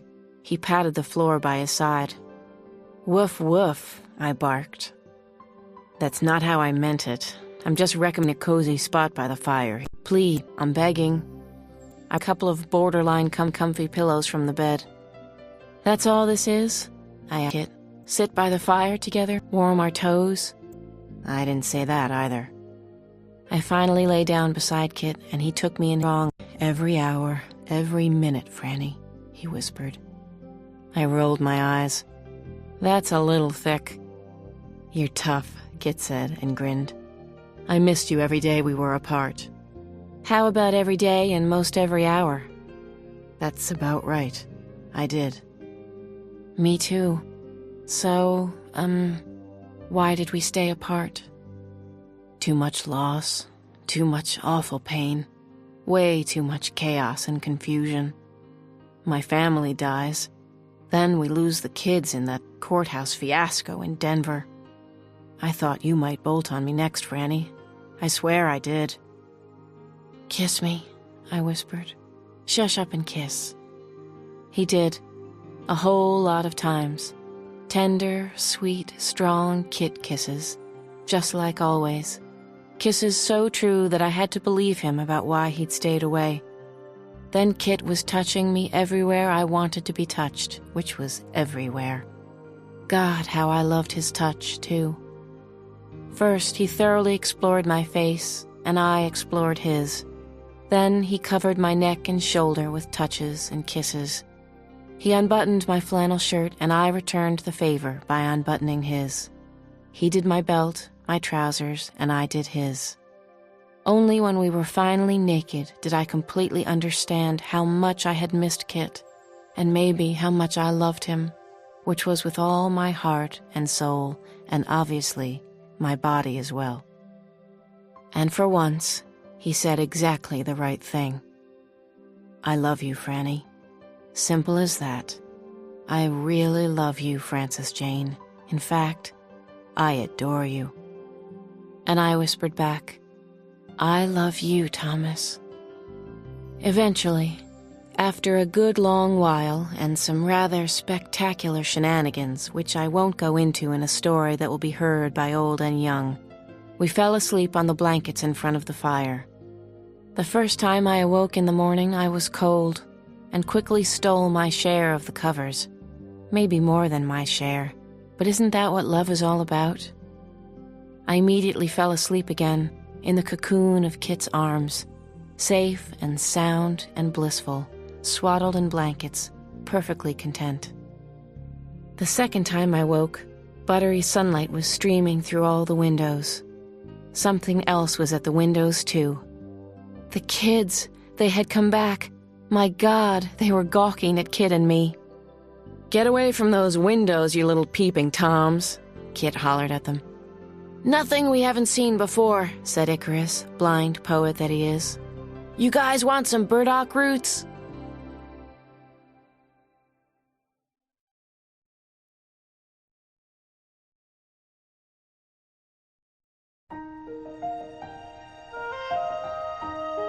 Part 5. The Hospital. Chapter 67. The hospital. Dr. Ethan Kane was humming the Eagles' golden oldie, Hotel California, and doing a lot of heavy thinking about resurrection. It was almost here. His reverie was interrupted by an important phone call. It was long distance from Los Angeles, and Kane had been expecting it for most of the day. The California folk were attempting to play with his head, which was a very bad idea. The voice on the other end was clipped and businesslike, probably a transplanted New Yorker. "Dr. Kane, this is Anthony DePino calling." Dr. Kane's tone of voice was the opposite of DePino's. It sounded jovial and unconcerned.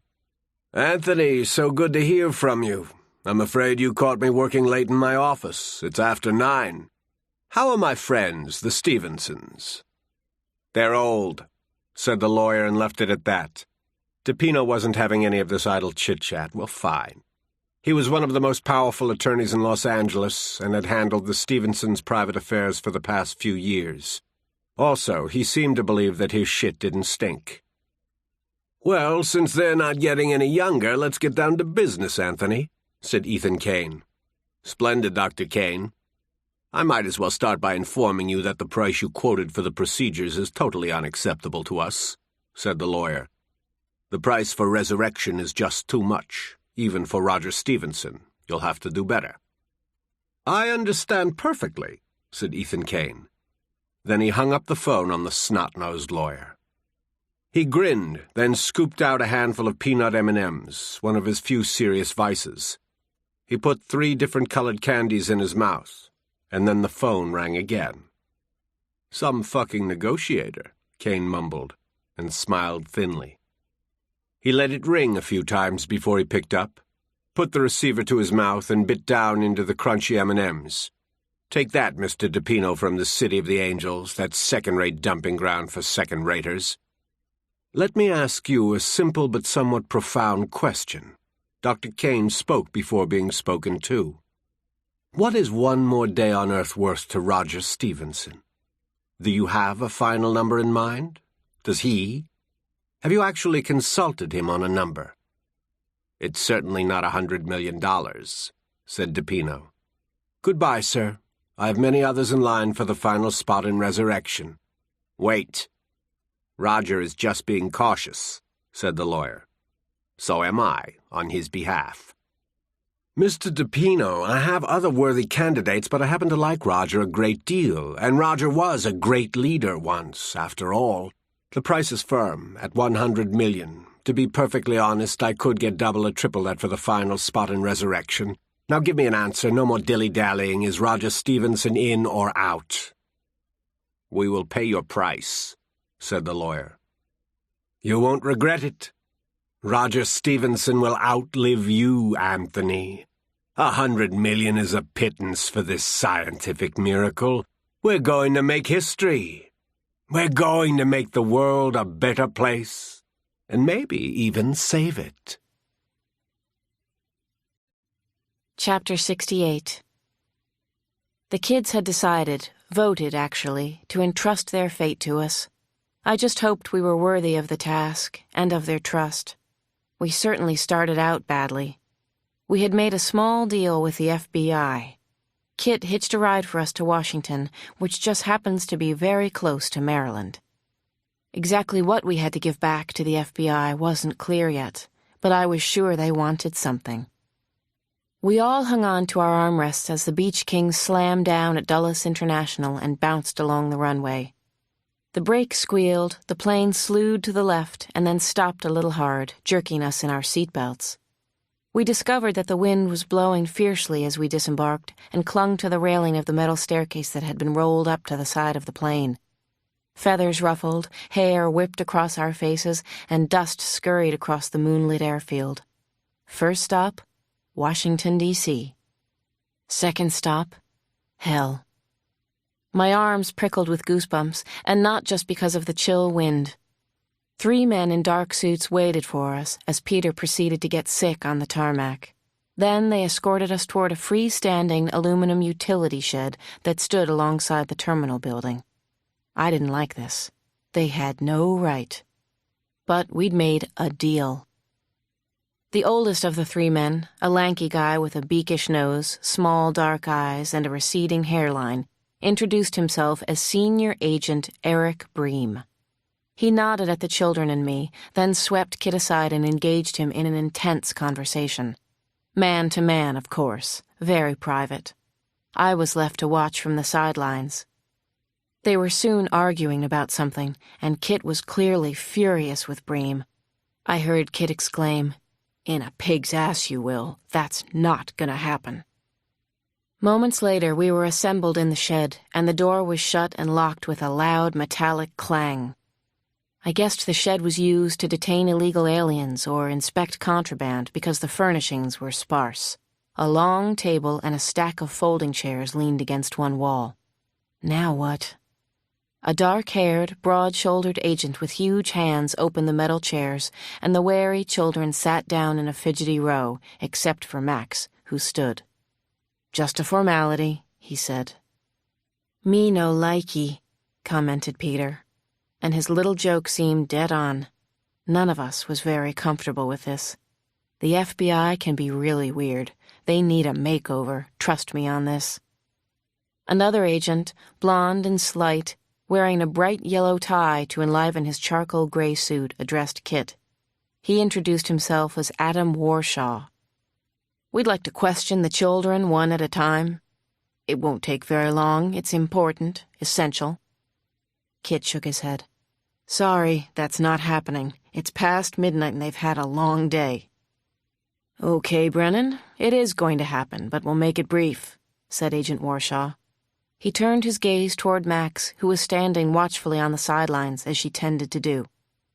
"Max? Are you Max?" Warshaw said. He had a pen and notepad in hand. Max stared at him, but didn't answer. She looked a little pale and shaky, but she stuck out her chin in a defiant gesture I thought of as Max's brave front. "Of course I'm Max," she finally said. "What of it?"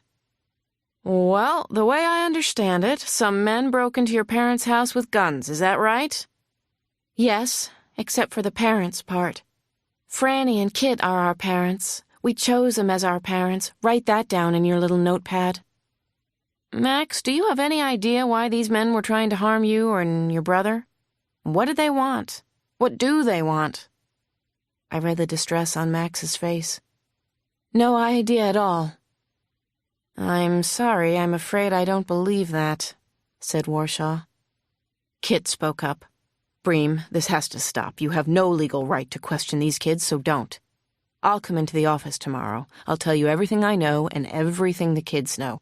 If that's not good enough, I'm instructing them not to speak to anyone without their parents and attorneys present at all times. Am I clear?" Kit looked over at me. "Was that clear, Franny?" "I think that was amazingly clear and also concise. Only a complete moron couldn't follow it. Right, Agents Bream and Warshaw?" There was a tense silence as Kit faced off with Bream and Warshaw. Meanwhile, the wind rattled the aluminum walls, making a drumming sound like spoons beating on tin pie plates. At last, Bream nodded. What else could he do? Then he showed some teeth. His idea of a smile, I guess. "It has been a long day. Tomorrow morning, then, Brennan. Let's get you all someplace comfortable. We've made temporary arrangements in—" "They're staying with me," Kit said. "We've taken good care of them before. We'll do it tonight. Let's go, kids. Franny, it's been a long day." Little Peter stood up tall and straight. "Me likey," he said. "Let's get out of here." I grabbed onto Kit's arm and whispered, "Your place?" Kit's answer was chilling. "If they wanted to kill us, we'd be dead already. Let's go, Francis Jane. Vamonos, kids." "Vamonos," they chorused. Chapter 69. Two anonymous-looking black town cars sped down a wide-open avenue in our nation's capital late at night. I was so overtired that I distrusted everything, even my own feelings about staying in Kit's apartment. I wasn't so sure it was such a good place for us to go right now. On the other hand, I didn't have any better ideas, and I definitely distrusted the Federal Bureau of Investigation so far, especially Agents Bream and Warshaw. There was a sudden, infectious burst of giggling in the back seat of the car I was riding in. I craned my head to see what had so amused the twins. Oz had put his arm around Max. What was this? Oz and Max? I was still pondering this shiny new paradigm shift when the sedan pulled to a stop in front of Kit's apartment. The apartment was in a residential neighborhood near DuPont Circle, a relatively short distance from the White House and several important monuments and federal buildings. Kit told us that the small apartment building had once been a single-family Victorian house. When he opened the heavy old front door, we thundered up 4 flights of stairs to the top floor, Kit's. A few of us flew. "It's not much, but it's home," Kit said as we stepped inside. His apartment was decorated with country furniture, Persian rugs, a piano, and crammed bookshelves. Very, very nice, actually. Homey. Kit-like. "Watch your wings!" I hollered to the kids who were zooming around in a potentially destructive manner. "Watch my stuff," bellowed Kit. "Have mercy, there are a lot of memories in here." Icarus found the piano and sat right down. He immediately launched into a spirited rendition of Fly Me to the Moon, both singing and playing. The kid was a born mimic, and his linguistic skills were amazing. He sounded exactly like Frank Sinatra, down to the most minute detail of the song's phrasing. My gaze snagged on a couple of simple silver frames sitting on top of the piano. In one was a snapshot of a slender, pretty blonde woman with 2 handsome young boys who were spitting images of Kit. I flashed on some others. Kit hugging his sons, teaching them to ride bikes and playing ball. They told me how Kit had watched them grow. A wave of sadness washed over me, and I felt a chill. Kit caught me looking at the grouping of photos. "Beautiful," I said. "Your place is—" "Thanks," he murmured. "It was a great time, Franny. Great time. But so is this." Then he walked me away from the piano and toward the kitchen. I could tell Kit didn't want to talk about his family right now. I couldn't blame him. The fridge was nearly full, and we were starving. Kit pulled bread and crackers out of a cabinet. Cheese and raw vegetables and cold cuts soon appeared on the oak dining table along with the remains of a roasted chicken. Pip was awarded the poultry, and the kids made short work of the rest. Kit poured me a glass of Pinot Grigio, and I needed it. But after a few swallows, I found that I still couldn't relax. Reality was setting in. I was homeless. I'd seen a man in death throes a short while before. I'd narrowly missed getting shot at the same time. I felt responsible for keeping 6 kids safe and sound, but I had no real idea how to do it. Something truly horrifying might be taking place nearby in Maryland. Nothing, and I mean nothing, was under my control at the moment. Other than that, no problems. I was so exhausted, I think I could have slept standing up, so my jaw dropped when Ick announced, "I've got energy to burn." "Me 3, shouted the twins. "No, don't," I shouted too late. Oz had already opened a window, and Ick had climbed out onto the ledge. There was no stopping them now. With a few byes and be-back-soons, the kids shot out of the windows. I managed to snag Wendy by the waistband of her jeans. She turned to me with a hurt look and a pitiful cry. "Franny, please. Everybody's going. It's a night flight. Please. I have to. Like we used to at the lake. Please." I cast a questioning look at Kit, and he shrugged, so I turned the little girl loose. She spread her wings and darted up to join the others. She was so cute, I couldn't stand it. Kit came over and put his arm around me, and we watched the children fly across the broad, beaming face of the moon. This was a sight that never failed to fill me with awe, until now. "I feel the earth shifting under my feet," I said. "I don't feel safe anywhere. Not even here." "I was having the same thought," he said. "Unfortunately." "We're just paranoid, aren't we? We're paranoid, right?" Kit sighed. "That was the wrong answer," I said. Chapter 70. The children were taking a night flight above Washington, D.C. Icarus was singing "Fly Me to the Moon" again. It was kind of close to perfect, actually. The kid could croon. "Just don't call me Old Blue Eyes," he warned. As always, Max thrilled to the powerful upward pull of the air on her wings as the winds gusted forcefully around her. It was like being on an amusement park ride, and it was about 100 times better. The other kids whooped with joy as the air lifted and dropped them, and lifted them yet again. Max still had the best aerial dexterity, though Oz was faster and a bit stronger. She closed her wings a few degrees and used the wind as a chute or air flume to carry her in a long, breathtaking swoop. But just when she began to fully enjoy herself, she remembered. People might be dying nearby in Maryland. No, people were definitely dying. Modern science was spiraling out of control, in her opinion. Everyone she cared about was in terrible danger. "Mind a little company?" Oz asked. He glided to Max's right side. "Or do you want to be alone?" "I'd like some company." Max turned her face and smiled at the sight of him. She flew closer to Oz and touched his hurt cheek with her fingers. "That's a very impressive bruise." "It's a war wound," Oz said proudly. "From the battle at the Pines." "Sure is," Max agreed. "And I'm afraid the war has just begun, Ozymandias. Only just begun." Oz did a somersault in the air, then looped back. He guided blind Icarus to Max's side as they crossed the moon-silvered Potomac River. "Max, are you wearing perfume?" Ick asked. "You are, aren't you? Interesting."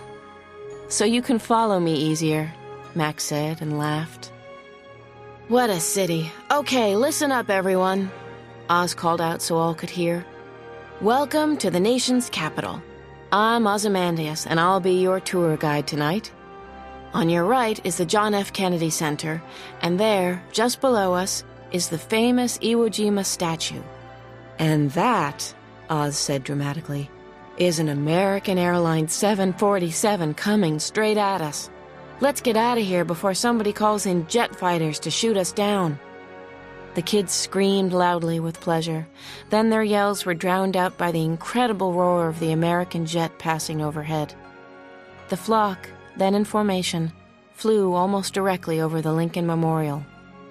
Oz continued his guided tour, pointing out the Vietnam Veterans Memorial and numerous traffic circles with avenues radiating out from them like spokes on a wheel. Isn't that the most amazing building?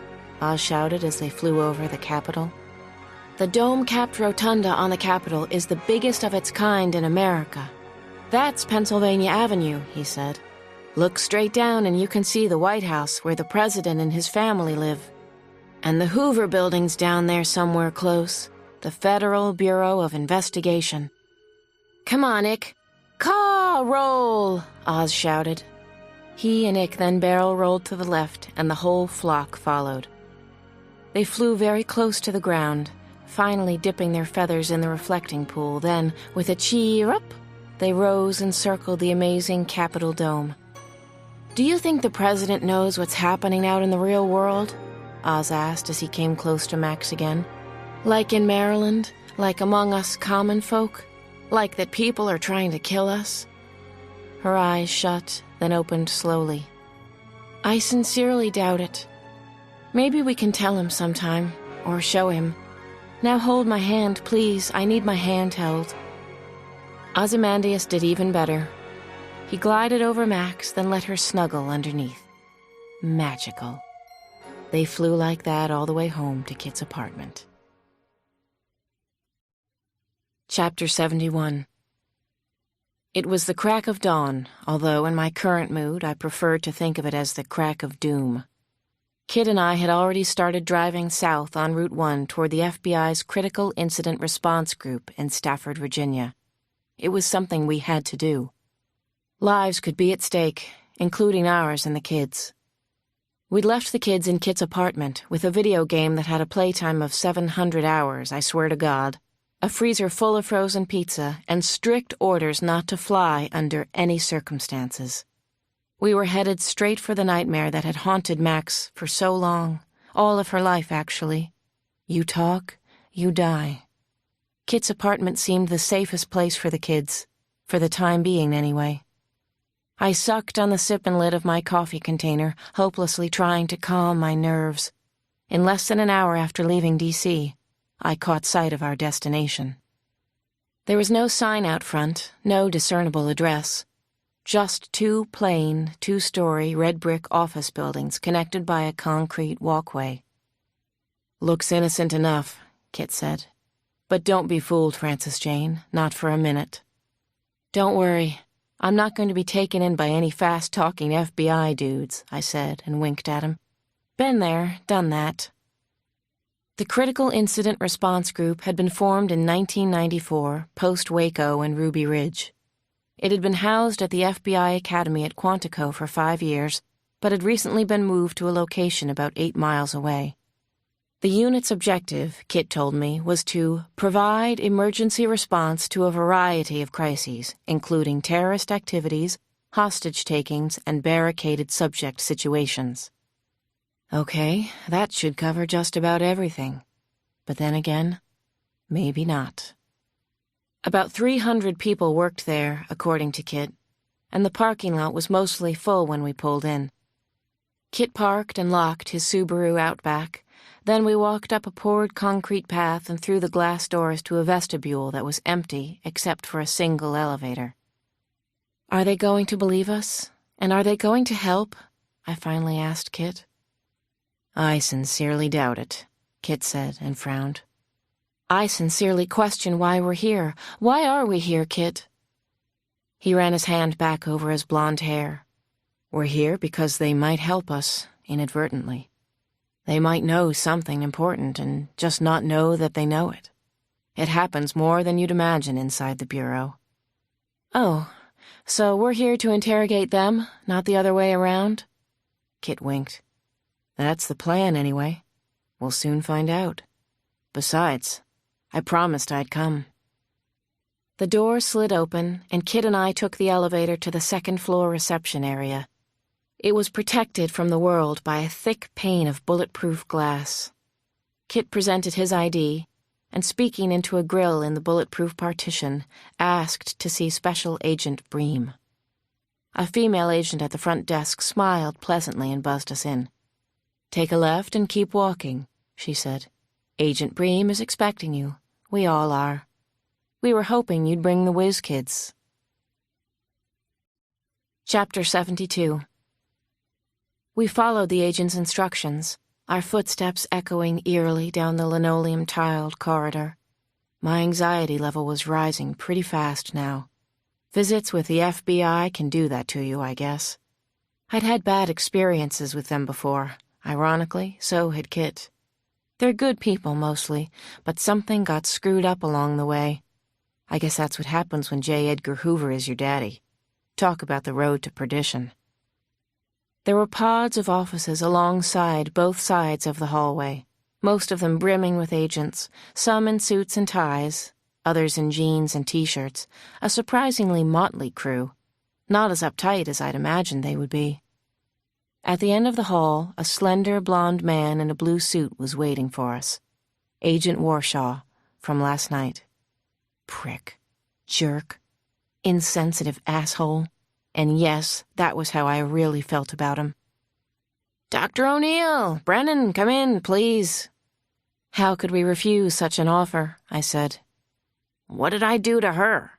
Warshaw asked Kit, who merely shrugged. First, there was the de rigueur offer of coffee that Kit and I turned down, followed by inane commentary about our drive down, the weather, and the Washington Redskins, just to establish that we were all on the same side. I wasn't buying it. We weren't. An old cartoon character called Pogo had once said, "We have met the enemy, and he is us." That pretty much matched my feelings. "Where's Bream?" Kit asked as Warshaw unfurled a cloth wall map of Maryland. "He said he'll join us if he can," Warshaw said, basically dismissing Kit's question. "Now, suppose you tell me what you're looking for." "You already know what we're looking for. Help. Information. Max knows something that's pretty scary. It has to do with an unlawful experimental project," Kit said. "Illegal experiments may be going on somewhere in Maryland. Location fuzzy. Name unknown. People, unnamed, are possibly being killed as we get ready to stick pins or whatever in your map. It's pretty much what happened at the school in Colorado.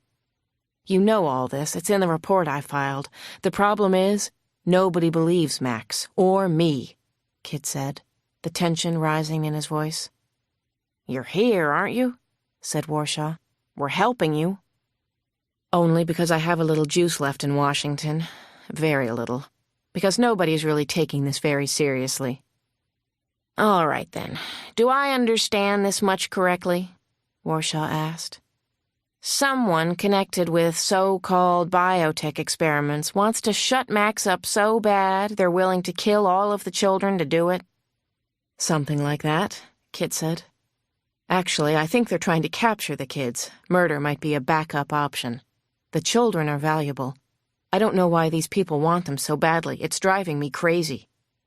"Come on," Warshaw said derisively. "Listen to yourself. You have no real evidence, no documentation. Nothing but the half-formed musings of a 12-year-old who is probably under an awful lot of stress anyway." "I tend to agree with Warshaw," said Agent Bream, just now entering the office. "Why don't you tell us what you know, Agent Brennan? We need to hear it all firsthand, and Dr. O'Neill, you feel free to contribute, too." "Oh, thanks," I said. Kit could be as compelling as hell when he wanted to be. For the next hour, he filled Special Agent Bream in on some of Max's scary information. But only some. Seems that Kit didn't completely trust Bream, either. Bream listened without questioning a single point. Then he tapped out several numbers on Warshaw's desk phone, relayed some information, paused, and said, "Get back to me as soon as possible." No more than 15 minutes had passed when a blonde woman appeared and handed an accordion file to Bream. He looked carefully at the contents. I read the label upside down. Liberty General Hospital. What is this? Bream said, "You do still have a few friends in the Hoover building. They want you to have assistance from us, so assistance is what you get. Liberty would seem to be a facility around here that could be the site the girl is referring to. Having said that, you can probably rule Liberty out. It's a first-class teaching hospital. Hell, Liberty is where the president and vice president go for their checkups these days. It's the best hospital facility anywhere near D.C. Better than Walter Reed." Kit nodded affirmatively as he flipped through the documents inside the file. Unlike some children her age, Max doesn't confabulate and she doesn't lie. She says there's an outlaw lab in Maryland. Wherever it is, they're conducting experiments on humans. Maybe there are illegal experiments being conducted somewhere, but I doubt it would be at Liberty," said Bream. I saw Kit tense, and a muscle in his cheek was doing the cha-cha. "I understand," he said. "Thanks for the file anyway. We'll be going now." "I really don't like him," I said when Kit and I were heading back to the car. "I hate how he talked down to you. Same for Warshaw. Do you trust them?" Kit looked right at me. "At this point, I trust you and the kids, nobody else. I figure that everybody else is trying to kill us." I stared at him. That sounds like something Max would say. She did. Chapter 73. Everybody else is trying to kill us. What a concept. Chilling and possibly true. It was late afternoon when we arrived back at Kit's place in Washington. I was anxious, hyper, and flat-out scared. So were the car after you. When the offices and shops closed for the night and the street darkened, we made our break. One by one, the children slipped out the bathroom window that faced away from the street.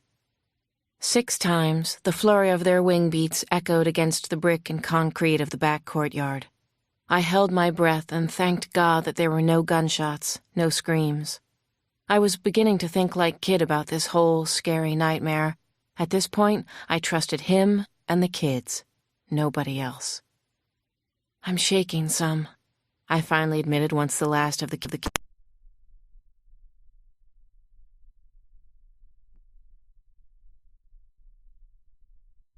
Kid and I waited half an hour before we left the building. Then we walked to the corner of Massachusetts Avenue and caught a taxicab.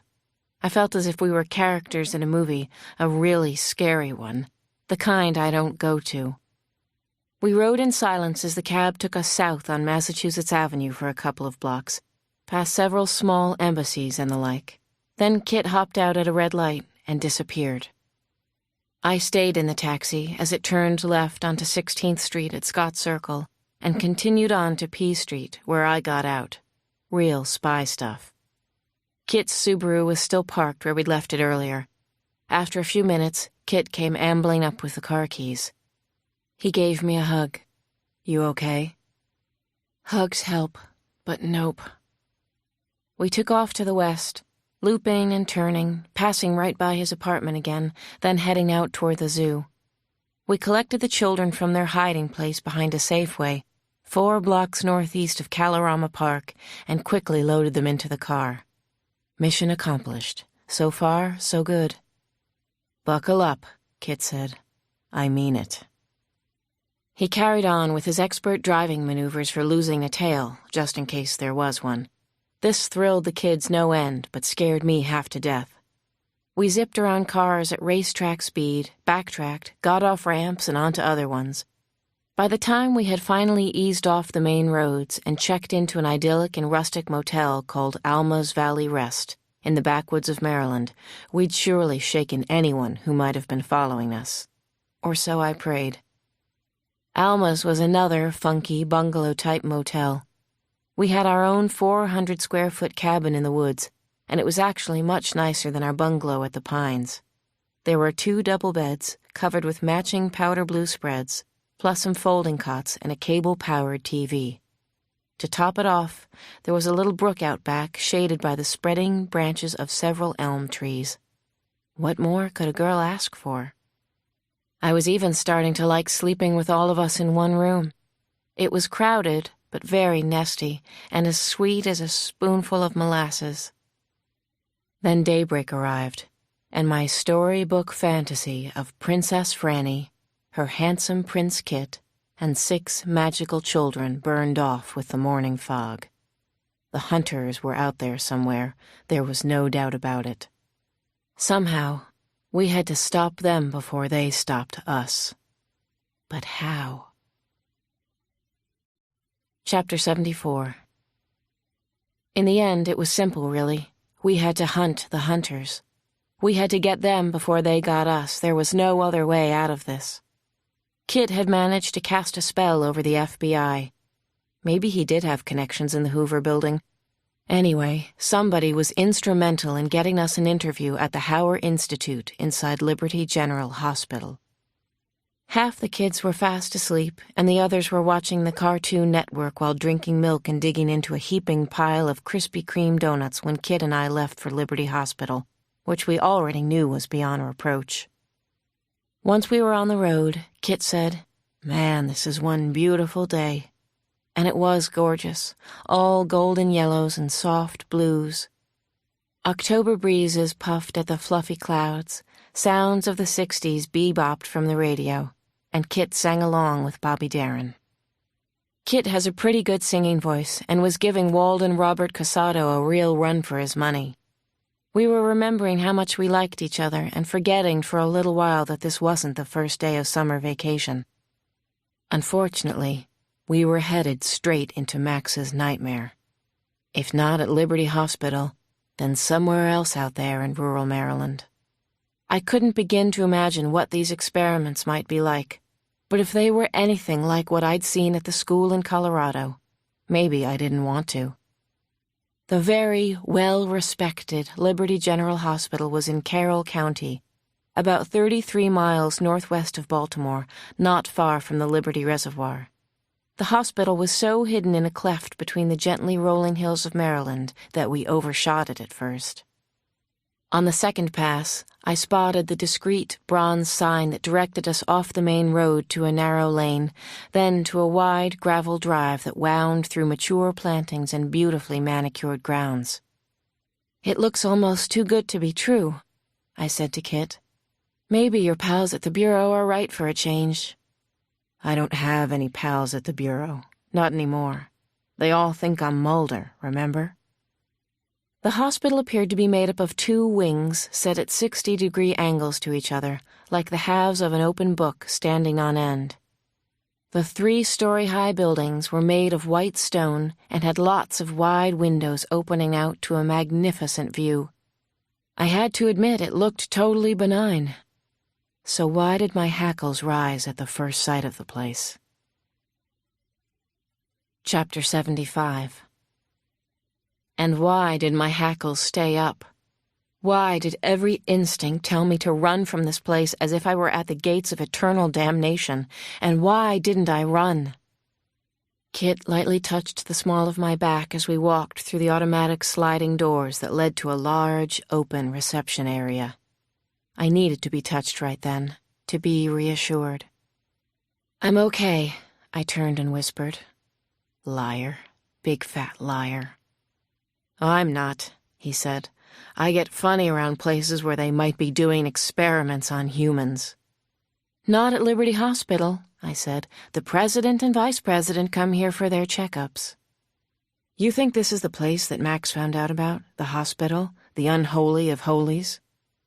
"For some totally crazy reason," I said, "I do. It's just a feeling, Kit." "Now I'm scared," he said.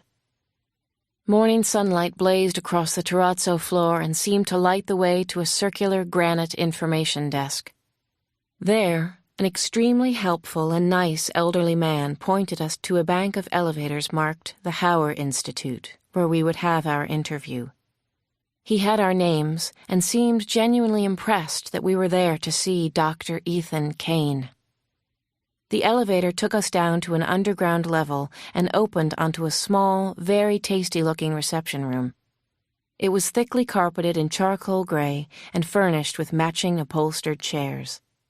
There was a coffee table covered with crisp copies of daily newspapers, foreign and domestic, and magazines. Coffee brewed on a nearby mahogany sideboard. Vivaldi's Four Seasons played from hidden speakers. Perfect. Too perfect. But the metallic smell of disinfectant broke the spell for me. We were still in a hospital, no doubt about it. "You ever read Coma by Robin Cook?" Kit asked me. Gruesome stuff. "Stop it," I said, but at least he'd made me smile. "Listen, Kit. I know your FBI buddies set this meeting up, but why do you think the people here are willing to talk to us?" Kit allowed himself a slight smile. "Because if they refused, then we'd get really suspicious." "Too late. I'm already there." Kit presented his creds and a letter of introduction to the blue suit seated behind a small mahogany desk. The officious young man made a phone call to a Ms. Annalise Miller. "Annalise will be right out," said the receptionist, and it was as good as done. Ms. Miller was a thin, prim woman in her late 20s. Her dark hair was tightly pulled back in a long ponytail. She was wearing a taupe pantsuit that looked très chic and businesslike at the same time. Her smile was vivid, but, in my opinion, feigned, as if her light green eyes had failed to convey the message her mouth was sending. She enthusiastically extended her slender hand. "I've never met someone from the FBI before," she said. I glanced over at Kit. Yeah, sure, like this was such a big treat for her. We were led to a different elevator bank. The elevator that responded to our call was vast, with doors on both sides. It had a composition rubber floor and brushed metal walls. The car dropped like a shot to a floor that I suspected was at least 20 or 30 feet underground. 44 feet, said Annalise. I believed she could read minds. The elevator door opened onto a blue and gray, rubber-tiled corridor where medical personnel in blue scrubs and white nurses' uniforms walked quickly in both directions. This is the research area at Liberty. The Hauer Institute is dedicated to carrying on the work of the famous team of Clara and Harold Hauer, Ms. Miller told us. They were killed in a tragic car accident outside Boston, as you probably know. I did know about the Hauers. Sad, I said. We paused in front of a glass-fronted room filled with floor-to-ceiling metal racks. Each held hundreds of cages resembling plastic shoeboxes. The cages were alive with dark, rounded shapes. They were lab mice. My hackles were hackling again. Our so-called fuzzy test tubes, the PR lady said brightly. We do a huge amount of animal testing here, as you can well imagine. Her words triggered a flood of bad memories, really bad ones. I remembered a similar room at the school, that horrific place where Max and the other kids had lived for most of their young lives. There had actually been a mouse room, like the one I was staring at now, and also a nursery of horribly deformed children who had been left to die. I would never forget the first time I saw Peter and Oz and Ick and Wendy. The children were cowering in cages and covered with excrement. I shook my head to banish the disturbing images. This wasn't the school, I reminded myself. The president came here for physicals. Our escort didn't see the pictures in my mind, of course. Maybe Annalise had some of her own. She led us briskly away from the fuzzy test tubes and down some corridors. We saw rooms filled with technicians sitting at computers. They were probably feeding DNA information into the center's database. We took the elevator down another level and stepped out. The third subterranean floor had laboratory after laboratory filled with shining, modern medical equipment and signs pointing to operating rooms 1 to 6. The Hauers were pioneers in the field of stem cell research, proclaimed Ms. Miller. As I'm sure you know, Dr. O'Neill, Stem cells are fresh, primary, unassigned cells harvested from fetuses or from bone marrow. When injected into the body, these cells have the ability to become whatever type of organ cells are required by the body. The cells seem to know where an injury has occurred, and they go to the site of the injury and repair it. "This is all terrific, really helpful," Kit said without a trace of cynicism. In fact, he was wearing his most winning smile. "Now," he said, "take us to your leader." "Dr. Ethan Kane is just around the bend," said Annalise. "As usual, he's operating today.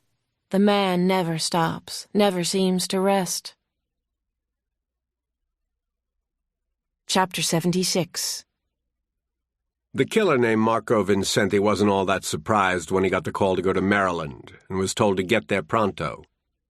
He had sensed earlier that these particular employers were reluctant to hire too many outsiders, even when they desperately needed a specialist of his caliber. Pun intended.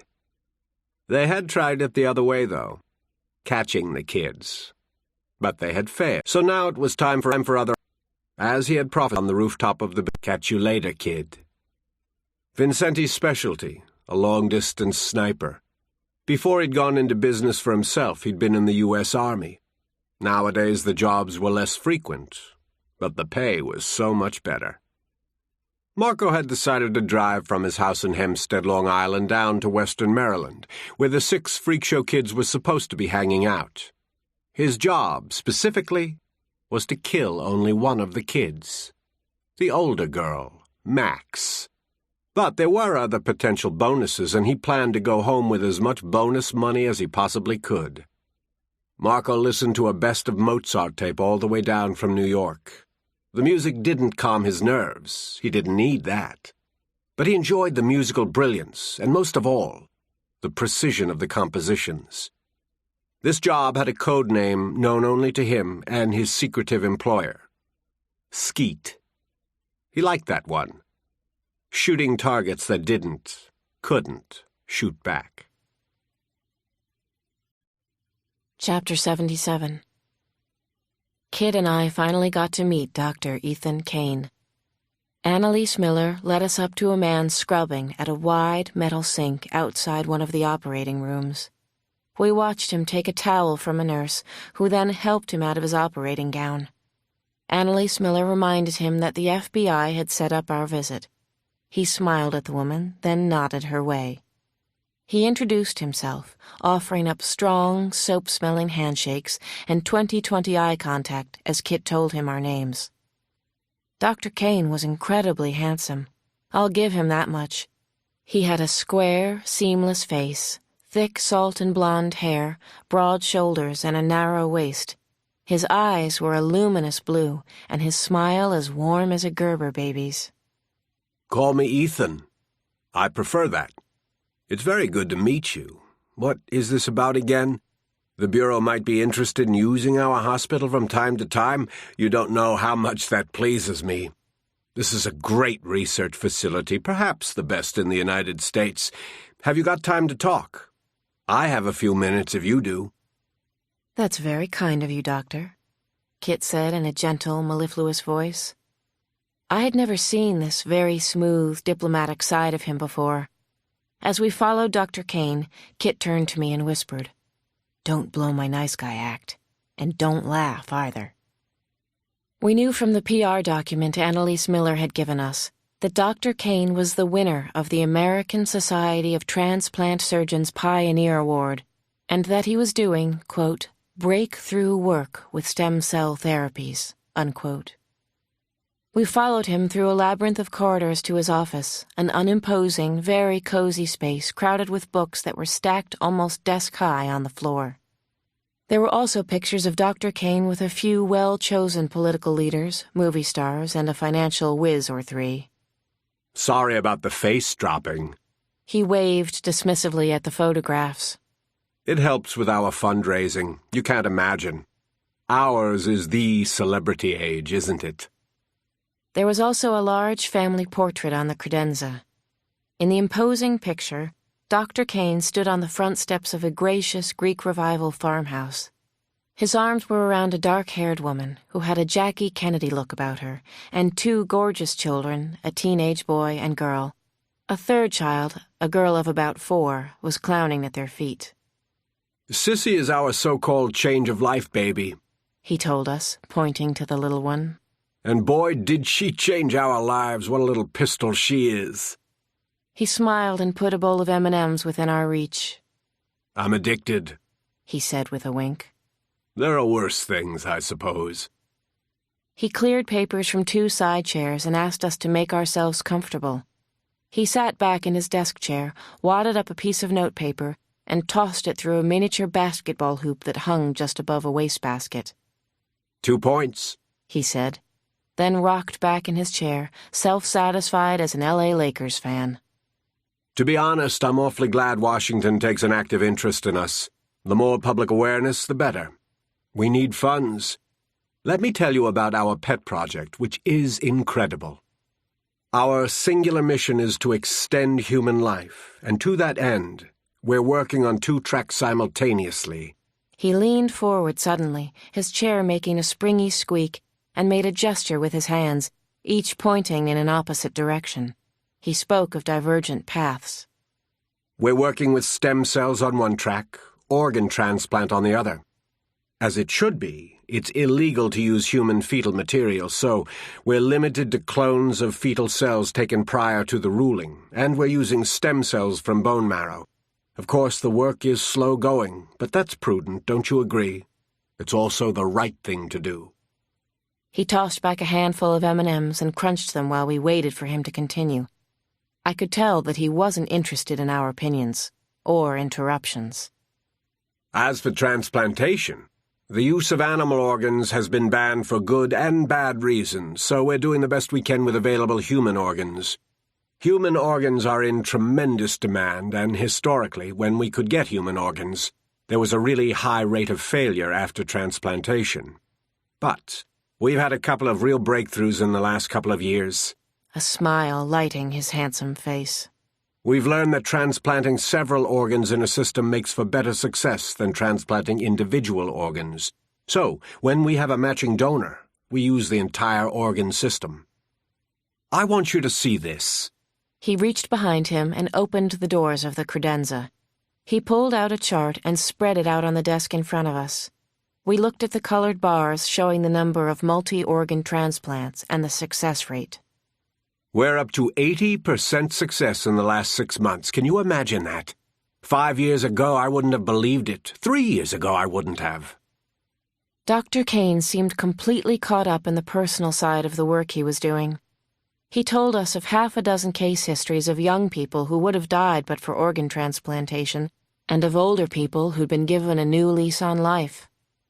I must admit, his confidence was bracing, his enthusiasm infectious. I can hardly sleep at night. I'm so excited by some of this work. We're closer than ever to being able to keep people alive for a long, long time. I have hopes that soon the 2 tracks will converge. When that happens, we'll have so many choices to either replace organs or use stem cell technology to repair tissue, or to use both methods simultaneously. I think we can bank on it, Franny and Kit. We're all going to live to benefit from these most incredible advances. Isn't that glorious? Imagine it in our lifetime. Now let me tell you about the rest of our hospital. I'll make it short, but very sweet. Kit and I were dazzled as we left the facility. It was the opposite of what we'd seen and felt at the terrible school in Colorado. The evidence was compelling that this was an exceptional medical complex. The Hauer Institute was advanced, famous for good works, well-run, possibly the best research center in America. Dr. Ethan Kane was clearly brilliant, and he had a great reputation. "I don't get it," said Kit. I did. My hackles were still up. Chapter 78. Dr. Ethan Kane smiled as FBI agent Brennan and Dr. O'Neill finally left his office. What incredible fools they were.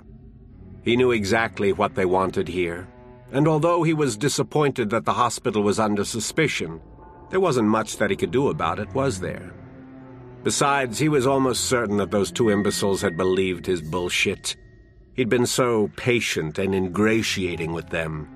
Just thinking about the smarmy interview made him ill. Ethan Kane left his office and boarded the private elevator down to the basement. He had an important meeting to go to.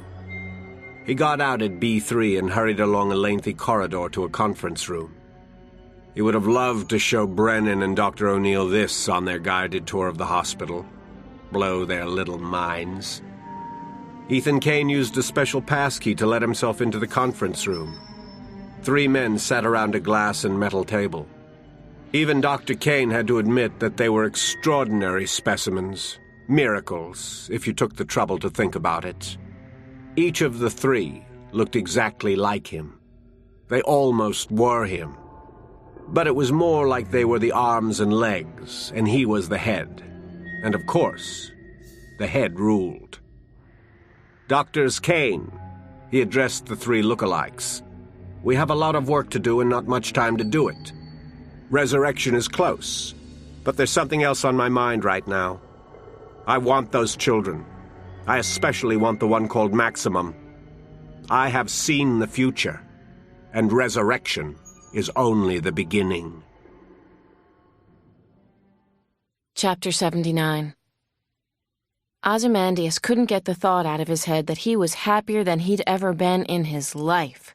By a lot. By miles and miles. By light years. Of course, he'd been mostly totally miserable before this. It was a weekday, and the woods were empty of human life, but filled with other familiar and reassuring sounds. Brooks rippled musically over mossy rocks, and the air was filled with birdsong and squirrel chatter. And best of all, he and Max were alone. The sweet, unbearably beautiful, golden-haired girl was right beside him as they soared over the woodland, literally skimming the treetops with the tips of their wings. As he glided on the soft, fresh-smelling air, Oz considered a profound thought. How angry he'd been his entire life. Sad, but true. And undeniable. He'd raged and fought against his keepers at the school in Colorado, and ever since he'd been returned to his so-called biological mother, he'd been furious at the world. But in the past few days, that hot red flame had almost completely gone out of him. Max was the whole reason. He wanted her to feel as tremendous as he did, and he thought he'd die if she didn't. He flashed her a conspiratorial look, then zoomed straight up into the air. Oz disappeared into the blue as if he were a fighter jet trying to escape from a sneak missile attack. Then he swooped down on Max, hugging her from behind. He kissed her on the nape of her neck as the two of them fell toward the earth. This was glorious. Everybody should try it at least once. When it was almost too late to come out of the dive, Max said, "Oz, let go, now!" He did, and they spread their beautiful wings wide, beating, beating, beating back against the air, stopping their fall in a move that would have brought a Cirque du Soleil crowd to its feet. "You," Max said, laughing, "could be dangerous. But you like it, right? Right? You're not terribly tired of me already, are you?" "No, Ozymandias. I love you to pieces. I've never felt like this before, and I don't want it to end. We're Romeo and Juliet." "Let's skip the suicide part if you don't mind." "I'm not the suicide type," Max grinned. She took long, rowing strokes of air and pulled herself skyward in a 90-degree trajectory. At the top of the climb, she folded her wings and swept down on Oz. She caressed his cheek with her fingers as she fell past him. God, did she love him. "Catch me, if you can," she called out. "That's not a problem. Consider yourself as good as caught." What a guy. The race was on. Max shot over a gorgeous copse of ash trees, then dropped below their canopy, exhibiting a serpentine flight path between the trunks. Definitely a 10 out of 10 on the judges' scorecards. Oz rushed right behind her, breathlessly beating his wings, which were a blur. They swooped past tree trunk after tree trunk, an incredible feat of daring and skill. Then Max landed. So did Oz. They were wrapped in each other's arms even before their feet touched ground. Their trembling lips met. Their excited breathing seemed the loudest sound in the forest. Oz raked back Max's golden hair with his fingers and gently held her head by the knot he made at the nape of her neck. He kissed her, and she sighed under him. Suddenly, he became very hard, and she laughed. "What a guy," she whispered. "And what a girl," said Oz. "What a woman you are, Max." "You really think so?" she whispered breathlessly. "I know it." Their bodies rose and fell under the dappled light cast by gently tossing branches of ash trees. They were completely lost in each other. They were one with everything in the woods. There was something about their complicated genetic makeup that made this beyond compare. After quite a long time, they finally broke apart, the sweat shining on their perfect bodies. Max was already thinking ahead to the next moments, when they would do it all over again. She didn't feel an ounce of guilt. She felt beautiful, pure. We were made for this. It's so right. She and Oz lay together quietly for several breathless moments, gathering strength. Then Oz felt Max's fingers begin a slow dance, tracing the proud eagle on his chest, lingering as they brushed across his flat belly. Oz took her hands, rolled over onto his stomach, and pinned her wings flat behind her. He looked deeply into her eyes. He lowered his face so that he could feel her sweet breath on his cheeks. "You mean everything in the universe to me, Max," he said. "It will always be this way." "Even if we have to live on pig nuts someday?" "Even if it comes to slugs."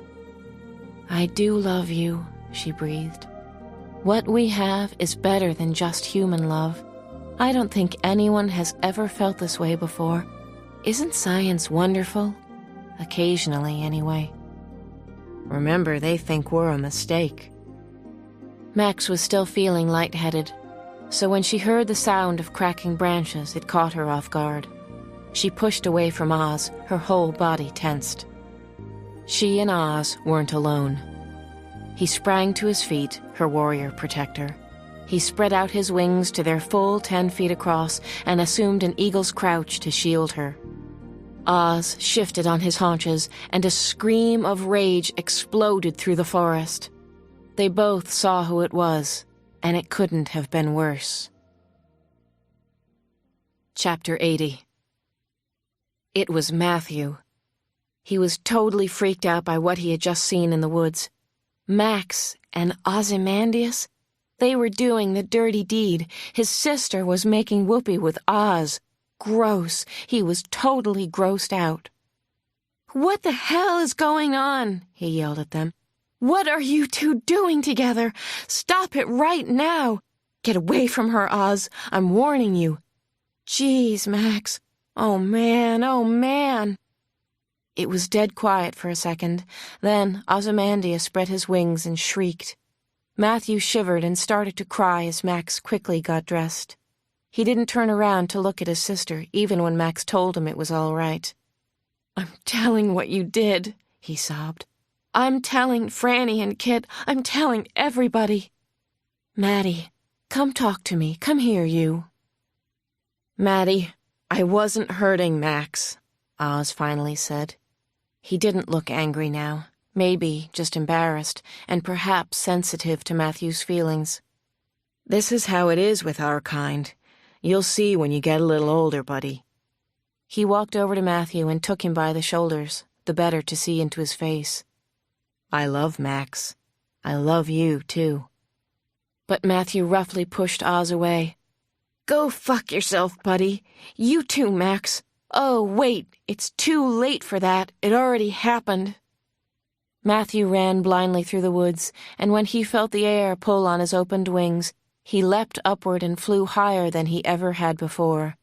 Then Matthew screamed like a banshee into the heavens. And Marco Vincenti had the little bird twerp right in his sights, in the crosshairs. All he had to do was pull, and down would come baby.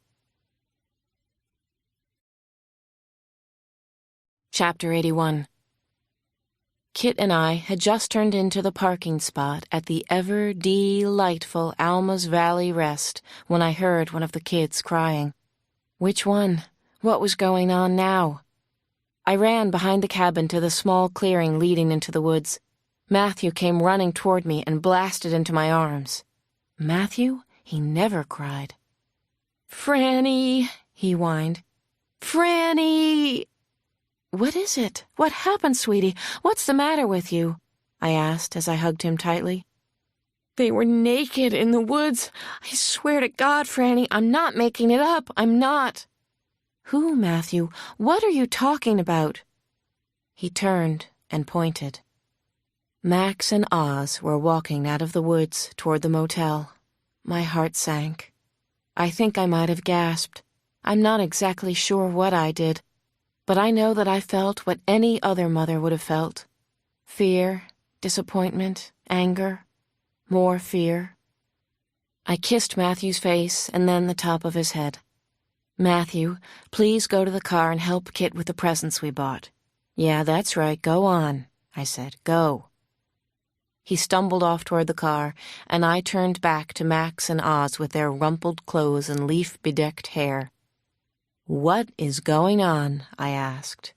"What happened in the woods? What is Matthew talking about?"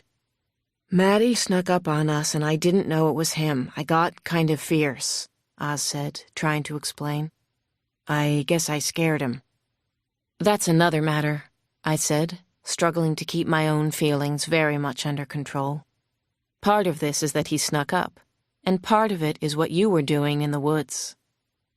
I let silence rule for a second as I tried to figure out my role here. There was a voice in my head that belonged to a snooty lawyer lady who'd once said, "You've never been a mother, have you, Dr. O'Neill?" The uncomfortable silence dragged on, and Max and Oz weren't helping one bit. Their faces glowed, but they also looked strangely calm. "Listen," Max said reasonably. "Please don't worry so much about us, Franny. We know exactly what we're doing. This is natural. It's good. It's the right thing." "Oh, Max, listen to yourself. What are you saying? How can you be so sure?" "Because it's second nature for us," Oz said, as if reading my thoughts. "It just is. Besides, we don't exactly need your permission, Franny." "Max, you are very young," I said, "and you too, Oz." "In human years, Franny. But we're more than human," Max said. "We're special, remember? And we're also in love. Deeply, passionately, wonderfully in love." She combed her hair with her fingers and tied it up into a loose knot. "Our bird genes make us mature for our age. In fact, I think we're probably about your age," she added, her eyes twinkling irresistibly. "You're old enough to mate, aren't you?" She had me there. Chapter 82.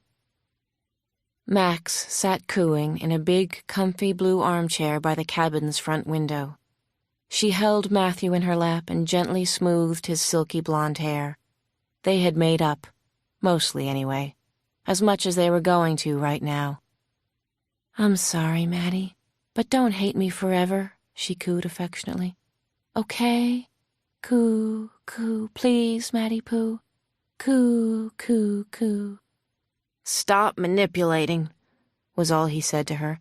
"Stop that stupid cooing." Kit and Franny had gone to gas up the car and pick up food for dinner. Hopefully they'd be going back to D.C. soon. Max couldn't wait to leave this ratty motel and be as far from there as possible. Apparently, the awful experiments weren't being conducted at Liberty General Hospital, but they were happening somewhere near there. She was sure of that. The hunters were near, too. She sensed them in the air. She just knew. "I will, too, hate you forever," Maddie said. "You probably scarred me for life, do you know that?" That's when Pip started barking his little fool butt off. Max parted the curtain and saw an SUV, a Dodge Durango, approaching the cabin. Her heart sank about 1.5 million miles, deep, deep, deeper into the abyss. The Dodge stopped, and 3 men climbed out and positioned themselves in front. The men were wearing ordinary clothes, jeans, khakis, dark shirts. They had guns, though, big, death-dealing weapons. "Oh, holy shit," Max groaned. "Matthew, go in the bedroom, right now." Matthew's eyes popped. "Are we gonna do it?" "Just go, right now, everybody in the bedroom." One of the men wore a black windbreaker over his shirt and a long-billed cap pulled down over his eyes. He was clean-cut and good-looking. He looked right at Max and spoke in a pleasant, sing-song voice. "Hey there, Maximum. I see you. My name is Ethan, and I need you to come outside with your friends. No one will be hurt if you do as I say. I know how valuable you are. Believe me, I know. I'm in awe of you children. I'm a fan." Max's senses prickled at the sound of his voice. She didn't know why, but she had the thought, he's a doctor. And he's a really bad person. The worst she'd ever met. Then she felt the little feathers on the back of her neck lift, and a chill coursed through her body. They were in terrible danger, and there was only one exit, the goddamn front door, right where they were standing with their guns. The bathroom window was so small that even Wendy wouldn't be able to squeeze through. Max shot to her feet and bolted the lock on the door. "Our parents will be back any minute," she called out. "I don't think so. Actually, they were spotted going to the market in Kit's car. That's how we found you this time. They're still at the market, Max. But a little earlier today they came to visit me at the hospital. Wonder how that happened, Do you know, Max?" He leveled his gun at the window. Then the son of a bitch fired. A warning shot. The plate glass window tinkled, splintered, and scattered all over the floor. By instinct, the children dropped down low. Oz screamed ferociously and puffed out his chest. Pip let out a furious round of barking, but it was all just fear. They were trapped, like lab rats, and the rat fuckers were right outside the front door. Chapter 83. "Come out right now, children. Max, the rest of you. This is your last chance. I'm a busy man. You have no idea what trouble you're causing me. Come out right now, or you all die." Oz, Max, Peter and Wendy, Icarus, Matthew. The 6 of them slowly filed out to the creaky wooden plank porch of the cabin. 6 kids. Very, very special ones. Priceless. "We're not going to hurt you, Max. Perish the thought. Not going to happen. Unless you run." She nodded. "No, we're way too valuable to you, right? We're big money to you. A lot of people want a piece of us. What else do you want, you jerk?" "Don't believe a word he says," Oz whispered at her side. "Look at his eyes. He's a total piece of shit. He's lying." "I know he's lying.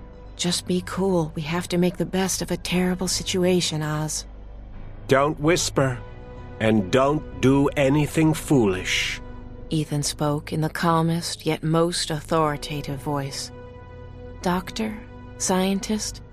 A very bad dude. George Clooney's evil twin, Max thought, and he wants us for some kind of collection, doesn't he? He's a collector, right? He's the one who runs the outlaw lab in Maryland. Has to be. He has the eyes of a stone-cold killer. "Oh, we won't do anything foolish," said Oz. "We aren't stupid." "No, you're anything but that," said Ethan. "You're all geniuses, I know that. I've seen your test scores." "Whatever I do, you do the opposite," Oz whispered again. "I love you, Max." Suddenly, Max couldn't breathe. "Oz, no." "I said no whispering, and I mean it. Come down off the porch, children, right now. That's an order. Do you hear me?" All right, Max spoke. We're doing exactly what you say, Dr. Creep Me Out. We won't do anything foolish, Oz repeated. You know, like trust you for a second. Go, Max, he screamed. Oz took off like a bolt of lightning to the left. Max and the others veered right. The woods on the right were closer. Oz was the one who would be exposed for the longest time, but he was the fastest, the strongest, the alpha male. Dr. Ethan Kane shook his head, cursed under his breath, then yelled, "Pull!" Suddenly, gunfire erupted from at least 2 guns, maybe more. Max and the others hadn't made it into the trees yet. Max and the young ones were exposed. So Oz made a decision and shot right over the gunmen's heads. He thought he saw goddamn Ethan smile. Then the doctor pointed to the south. What? Oz looked that way. Oh, shit. A rifleman in camouflage was perched on a hillside. He was perfectly still. His rifle had a long, black scope. The barrel was aimed directly at his eyes. Pull. Chapter 84. He couldn't miss. He just had to decide which of the children to take out.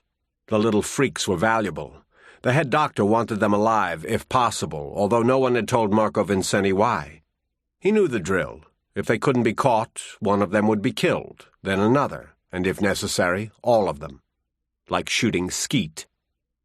Marco Vincenti played a little mind game with himself to make the slaughter easier. He thought of them as disgusting, godless freaks of nature. Yeah, that helped a lot. And it was true, wasn't it? Though in truth they were stunningly beautiful. As striking as a Michelangelo sculpture. And the littlest ones were drop-dead cute. No. Freaks. Mutants. Mistakes. Monstrosities. Just take 'em out. Do the world a favor. He sighted on the girl, Maximum. He'd heard she was worth tens of millions, and wondered who the hell would buy her. Europeans? The Japanese? Ragheads? What the hell would they do with her? Take her apart and put her back together again? Why did Kane really want her? It was more than just the money, wasn't it? He moved his scope to the little ones, the smallest targets, Wendy and Peter. Named after what? Characters in Peter Pan? He thought he could easily do a 1-2. Max and her brother Matthew. Or Max and Oz. Obviously they were the leaders of the flock. That would probably produce the most disharmony and chaos and get the others to give up. He watched them talk to Dr. Kane on the porch, and then the 6 of them exploded into the air.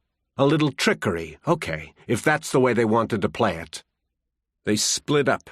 Beautiful timing, perfect. He admired that. Then, bingo. The target was so obvious to Marco that it was a done deal. The powerful-looking male was coming right at him. Had he spotted Marco and his rifle? Probably had. The kid's eyesight was supposed to be extraordinary, something else. Freaks of nature, right? Come and get it, bird boy. Though, Jesus God, this kid was flying right at him, looming incredibly large in his rifle sight, coming on like a guided missile. So dead on it wasn't even funny. Dead on the wing. Marco's body was frozen still. So still he could feel his own heartbeat, the pulse, throbbing in his throat. The aiming port of the rifle was floating on the bridge of the male's nose. No, make that the right eye. Make it the center of the eyeball. His finger gently squeezed. The shot cracked loudly, and the noise seemed almost to follow the bullet's flight. Smoke rose gently above the rifle barrel. Then something went terribly wrong. So wrong. Something in Marco's peripheral vision was coming fast, from his left. How could that be? Oh, Jesus. No. Oh, fuck. He'd made a mistake. Bad one. One of the little freaks, the boy Peter, was coming at him. He was barreling in from the side, a little bullet himself, a second guided missile. No time to get out of the way, or even blink. The boy hit Marco Vincenti at full speed with an outstretched arm. He clotheslined the sniper. Something, a rock, was in his small hand. Snap. Broke Marco's neck, just like that. He was dead before he even hit the ground. 0 ability to fly. Chapter 85. Max screamed, "No! No! No!" She watched, horror-struck, as Oz crashed through the trees, dropping toward the ground like a heavy rock in free fall. There was only one thing for her to do. She had no other choice in the universe. She had to go to him, now, no matter what the risk to herself. Go, now. Her world narrowed to exclude everything but Ozymandias. She saw his dark form sprawled on the ground below her, his strong limbs splayed at crooked, impossible angles, his wings obscenely twisted under him from the steep fall. And yet his face seemed untouched, unhurt. Was it possible that he had survived? It had to be. "Oh, Ozymandias, I love you." Her heart hammered almost to bursting as she dropped to the woodland floor. She ran and threw herself beside Oz. She waved her fingers in front of his unblinking eyes. She muttered his name over and over. Max pushed a branch away from his chest and placed her face against his rib cage. She heard no heartbeat, felt no rise and fall of his chest. "Oh, Oz, why?" "It's me. It's Max. Talk to me, Oz. Talk to me, damn you." She pinched his nose and cleared his air passage. She breathed into his mouth, her hair spilling softly around his face. She put pressure on his chest. She kept breathing air into him, mouth to mouth, again and again. She listened to his chest again. Still, no sound. So weird, so awful. Impossible. This couldn't have happened. "Oz, please breathe," she whispered, holding back tears with all of her strength. "Remember what you said? Remember, Oz? We're together forever." Max ripped open Oz's shirt, the buttons spinning into the dirt and pine needles. That's when she saw the awful, ragged, absolutely obscene wound. It was an oozing hole, 2 fingers wide. "No!" The wound went through the heart of the eagle tattooed on Oz's chest, right where Max had been inscribed. Oz can't be gone. This can't be happening. He'd been so alive just seconds ago, so strong, so beautiful. She could almost see him flying, his wings beating like an engine. She could still hear him calling out to her. "No, no, no, I won't accept this," she screamed, covering him with her body and wings. Peter and Matthew had gathered around Max, their pitiful cries blending into undulating howls. The entire universe was a single howl now. "Talk to me, Oz. Talk to me, please. I know you can hear me, Oz," she whispered. "At least say goodbye. At least that.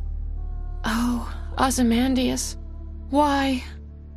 She never saw the shadows of the men, but she felt the heavy, big bird nets fall on top of her. Just as she thought, they wanted her alive if possible. What a joke. Didn't they realize she was dead, inside, where it mattered? Max's mind separated from her body. As if from a great distance, she felt someone lift her roughly and toss her over his shoulder. She writhed and struggled fiercely, screaming at the top of her voice, "Put me down! I'll kill you! I swear I'll kill you!" "I warned you," said Ethan Kane. "and now look what's happened. He was worth millions." An old image flickered into her mind. So strange. She'd seen a neighbor's tabby cat take a sparrow down from a feeder. The cat had trotted across the yard with a bird in its teeth, and the bird was still, but alive. Max felt like that now. Still fighting them with all her might, she began to keen. She and Ozymandias were supposed to be forever. We were made for each other. This couldn't be the end. It just couldn't happen, could it? Could it?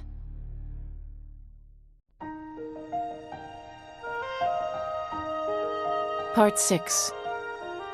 A Brand New Day. Chapter 86. Clouds hung heavily over the small, private airfield to the south of the hospital. The tarmac was empty, except for a small flock of mourning doves pecking for bugs on the heat-retentive runway. Dr. Ethan Kane shot the right cuff of his black Burberry windbreaker and looked impatiently at his Breitling watch. It was 3:07 in the afternoon. The plane was 37 minutes late. Everything was ready. Damn it. Where were they? He hated inefficiency. His precious time and energy was being wasted. It wasn't acceptable. Ethan Kane wasn't alone at the airfield either. 6 members of his medical team had been pulled from their important jobs, still wearing their scrubs, and they impatiently waited for the flight to arrive. Kane clamped down on his rage at this criminal waste of time. It was inexcusable. Someone would pay. He had pressing business at the hospital, but leading this welcoming committee was also critically important. Within hours, the resources of the Hauer Institute would be stretched as never before. It was going to be a trial just to process the incoming shipment. Dr. Kane was mentally running through a plan to warehouse the overage when he was distracted by the low drone of an incoming aircraft. "It's about goddamn time," he snapped. "Do you realize who you've kept waiting, you imbeciles?" The sound grew louder. Then an Embraer ERJ-135 dropped from the cloud cover. Its gorgeous, streamlined shape seemed to magically materialize above the long, flat runway. The landing was as slick as a cat's whisker. There was a discreet squeal of brakes, the rush of air against the flaps, and then the pristine white airplane rolled to a stop less than 100 feet from the hangar. Men in blue jumpsuits ran out from the maintenance shed and sprinted toward the plane. A staircase was wheeled up to the cabin door, and Dr. Kane's mood lifted. Live from New York, his wonderful new shipment had finally arrived. He watched intently as the passengers stepped one by one from the aircraft. 30 young men, between the ages of 17 and 23, each optimistic and brave, each disease-free. They filed down the staircase and onto the tarmac, looking like a professional sports team. Dr. Kane smiled as his eyes caressed the young faces. They looked perfect, and only perfection would do. He knew the specimens better than they knew themselves. He knew their blood types and hematocrits. He knew their heights and weights and bone lengths. He knew their ethnic and racial origins, their allergies and genetic predispositions. He also knew their names, but not their faces, and he tried to guess which was Charles, Tyrell, Bandy, and Sean. Who was the prince in the tight black T-shirt? Was the massive young black in cords and green sweater Tyrell? But it didn't really matter who was who, did it? Only the parts mattered, not the whole. They would all be shucked soon. Then his real work could begin. Resurrection. The time was here. Finally. One of the most important moments in world history, and it was coming none too soon for the welfare of their pitiful civilization. These 30 fine specimens were key to the special day that was so close now. These 30, and most of all, the 30 beneficiaries. Dr. Kane walked briskly toward the group with outstretched arms. "Welcome," he said, calling the group to attention. "Welcome, welcome. What a great pleasure to see you in the flesh. I can't tell you how happy this makes me. I'm Dr. Ethan Kane, director of the Hauer Institute. My senior medical staff joins me in welcoming all of you to Maryland and to Liberty General Hospital. Think of it. You've been chosen to take an extraordinary journey with us. You'll be making medical history, making some very good money as well, and this will be the best experience you've ever had. I guarantee it. Young men, today is your lucky day. You are essential to the future of America and the rest of the world, for that matter." Resurrection was right on schedule. The donors were marched inside. The beneficiaries would all be there by nightfall. Chapter 87. I wanted to be strong, but I was getting pretty close to losing it, something I almost never did until lately. Well, until that night when I first met Max in the Colorado woods anyway. Oh, God. Poor sweet Oz was already dead. What had we gotten into? Who else might die before this was over? How could we stop the madness? How could we turn it off? I was in the front seat of Kit's car, speeding along Route 194 toward the hospital. A gathering storm was blowing in from the north. I shivered as seamless thunderheads dimmed the late afternoon sun.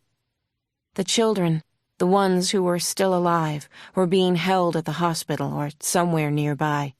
Kit and I knew that much, just enough to scare us half to death, to give us the willies.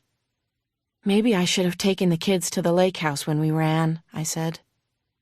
Don't beat yourself up, Franny. They would have found the kids no matter where you went.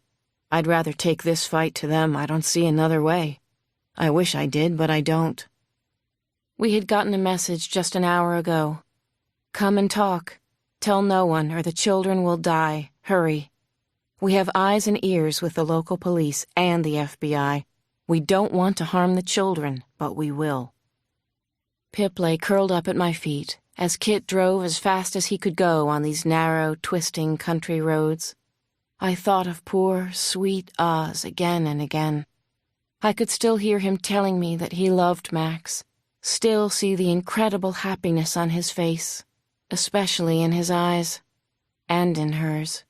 It was unthinkably cruel that he should die so young.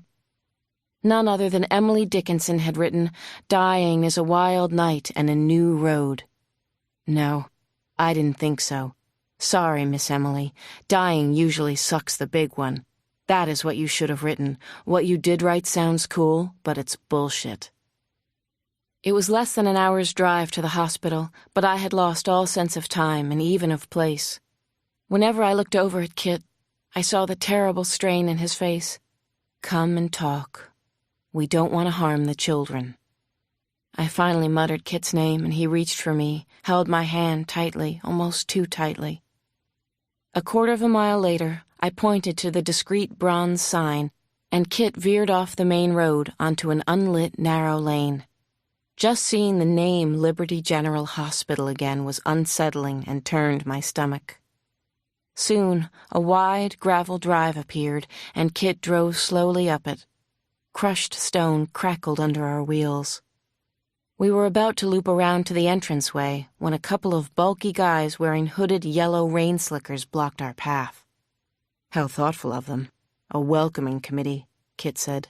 Should we feel honored? Sure. I'll bet the goon squad is here just for us. You haven't told anyone, Kit? Not even a few close friends at the bureau? I asked. He didn't speak, didn't answer my question. Had he told someone in the FBI? Was that his plan? One of the men in yellow pointed toward a service ramp, and we headed there in the misty gloom. The ramp terminated at the base of a concrete loading dock. God, this was eerie. I almost couldn't stand it. Kit braked to a stop, but left the car engine running. This is it. End of the line, one of the yellow slickers said. How droll of him. Rubbing it in. He opened Kit's door. The other bastard opened mine.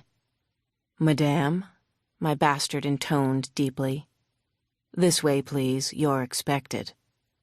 From that point on, everything got a little fuzzy. Well, actually, a lot fuzzy. I remember Pip lifting his leg against the wall. Good boy, I whispered. I remember being ordered to place my hands on the platform of the loading dock as the cold rain soaked right through my clothes. I remember being felt up, top and bottom, wanting to punch somebody in the face but holding back. I remember the sharp stab of a needle in my right bicep. I remember the blur of faces as I swung my head around and saw the mirthless looks of our slickered captors. I don't remember anything after that, until I woke up in a cage.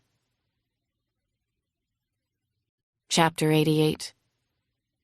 Ozymandias came up close, so wonderfully close, and kissed Max on the mouth. His taste was always so clean and sweet and good. Then he whispered, Goodbye for now, my darling girl. No, no, Max started to scream. Please come back, Oz. Don't leave me again, Ozymandias. She burst out of the drugged sleep as if she were being pulled up from the depths of the ocean. She resisted consciousness, thinking instead of Oz, holding on to him. Pictures floated before her eyes. She heard his laughter. She imagined flying with him, soaring above the clouds, caressing him. But that is all such fake bullshit. Ozymandias is dead. This is no fairy tale with happy endings. This is the world, as humans see it, as they wish it to be. So sad, such a waste of potential, such a shame. Max snapped open her eyes and took stock of her awful, hateful surroundings. She was in a stuffy, foul-smelling, darkened, windowless room at the hospital. Prison. Worse than prison. Hell. No, this was worse than the fantasies man called hell. There was a stainless steel sink and some cabinets across from her, and a big, white-faced clock. It read 4:36, but she honestly didn't know if it was morning or afternoon, or even what day it was. She was in a horrible, locked cage. She gauged the dimensions precisely. 5 feet long, 3 feet high, 2 feet deep. Just about right if you were a medium-sized dog. There were other cages against the adjacent walls. She could make out 2 dispirited chimps, 3 beagles, a shelf of caged rabbits and white rats.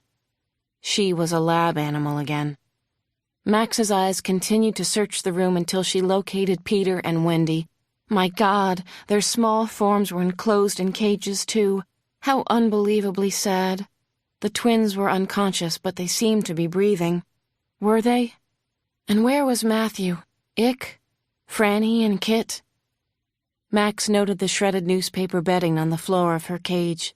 She'd also been given 2 chocolate peanut power bars and a bottle of water. Thanks for nothing. She wasn't hungry or thirsty. She wanted to die. She couldn't stand captivity, not after being free. The paper gown crackled as she shifted, seeking a position that didn't hurt, but that was impossible, wasn't it? She hurt everywhere. The lab door opened, jolting her. Someone entered the semi-darkness and closed the door. It was frickin' Kane, the man she despised, the leader of the Inhumans. She had been hearing about him since her days at the school, and now here he was, the monster of monsters. "Hello, Max," he said, walking up to her cage. "I've got your latest test results back. Your intelligence is off the chart. That's fabulous. We can't even measure your IQ. Why aren't we just full of surprises?" Why, aren't we just full of shit? She barked at him. Now, you really knock my socks off. You're even funny. Yeah, you're a scream, too. They ought to get you to host Saturday Night Live. Are you letting us go? Of course you're not. Well, no, I'm not. But I just wanted to tell you that you are one smart kid. It's too bad your internal systems are so, how shall I put this, unusual. But I do have a surprise for you. Max frickin' hated surprises. They were always, always bad. She closed her eyes, looked away. Come on, Max. Give me a nice smile. You're going to like this. She finally opened her eyes and turned them on her mortal enemy. What is it? Look, said Ethan Kane. He turned up the lights to reveal the rear of the room. Your friends are here. Franny, Kit, everybody. Except Ozymandias, of course. Kane smiled again. What a scream he was. What a joker. If she possibly could, if she ever got the chance, she would break his neck. Break his neck. Chapter 89. Resurrection was beginning, and nothing would ever be the same again, and that was mostly because the fools of the world just couldn't see it coming. Science was about to change the ethics governing life and death. It would change the way the human race perceived life in virtually every country around the globe.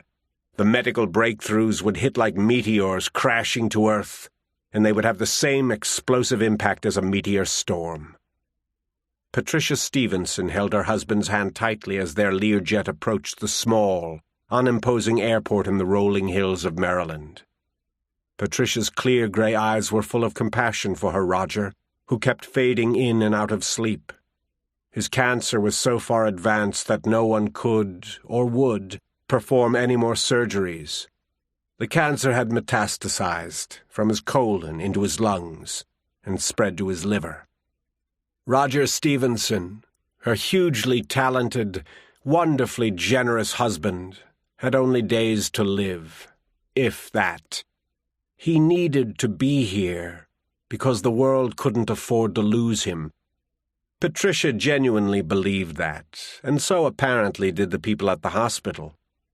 When the captain announced that they would be landing momentarily, the 80-year-old woman reached over and tightened her husband's seatbelt. She kissed him on the cheek, then adjusted the jade-green leather seat so that he would be in an upright position. She smoothed his baby-blue cashmere lap throw. At this touch, his eyes opened and he seemed a little disoriented. "Patty, is that you?" "Yes, darling, I'm right here. I'll always be right here. We made it, Roger. We actually made it." She and Roger were both wearing the best clothing money could buy. Cashmere and Harris tweed and $3,000 handmade shoes. The jet had cost $7 million, and it was their own, as were the houses in Dallas, Palm Beach, and Bermuda. It had repeatedly been said that money couldn't buy happiness, but whoever said it was wrong. Money might not always bring happiness, but it certainly could. Patricia stroked the mottled skin on Roger's hands and gazed fondly at his face. She knew every line and wrinkle, the part in his hair, the way his fingers quivered now, all of his appetites and aversions and stories oft told. Patty had known Roger nearly her whole life. They had been lovers since their early 20s, and married for 57 years. Patty Jo Clark Stevenson, originally from Lake Forest, Illinois, candy heiress, Vassar graduate, director of the Dallas Symphony Foundation, philanthropist, mother of 5, grandmother of 14, felt the tug on her stomach as the airplane began its descent. She glanced briefly at the runway below before closing her eyes. She prayed to God that this was the right thing to do, that this was his will. Of course it was. Roger was so important, not just to her but to the whole world. A brilliant engineer by training, he had gone on to found not one but 2 Fortune 500 companies. He'd been the president for one term, then a close advisor to 2 other presidents. Of course he had to live, he of all people. The landing was soft, the Learjet kissing the tarmac and swiftly rolling to a halt. The overly polite young captain came back to the passenger compartment and made certain that the Stevensons were all right. Then he personally escorted them off the plane. As they walked very slowly down the steps, Patty saw the one man she trusted. Dr. Ethan Kane was standing at the foot of the staircase. He had a wheelchair for Roger. He smiled brilliantly, and she lifted her hand in greeting. "Look, Roger, it's Ethan. Oh, God, everything is going to be all right now." Stretched out on the airfield directly behind Dr. Kane were several other private planes, 23 in all. 2 more were just now landing. Yet another was waiting to land. Everyone scheduled for resurrection was here. The chosen ones. Chapter 90. They were in their 50s, 60s, 70s, and a few in their 80s. All leaders of industry, science, and government from around the world.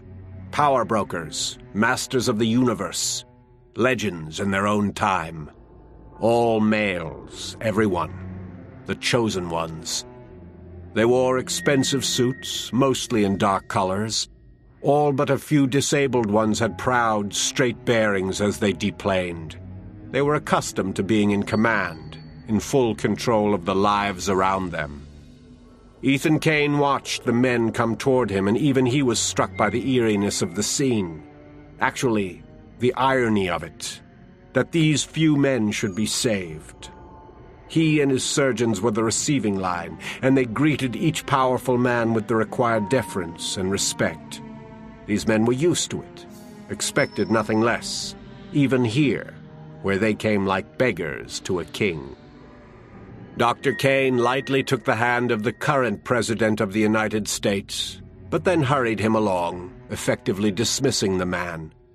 Behind the President was someone much more important, more powerful, infinitely more worthy of salvation, the most preeminent scientist from Germany, a genius who was almost on the level with Kane himself. And behind him, someone more important still, from mainland China. Ethan Kane found it easy to make small talk with each one, and especially to smile at the 30 men. They had been chosen, and so had he. They were the last, best hope of the world. Chapter 91. A loud groan, or possibly a snore, woke me from the deepest and probably creepiest sleep of my life. It took me a few seconds to realize that I was the one making the god-awful noise. The good news? I was still alive. I was visually and orally disoriented, hardly knew which way to look. Where was I? Then I heard Kit calling softly. He was alive, too. We both were. At the hospital. But why, I wondered. Were we to be used as bargaining leverage? Was that it? It had to be. Kit and I were alive because we might be needed to influence the children in the next few hours. What part were they supposed to play in what was going on? What Max called resurrection. Why were they so important? The question was driving me crazy. Kit, I mumbled. That really you, or am I dreaming again? Franny, he said. Francis Jane, it's me. In the flesh, such as it is. Misery sure loves company. I turned onto my side, and I felt as if I were rolling underwater. Oh, God. I saw Max first and lazily waggled my fingers at her. Then I turned back to Kit, who was in a cage cater-corner to mine. Where are we? I asked. Liberty Hospital, he whispered. We couldn't get a private room. Right. In steel cages used for lab animals, waiting for resurrection, whatever that was. And I was also coming out of a morphine stupor. You okay? Kit asked me. Within reason? I don't know, I said languidly. My head feels like it weighs 100 pounds. You? Nothing I couldn't remedy with one clear shot at Dr. Ethan Kane. Something's going on out there. That's why they're not paying attention to us for the moment. Max called out to us from across the room. She was in a rage. I have to get out of here. I'm going to break Dr. Kane's neck. That's a promise I made to Ozymandias. Calm down, Max, I called to her. Then I rattled my bars for the hell of it. We were in Kennel Pal cages, a brand I used myself, and I was quite familiar with this type of enclosure. To open it, you had to pinch 2 spring-loaded prongs together to cause a bolt to slide out of its sleeve. There was a heavy metal plate behind the latch, so it was impossible to squeeze the prongs from inside the cage. No one could do it. Thus, the guards outside rather than in here with us. We were trapped.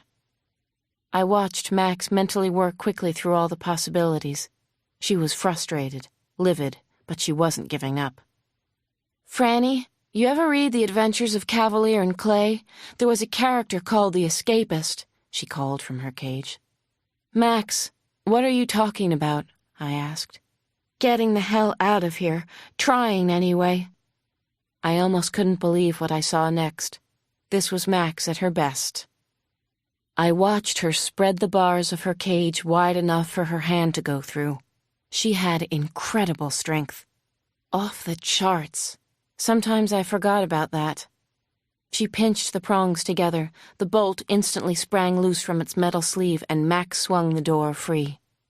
I'm a strong girl, and my IQ is off the charts, she said, with a note of defiance that made my heart sing. There were footsteps out in the hall, and it sounded as though people were coming our way, in a hurry. "Let me take care of this," said Max. "It'll be a pleasure." She started toward the steel-framed door. "Max, come back here," I yelled. "Don't go out there." "Don't worry about me," Max said. Then she yanked open the door and disappeared outside. There were 3 shots, and my heart sank. Max screamed, then nothing. Not a sound for several seconds. The door to the outside finally flew open. Several doctors rushed into the room where we were being held. "What happened to Max?" I screamed. "Where is she? Where is Max? Is she hurt?" In answer, one of the doctors jabbed a needle into my arm. I saw another doctor stick Kit with a needle in his thigh, and then the lights went out again, but not before I whispered or cried, "Max, dear Max." Chapter 92. Kit woke up with an unbearable pressure at the back of his head.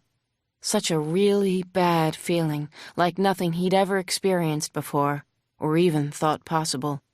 An old Doors song, The End, was playing over and over in his head. He'd also been moved to another room in the hospital.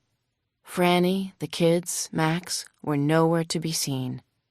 Unreality was taking over. Very slowly, tentatively, he tried to look around. He needed to orient himself. He could almost hear his eyes move from side to side. It took a few seconds for Kit to realize that he was lashed to a wheelchair and that all he could move was his head. Still, he could see the entire room from this position. More than he wanted to see. There were corpses all around. Young, naked, very dead. Recently dead.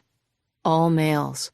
Lying on gurneys parked casually at odd angles, as if nobody cared, and obviously they didn't. "These are murder victims," he thought. "This is a slaughterhouse. I'm in a slaughterhouse." The bodies had been precisely and thoroughly carved up. Why? And why all male victims? What in the name of God was resurrection? Who was supposed to rise from the dead? Not these poor devils on the gurneys. "Jesus God Almighty," Kit finally whispered. "Help us." The horrors just wouldn't stop coming, and he had a terrible feeling that he was next on the chopping block. Unreality had taken over. Chapter 93. God, it is so damn cold in here, Kit was thinking. What is this place? A meat freezer? A hospital morgue? What? Let it be some kind of high-tech medical morgue. Let the bodies be cadavers for legitimate research. But the bodies were all too uniformly young, in their teens and early 20s, just kids, really. Am I next to be disemboweled? Kit's fear for the kids and Franny finally overcame his own terror. Horrific guilt swamped him, but he couldn't even afford the luxury of despair. He had to get out of there, but what a total crock that was. How could he get away? But how could he not try? He had to find out what had happened to Max. Had she been murdered? And Franny? Where were they?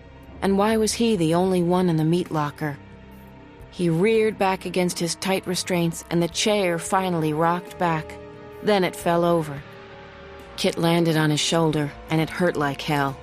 Neat move, Swifty. You're so sharp sometimes. Just then, the door to the room creaked open.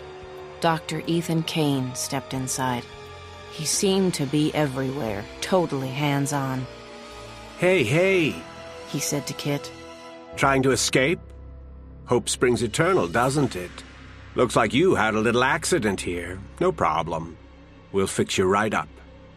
Then he kicked Kit hard in the ribs. Jesus, that hurt. That really, really hurt. Who is this guy? Mangala? Kit wouldn't give up. Wanted to, but he wouldn't surrender. It wasn't his nature. Dr. Kane, now that I'm awake, let's talk. The kids will be missed. I'm going to be missed eventually. Not as much as you'd think. I've taken care of all that. I'm sorry I can't stop and chat. Kane said. I'm sure you have all sorts of fascinating questions and insights, but we're overbooked at the inn right now. Listen to me, Kit raged. He just couldn't move, not an inch. And Ethan Kane was walking away, not listening at all. Kit felt completely helpless, a bug caught in a spiderweb. No way was Kane going to let them survive. He watched the doctor walk to a wall of cabinets over a sink and remove a syringe and a small bottle. What was Dr. Death doing now?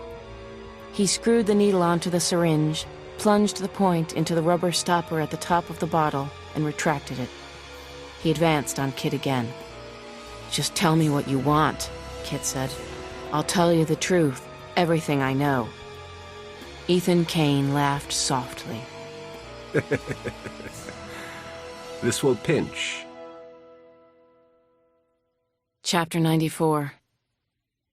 Everything was so unbelievably confusing, so chaotic, so hopeless. I came out of my drugged stupor in Ethan Kane's office.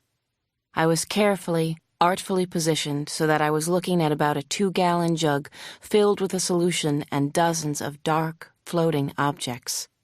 I tried to focus my eyes. What are those reddish gobs? Then I knew what the floating shapes were. Fetal hearts. The hearts of unborn children. I whispered, my God, why have you forsaken me? Why now?" It got worse. I was bound to a wheelchair, and Dr. Kane was working at his desk, calm as could be. "I want to talk to you about the children," he said, without looking up from whatever he was writing. "You can be of some help. I need to know everything I can about the work that was done on them at the school. I know you examined the children thoroughly." "Where are the kids?" I asked, as soon as I could manage a few words.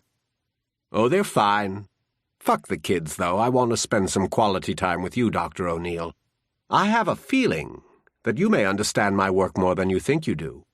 You were there at the school, and you certainly have useful information about the bird children, don't you? You're a veterinarian. I'm not. You can help me with my work if you so choose." "I wouldn't choose to help you if you were choking on a chicken bone," I spat out. Kane's face turned cold. "Good one, for a trailer park cretin like yourself. Now listen to me closely, Franny. Don't say another word or I'll cut out your tongue. Don't you understand the value of improving and extending human life? You must. Last month we resurrected a mathematical genius from London. The world desperately needs this man's brilliance. One can only imagine what his mind will produce in the coming decades. Do you comprehend what I'm saying? Maybe a little? Can you get past your own pitifully outmoded system of ethics? You may speak now, Franny. You did tests on Maximum. Tell me exactly what you found, strengths and weaknesses." "Absolutely not," I shouted at him. "What's going on here? What is resurrection?" Kane rose from behind his desk. What is resurrection? Where to start? Okay, I'll let you in on a little secret. Our secret. I'm one of the first beneficiaries. New organs, and in my case, a new body and head. I felt as if the earth had come to a stop as I tried to absorb what I'd just heard.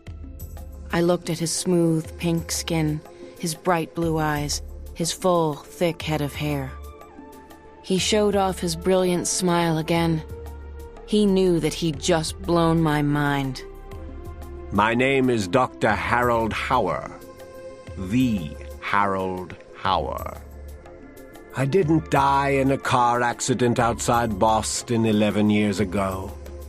I've been resurrected. I look pretty damn good for 94, don't you think? Chapter 95. Dr. Harold Hauer was alive, and he looked as though he were in his mid-40s.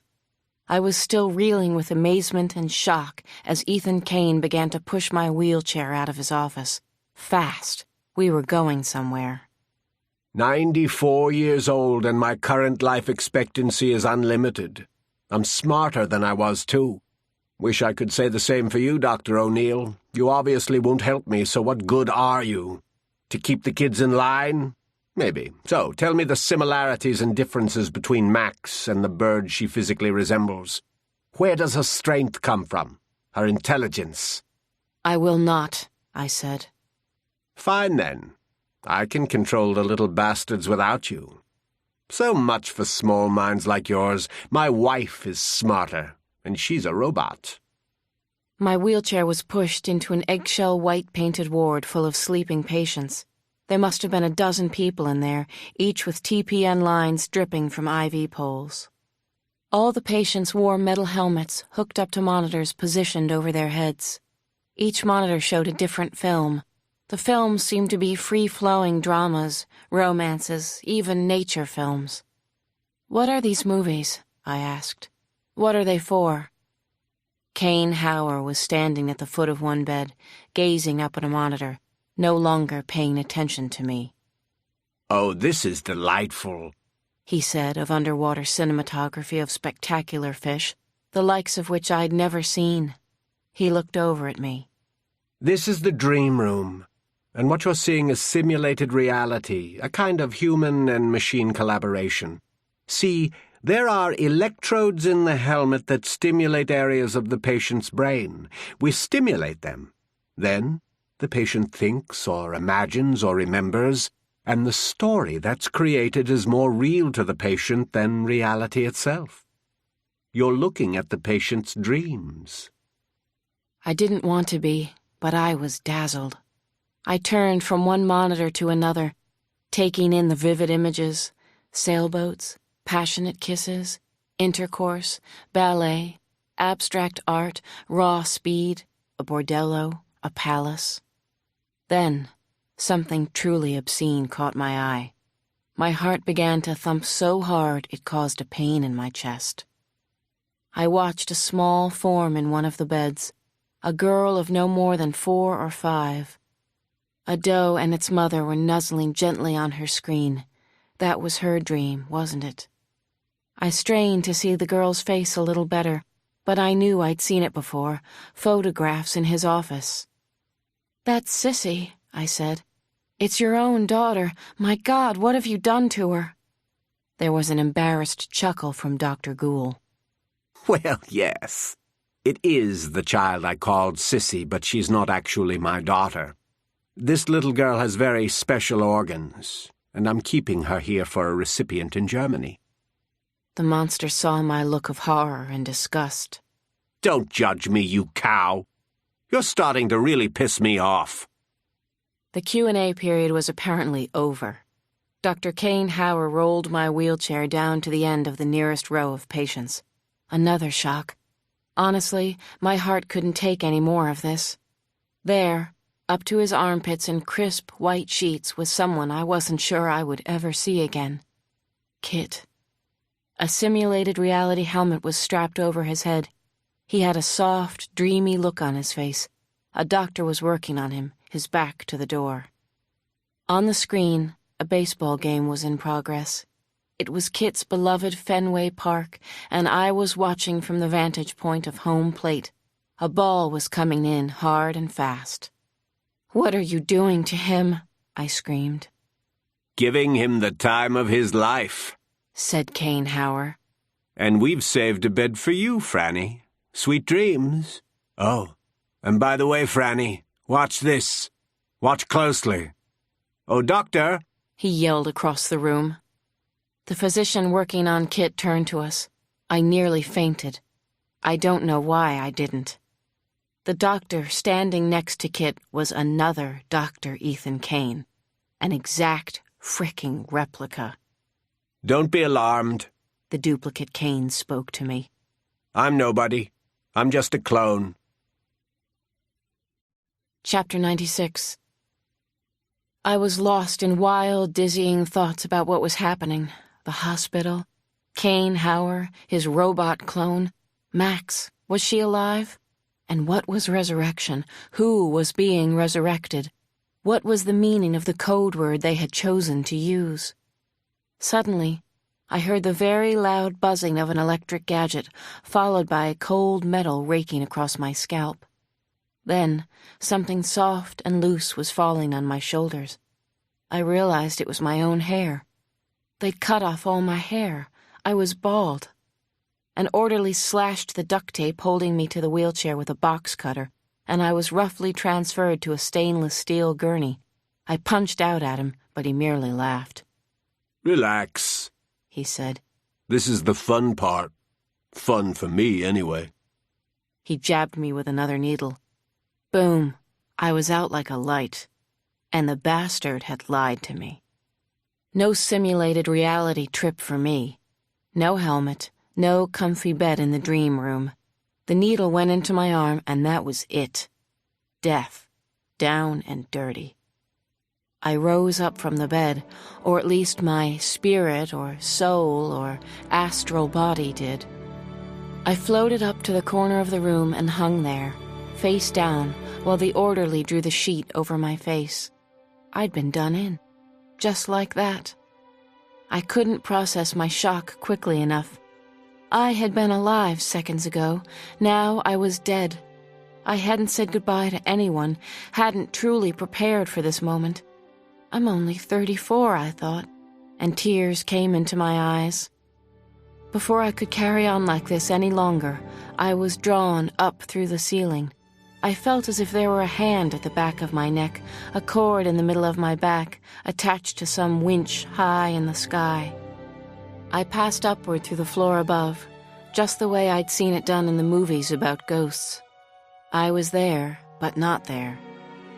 No one saw me, and nothing obstructed my passing as I materialized up through the reception area, where I'd been with Kit the day before. As I moved through the floors of the hospital, I felt my anguish evaporate, replaced by a peacefulness I'd never felt before. I'm not overly religious, but I do believe in God. Something or someone was pulling me now, taking me away from my earthly life and concerns. I was conscious of a lack of control, and I felt relieved to float away from my responsibilities and grief. I still loved Kit, Max, and the kids, but I couldn't take care of anyone anymore. I realized that now. My body cleared the top floor of the hospital, and I was surprised to see that it was daytime. Last night's thunderstorm had drenched the landscape, and moisture on the treetops sparkled like diamonds. I kept moving effortlessly upward, and suddenly I could see the winding country roads Kit and I had driven along so recently. The hills looked gorgeous to me, like a rumpled calico quilt spread out below. I felt the sun gently warming my back, and it was supernaturally calming. A flock of birds flew beneath me, and I could see the details of their feathers with astonishing clarity. I stretched out my arms and saw the same denim shirt I'd been wearing for days, my torn nails. These were my hands, all right. I rubbed my hand over my bald head and liked how that felt. I tried to alter my course, but there was no jet propulsion with this astral body. I moved in only one direction, and that was up. As I rose, I saw the whole of the Liberty Reservoir, and there, the city of Baltimore, its rivers leading to Chesapeake Bay. I guessed I was at 10,000 feet and rising. The landscape was in miniature, the cars teeny, the houses and other buildings dotting the countryside with toy-like precision. I was bathed in soft mist, and it felt like a blessing. I was cleansed, refreshed, redeemed. The cloud cover seemed to last for a very long time, and when it cleared, I saw that I was high out over the Atlantic Ocean. The water was aquamarine near the coastline, turning to dark navy blue, flecked with white, all of it astonishingly beautiful and real. I could see the eastern coast of the United States. God bless America. The only sound was the brush of the wind on my ears. I thought about my life, and I could remember it all. A bake sale at a church, my first kiss in Dad's barn, the deer with a broken back that I'd put to sleep. I put my arms behind my head and looked into Kit's loving eyes. I saw Max running through the woods as I'd seen her the first time. The images came and went, each with newly minted crystal clarity. I could see all the people I'd known and loved, and could feel their thoughts as well as mine. It was as if I were standing there with them, and in this way I got to say my goodbyes. But soon I tired of the Franny's life retrospective and said goodbye to myself, to my life as a woman. Earth was growing below me, not like the satellite pictures we've all seen. This Earth filled the sky and was in sharp topographical focus. I could see the mountain ridges and the running rivers and the cities and the shifting seas. Dear God, the magnificence of our planet defies description. As for me, the former Frances Jane O'Neill, I was a tiny speck of human consciousness. I didn't know if I was falling out of the sky or going straight to heaven. Either way was okay. I knew I was going home.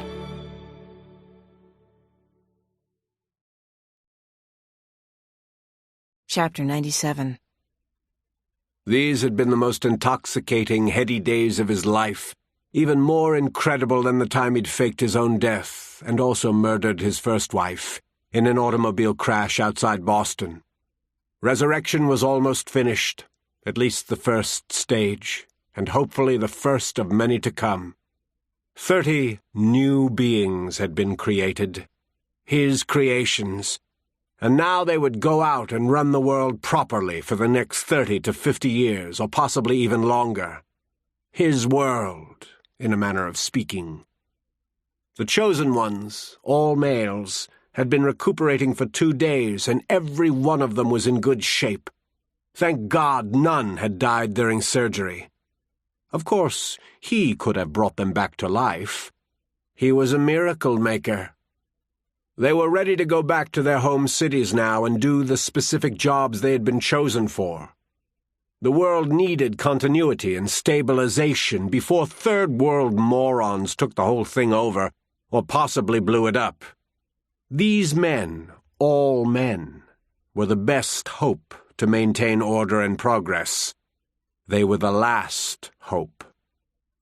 Dr. Kane Hauer believed that. Several practical problems would have to be overcome eventually, like explaining how the 30 men were able to live so long. But the masses could be prepared for that, and all the scientific wonders of a brave new world. Those were small problems for small thinkers to worry about. God, I feel so good, he exclaimed. But something was missing, wasn't it? Imagine that. His day of days, and something was still missing. Well, he supposed that it went with the territory, being a perfectionist. He took a handful of M&Ms into his mouth, and while good for what they were, the chocolate candies didn't do the trick. He looked over at the couch in his office. The lovely Juliet sat there in an expensive blue pinstriped suit, creamy white blouse, heels. As always, his wife was stunningly perfect. She was at the hospital to assist him in saying goodbye to some of the chosen.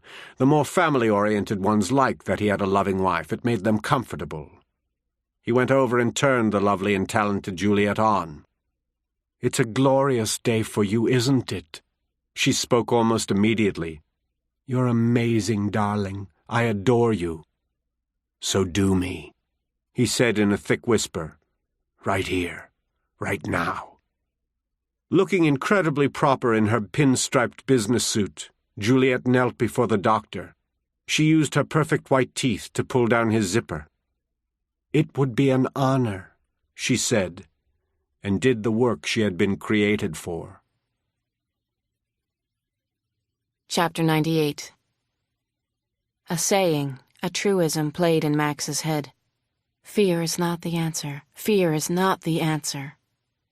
She woke up and realized she'd been knocked out cold for a while, maybe as much as half a day. But then she knew it had to be longer than that, maybe even a couple of days. Man, what had she missed?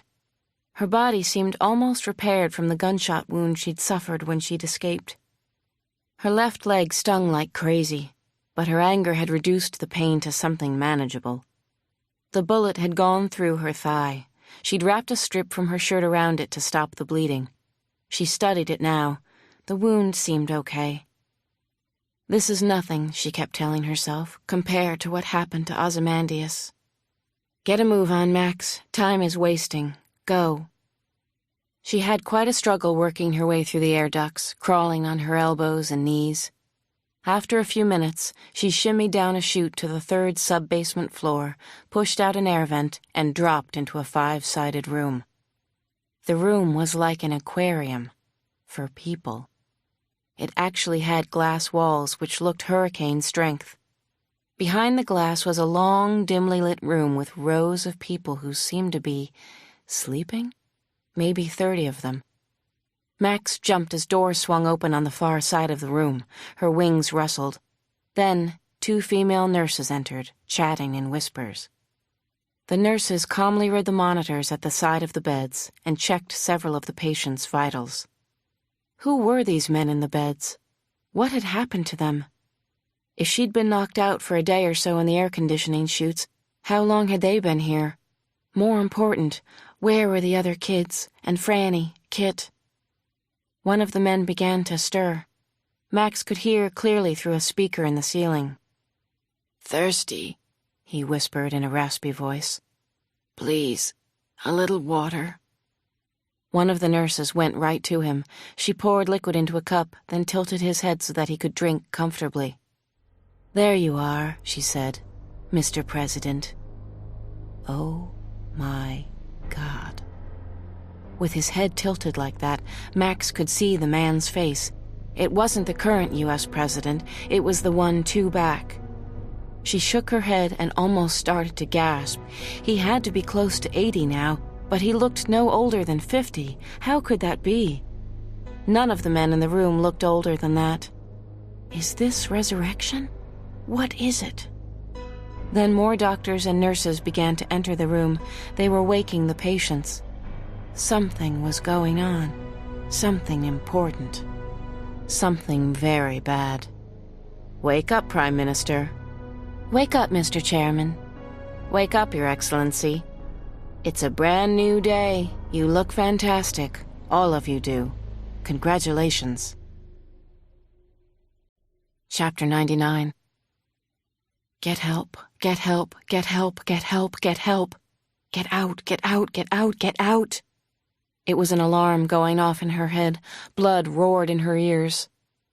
The important men in here are being given their wake-up calls. But what are they waking up to? Or are they resurrecting? Who are they? Near the entrance to the room was a peculiar set of sliding doors that looked like doors to an elevator. Max rushed to them. Panting with anxiety, she pressed the call button. Come on, come on, come on. The doors finally slid open. No one was inside. Score 1 for the good guys. Now what? Now where? Max ducked inside and rode the car up 1 story to the 2nd sub-basement. If she remembered correctly, the animal room was there. Hopefully the other kids were too. Maybe Kit and Franny. She got off and saw no one in the hallway. Then she heard voices. Someone coming. She needed to get out of there. Max spotted the animal room straight ahead. She raced to the door and pulled it open. She could have a heart attack any second now. That was exactly how she felt. She heard someone inside the room. Busted. "Max, you're back," Wendy called out. Then there were more familiar voices calling her name, welcoming her, and asking questions at the same time. "Shh, shh, quiet down now. I said quiet. All hell is breaking loose outside. Something gigantic is going on, and it's bad." Max hurried to open the latches on the cages. She took a few seconds to hug them all. Peter, Matthew, Wendy, and Ick. All except Ozymandias, of course. "Where were you, Max?" Matthew wanted to know. "In the air ducts, getting better. I got shot. Enough questions for now. What's going on outside?" "Stop with the questions, Maddie." The kids looked terrible. Dirty, anxious, afraid, but especially poor Icarus, who pushed her away as she tried to carry him out of his cage. "Go away," he hissed. "Let me be, Max. Let me die here." "Ick, it's time to go, and you're going." "Leave me, please. I can't take it anymore. Leave the blind boy. I can't go on like this. We need you, Ick. Now shape up, little buddy. Shape up, now.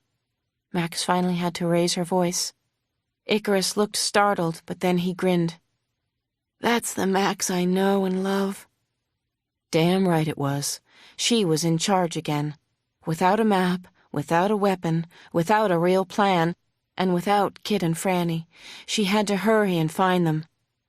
Matthew, you help out Ick. Peter and Wendy, stay with me, she said. Stay close, you two. I'm letting the lab animals out, Matthew said. No arguments. I have to do it, Max. They're as scared as we are. They're our pals now. Yeah, release the skitters, said Peter. Release the hounds. Max rolled her eyes, but she had to say yes. She couldn't bear to leave them in cages either. Let 'em out. The extra confusion might help. The two younger boys opened the chimp cages first, clowning and jabbering as if they had all the time in the world. Then Wendy let Pip out of his cage, and the beagles, too. Max opened the outside door and peered up and down the hallway. This was frickin' crazy. It was the worst yet. Cold, white fluorescent light illuminated every corner. Soon the hallway filled with monkeys, rabbits, lab rats, and hounds. Maybe the chaos would be helpful. Their vocal cords had been severed, but their harsh, breathy bays were still audible as, noses to the ground, they seemed to pursue some mystical quarry. It was total chaos. What a mess. Insanity. But that mess was probably the best chance they were going to get right now. Max heard high-pitched female squeals as the rodents and monkeys arrived at the nurse's station. She stopped searching for Franny and Kit for the moment. She quickly herded the kids into the elevator. It was a tight squeeze, and Pip seemed dead set against it, barking and yipping. "Shape up, dog," Max commanded, and the annoying barking stopped instantly. There were half a dozen illuminated buttons on the panel. Damn this place, I hate everything about it. She pressed the button marked U, and the elevator started to ascend, thank God. Up is good, said little Peter. Up is always good, said Max. Chapter 100. You must stand for unbelievably lucky, Max thought, but kept the notion to herself. She had other preoccupations right now, Franny and Kit, the mystery men down in the recovery room, getting out of this snake pit alive, at least getting up out of the basement where Dr. Kane did all his nasty work. She reminded herself, fear is not the answer, not ever. The elevator doors opened into a long passageway, concrete on all four sides, an exit door at one end, lighting strips along the sides of the ceiling. Max didn't know where the tunnel went, but this was what she'd chosen. Or had it chosen for her by fate. It could be an escape route. "Let's go," she yelled. "I said, move it or lose it, guys. Hustle your buns, now." The kids and one small yapping terrier ran toward the far doorway, the only direction that seemed to make any sense. She had to get the kids out first. Then she'd go look for Franny and Kit and tell them about what she'd seen. An ex-president and 20 or so of his closest friends in a post-operative state. "Please stay together and keep up. Once we're outside and I give the order, you fly as fast as your wings will take you. Fly to safety, you hear me?" "Yeah," shouted Peter. "We fly to safety." She heard the distinctive hum of the elevator moving downward and stop. But then the hum began again. It was coming back to their floor. Shit. Who was inside the elevator? "Faster, faster," she yelled as they hurried down the tunnel. "Don't fly. Yet." Max lunged for the exit door. "Please open." The door swung out into the blinding daylight, and it seemed so long since Max had seen the sun. A day? 2 days? There was a gray, galvanized metal building off to their right, an airplane hangar, and tarmac leading to a runway. An awful lot of private planes were down there. Max sought her bearings. That way was Washington, D.C. Maybe they could get help there. Maybe, maybe not. Who were the good guys in this hopeless mess? And how could she know for sure? She needed Franny and Kit. Right now, right this instant. All right, you two guys, show your faces. But it didn't happen. No Franny and Kit. Her bewildering thoughts were interrupted by the sputtering sound of an engine starting outside the airplane hangar. As she watched, a small, cream-colored airplane with a red stripe along its side rolled forward, sending a flock of doves airborne. The airplane stopped, and 2 men in blue jumpsuits rolled a staircase up to the plane. A couple of the other small planes were being started up, too, a flurry of activity. Off to the left, a tunnel door opened and 2 doctors came out, each rolling a patient in a wheelchair. Then came bodyguards. Who was the patient? 2 more mysterious patients in wheelchairs were pushed out of another door, then 2 more. All in wheelchairs. All males. Was this what the wake-up call was all about? Time to go home? To do what? One of the guards spotted Max. "Hey!" he yelled. "On the roof!" Then he was talking into his headphone. The doctors stared at her briefly, then one of them helped his important patient onto the staircase leading to his jet. He looked familiar. Where had she seen him? The guard drew his gun, and the bastard fired at her, at all of them. "Get down!" Max ordered. God damn them to hell. They shoot children, the cowardly bastards. Max peered over the edge and watched as the 2 doctors followed their patient into the plane. The door swung closed, and the jet began to taxi. Max was furious. At the guards, the doctors, the patient, Dr. Ethan Kane, the whole goddamn shitty world that she and the other kids, all kids actually, had been thrown into. They will not get away with resurrection, whatever it is. They will not.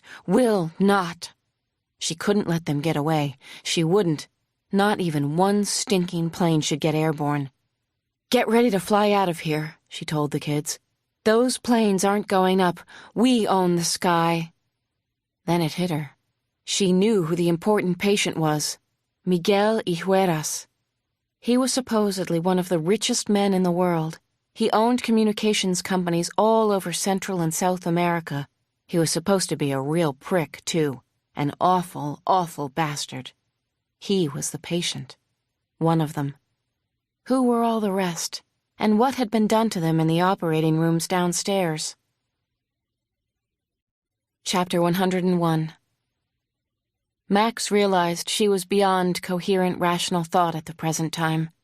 Her fury and outrage about the death of Oz, his murder, were making up for the lack of food.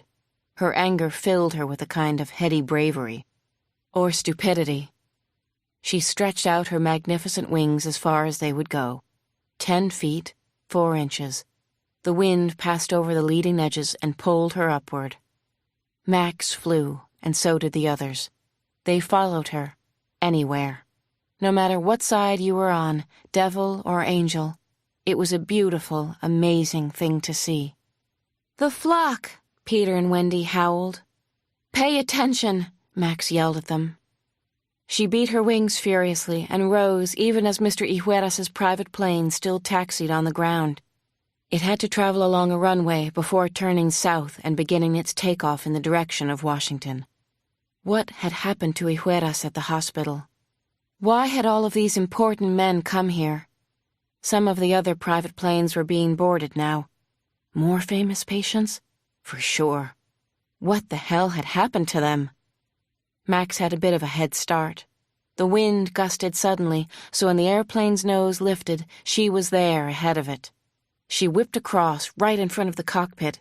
She saw a pair of totally surprised pilots. The small plane tipped back onto its left landing wheel, then quickly righted itself. "Get down!" she signaled to the pilots. "Down!" She heard yells behind her. The other kids were cheering her on, cheering for themselves as well. Then they were in a tight formation of 5, with Max in the lead. Matthew was on her left. He assumed poor, murdered Oz's position, calling out directions and commands to Ick. Wendy and Peter flew to her right. None of them were afraid. Not anymore. They dropped down near the plane, swooping and crisscrossing in front of the cockpit. Now the pilot and co-pilot looked scared. Their eyes bulged. Max signaled for them to put the plane down again. "Get down, you bastards! Don't try to take this plane up!" she yelled into the wind. Max looped over and back. She saw the pilot struggle to keep the plane's nose in the air. He was speaking into his radio. Then she heard spits of gunfire from behind. "Look out! Look out! Break formation!" she screamed at the kids. Down on the ground, armed guards had burst out of the hangar and onto the small airfield. They were shooting at them, rifles. Her keen eyesight picked out a few of the bastards who'd been chasing them since Colorado. What kind of secrets were they guarding here? What horrors? These rich bastards sure aren't here for their 6-month physicals. "Keep the plane between us and the ground," Max shouted. "Follow me, guys. Keep it tight." The small plane was gathering speed and gaining altitude. Bursts of semi-automatic gunfire creased the air, and then something went wrong. Something even Max hadn't expected. Something unthinkable. "Oh, God, Max, look!" Matthew shrieked. "They're hit! It's bad!" "Who's hit?" Max moaned and turned to check the flock. But it wasn't one of the kids. Bullets had pierced the right wing.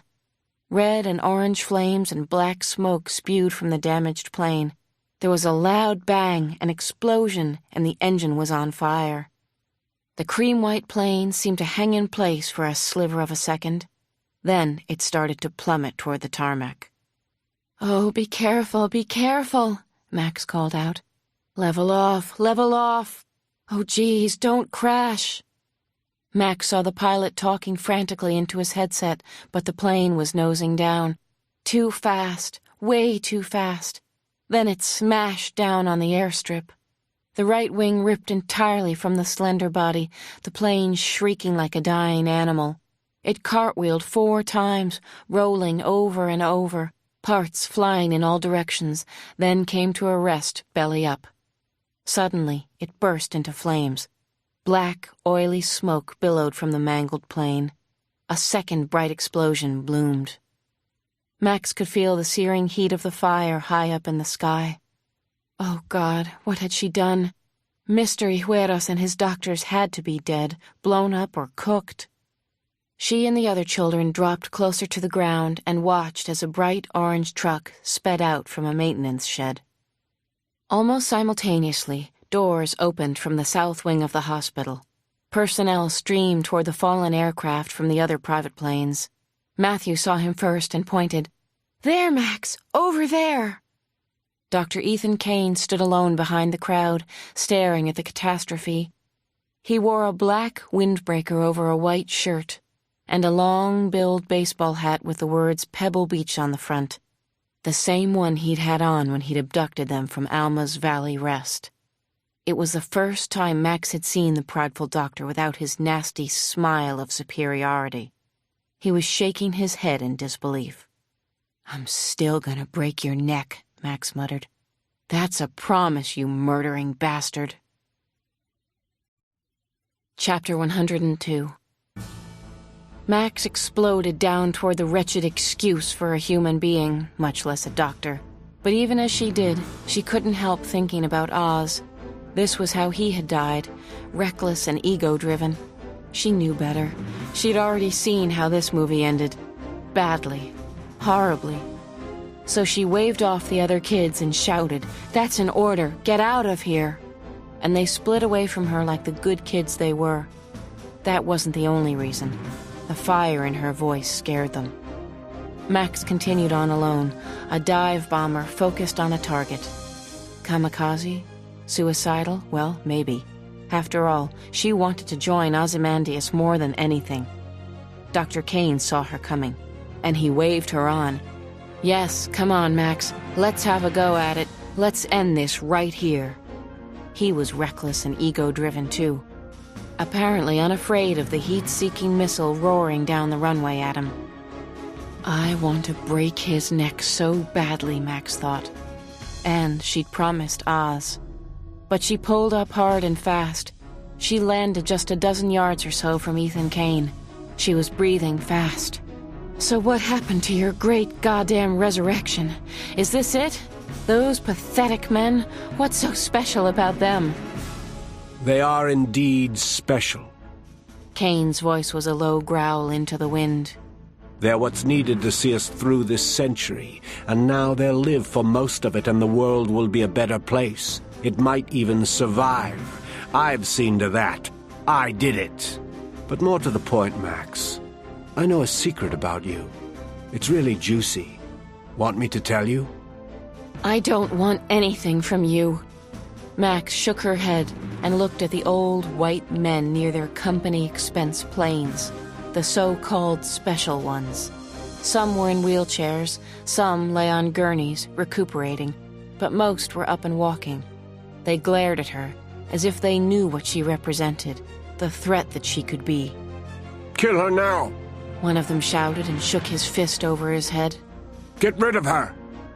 Max looked at Ethan Kane and shook her head. They're not the future, she said. It would be too awful. She flapped her wings and flew straight at Ethan Kane again. She screamed at the top of her voice, "You killed Ozymandias!" Kane pulled out a gun, almost got it in shooting position, but he was an instant too late.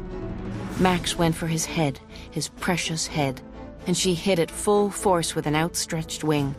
She clotheslined the creepy bastard, blasted him with all her speed and strength. He was still standing, and Max thought, that's not right. That's definitely wrong. She tried to figure out what had just happened. Couldn't. And then Max saw something that seemed impossible. Kane's head hung down sideways on one shoulder, as if his neck was broken. It was so weird. He was still talking. You can't stop this, or me, Kane told her. Do you understand? Do you get it, Maximum? She hit him again. Maximum force. Finally, Kane crumpled to the ground, but he was still talking. I'm not Ethan Kane, you little freak. I'm a clone. You can't stop what's going to happen. You can't stop the future. And with those words, the horrible creation, the clone of Dr. Kane, fell over dead. Max stared at the crumpled body in disbelief. Talk about freaks, she finally muttered. Chapter 103. A silent scream was inside me. No, no, no. Turn the glorious stars back on. Turn them on. My God, the sun is so bright, so magnificent. Suddenly, overhead lights just about blinded me. 2 or 3 nurses were patting and shaking me all over. An oxygen mask was rudely slapped on my face. Shit. I was still alive. I wasn't on the stairway to heaven after all. I heard someone repeating my name, and when I turned my head, I saw none other than Kit. He gently put his hand in mine, squeezed. I squeezed back. Yep, he was real. I realized that his head of beautiful blonde hair was shaved. God, so was mine. "Wah!" I said. "Your hair!" "I love you too, Baldy," Kit whispered. "Welcome back to the planet, Franny." "Oh, it's good to be here. Kind of, anyway. Except that my simulated reality heaven had been such a trip. We were in the dream room, the same ward I had seen through the glass wall, a day before, whenever. There were still about 6 patients in headgear, wired up to flickering overhead monitors and a lot of other expensive equipment. Cardiac monitors, respirators, arterial lines. But no Dr. Ethan Kane, goddamn him to hell. No 94-year-old Harold Hauer. I heard a loud ruckus, a stampede of hurrying footsteps out in the hallway. Then I saw the kids. I quickly counted noses. Max and Wendy and Ick and Matthew and little Peter swarmed around my bed, their faces pushed up against mine. They were cooing, and it had to be the sweetest sound in the world. "Hello, Mama," said Wendy, and I almost lost it right there. Then I did lose it. Big time. I sobbed and tried to hold all 5 of them at once and nearly succeeded. Then I took things a little slower. One darling face at a time. Max was smudged with soot, and dried blood caked one leg of her blue jeans, but she had a luminous smile. She hugged me, and I hugged her back. It was just about the best hugging ever. "We made it," I finally said. "Not everybody," Max said, and shook her head. I knew she was talking about Ozymandias. "But I did get Ethan Kane. He's dead, Franny. He won't hurt us again. I knocked his head off." I put my hand to Max's tangled hair, and as I did, I saw that I wore a plastic bracelet. There was one very creepy word written on the plastic in fat, black letters. Donor. Chapter 104. Something very bad happened next. Something unthinkable, and also scary as hell, or scarier, as if there was anything unusual in that, as if I ought to be surprised. Nothing was written by the press about resurrection, or the powerful men who had obviously been involved. Not one word in a major newspaper or magazine. It was as if it had never happened, as if we hadn't seen what we'd seen, as if we'd made it all up. I'm not real big on conspiracy theories or paranoia. At least I wasn't until I saw what was happening. Not one word. Some of you might say, "That's unbelievable." All I can say is, where have you been lately? And get your head out of the sand. Truth is not at a premium these days. Haven't you noticed? Not one word. Dr. Ethan Kane, Harold Hauer, believed he had changed the world for the rest of the century, but no one in the press seemed to notice or care, or maybe believe that monstrous things had happened. Just as they had failed to notice the importance of biotechnology in the years leading up to now, that biotechnology is our future, a done deal, written in stone by someone, and not anyone you or I know. Crazy things happened after I was set free, too. The men whom we saw with our own eyes at the hospital denied they were there and seemed to have alibis, every one of them. What we had seen on the lower floor at the hospital, gutted corpses, fetuses in bottles, incredible high-tech machinery, was all gone by the time law enforcement agencies went inside to look. The body of Ethan Kane, Harold Hauer, was gone. Or so they said. So they said. Finally, and maybe most disturbing of all, the body of Ozymandias had disappeared as well. The only stories, the only ones, were the hoked-up ones in the sensationalist tabloids. Now what the hell did that say about the current state of the world? And besides, stories in the tabloid guaranteed that nobody would believe what had happened, what we had seen. Another month passed, and nothing too terribly earth-shakingly insane, rambunctious, chaotic, or particularly dangerous happened. There was still no exposure about the hospital or what had happened there. Kid and I went back to Denver. One more time, with feeling, we had decided to fight for custody of the children, the 5 who had survived. We vowed to keep them safe, and the children promised to do the same for us. We solemnly promised, we made pinky swears, that we would get to the lake house again, at least one more time. Chapter 105. It was only a hearing, but Judge Dwyer had promised us he would review his previous decision, and our lawyer was holding him to his word. So were the children. On a scale of 1 to 10, the local media hullabaloo was nudging 100. And Bannock Street was crowded beyond belief, certainly beyond capacity. Everyone wanted a piece of this story. To hell with resurrection and whatever else Ethan Kane had done at Liberty General Hospital. The public couldn't get enough of the bird kids. Of course, neither could Kit and I. We hurriedly made our way to courtroom 19. Kit wore a navy blue jacket, white dress shirt, gray wool pants. He looked good. A hint of Tom Cruise cockiness, a dash of Harrison Ford slyness, something kind of neat like that. I had on a forest green sweater dress and high black boots, and hoped that I looked like an adult.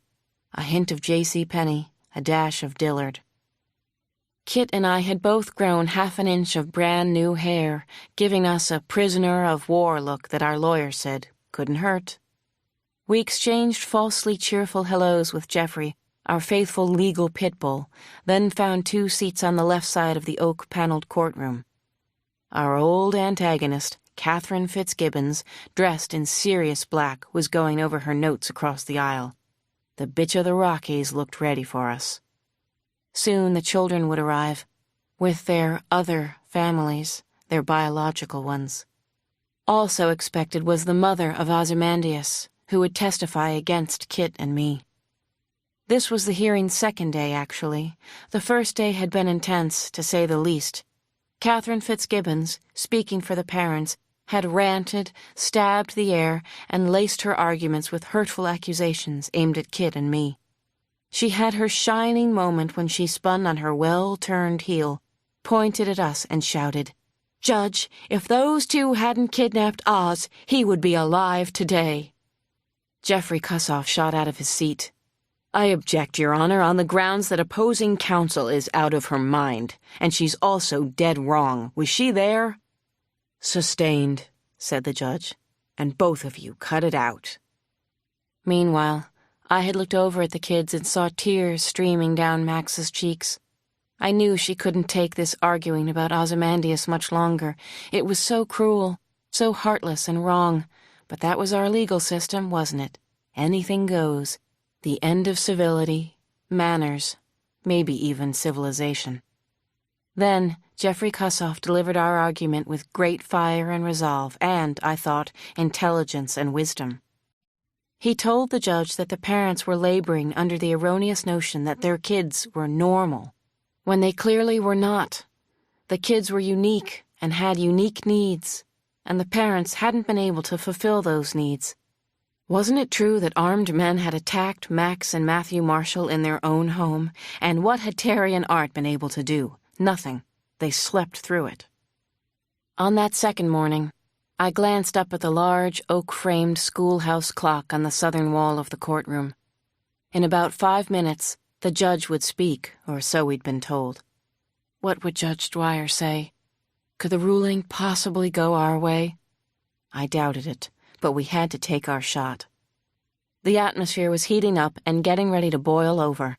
Every time the doors opened, more people poured in. Suddenly, the kids, along with their lawyers and parents, filed into the room for the second day. As always, Max, Matthew, Ick, Peter, and Wendy were magnificent to behold. They were also the best kids in the whole wide world and deserved better than this public fiasco. "Franny, Kid, hey, hey," they called and waved to us. "We love you guys, we miss you." "We love you too," I called. "Hugs and kisses." Long live sentimentalism. "Hello, Mama," Wendy cooed. She was my baby, my sweetheart of sweethearts, my little girl. I shot a grin and a thumbs up as they climbed, jumped, and flew into their seats. Then a solemn hush fell over the court. The bailiff took his place beside the bench and called the room to order. "All rise." The judge entered from his chambers, and I swear he looked older than he had just yesterday. His wispy gray hair was flying everywhere, and his aged face seemed about ready to cave in. "Hear ye, hear ye. The court is now in session, the Honorable Judge James Randolph Dwyer presiding." The judge dropped onto his chair. "Please be seated," he said. "Please." The room became so still, it was as if all the sound in the world had been turned off. It almost seemed a trick of nature. Judge Dwyer's voice was the only one that mattered. I could just about tell from the look on his face that he'd already made his decision. I prayed to whoever was listening that it was the right one for everyone involved. "They can't take these kids away from us again," I whispered against Kit's cheek. "They can't, can they?"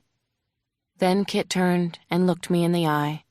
His gaze was absolutely steely. "We're going to be a family again. I promise you, Frances Jane." Chapter 106. There had been several times in the past few weeks when I'd involuntarily called up the images of my simulated reality dream. Apparently, new neural pathways had been burned into my brain by that incredible vision of the Earth. And sometimes, remembering the awe-inspiring perspective from outer space was the only way I could find a center of calm. I called upon it now, as Judge Dwyer cast his heavy gray eyes around his courtroom. He caught my eyes, and oh my God, the great man smiled. "Ladies and gentlemen, and children," the judge said in his deep, resonant voice, "this has been the hardest case I've ever adjudicated, and all of you know why. Alexander Solzhenitsyn once said, 'One can build the Empire State Building, discipline the Prussian army, make a state hierarchy mightier than God, yet fail to overcome the unaccountable superiority of certain human beings.' Harold Hauer thought he could destroy and manipulate human life with criminal impunity. A while back, other scientists right here in Colorado apparently believed the same thing. Now, I've been charged with deciding the fate of these delightful children. All of the parties, Agent Brennan and Dr. O'Neill, the natural parents and especially the children, have exhibited extraordinary and unparalleled courage. I want to reward this courage equitably, to make everyone happy, and that, of course, is impossible." There was a rolling rumble from the gallery as people turned to one another to mutter their predictions. Judge Dwyer loudly banged his gavel, calling out, "Order, please." In the chastened silence that followed, he continued, "The laws of the state of Colorado are clear. The best interest of the child is paramount. The law also usually falls on the side of the parents. The parents of these children may not be prepared for what the future holds for Max, Matthew, Icarus, Peter, and Wendy. But is anyone? I honestly don't know the answer to that. In any event, the parents of these children have demonstrated parental excellence. I asked myself over and over, how could I deprive them or their children of familial bonds? I edged myself into Kit's shoulder and felt as if I was going to cry. My heart was breaking. It seemed clear to me what Judge Dwyer would say next. I tried to prepare myself, but I just couldn't. Not again. The judge continued. While I deliberated, I remembered something that Max had said to me at the time of the first hearing. She said, "I know you're a good guy, but you've made a mistake. You're only human, right? And that's the problem, Judge. We're not." I had pulled my face out of the crook of Kit's shoulder. I had also inched up toward the edge of my seat. Judge Dwyer stopped for a breath, then went on. "Well, I am only human. Maybe no one but the 5 of you kids can truly understand that you are a flock and that you need to be together, and that Franny and Kit are Mama and Papa for you. I don't know if I completely understand it, Max, but that's what I believe. And so, that is the judgment of this court. The children will go with Franny and Kit. You're a flock again. You're also a family. Be a great flock and a great family. I'm pretty sure you will be." The courtroom erupted in noise, which was mostly applause, and then the kids were all over Kit and me. "We're a flock and a family," Peter yelled for all to hear. "Victory lap!" And then the amazing kids flew once, twice, 3 times around the room.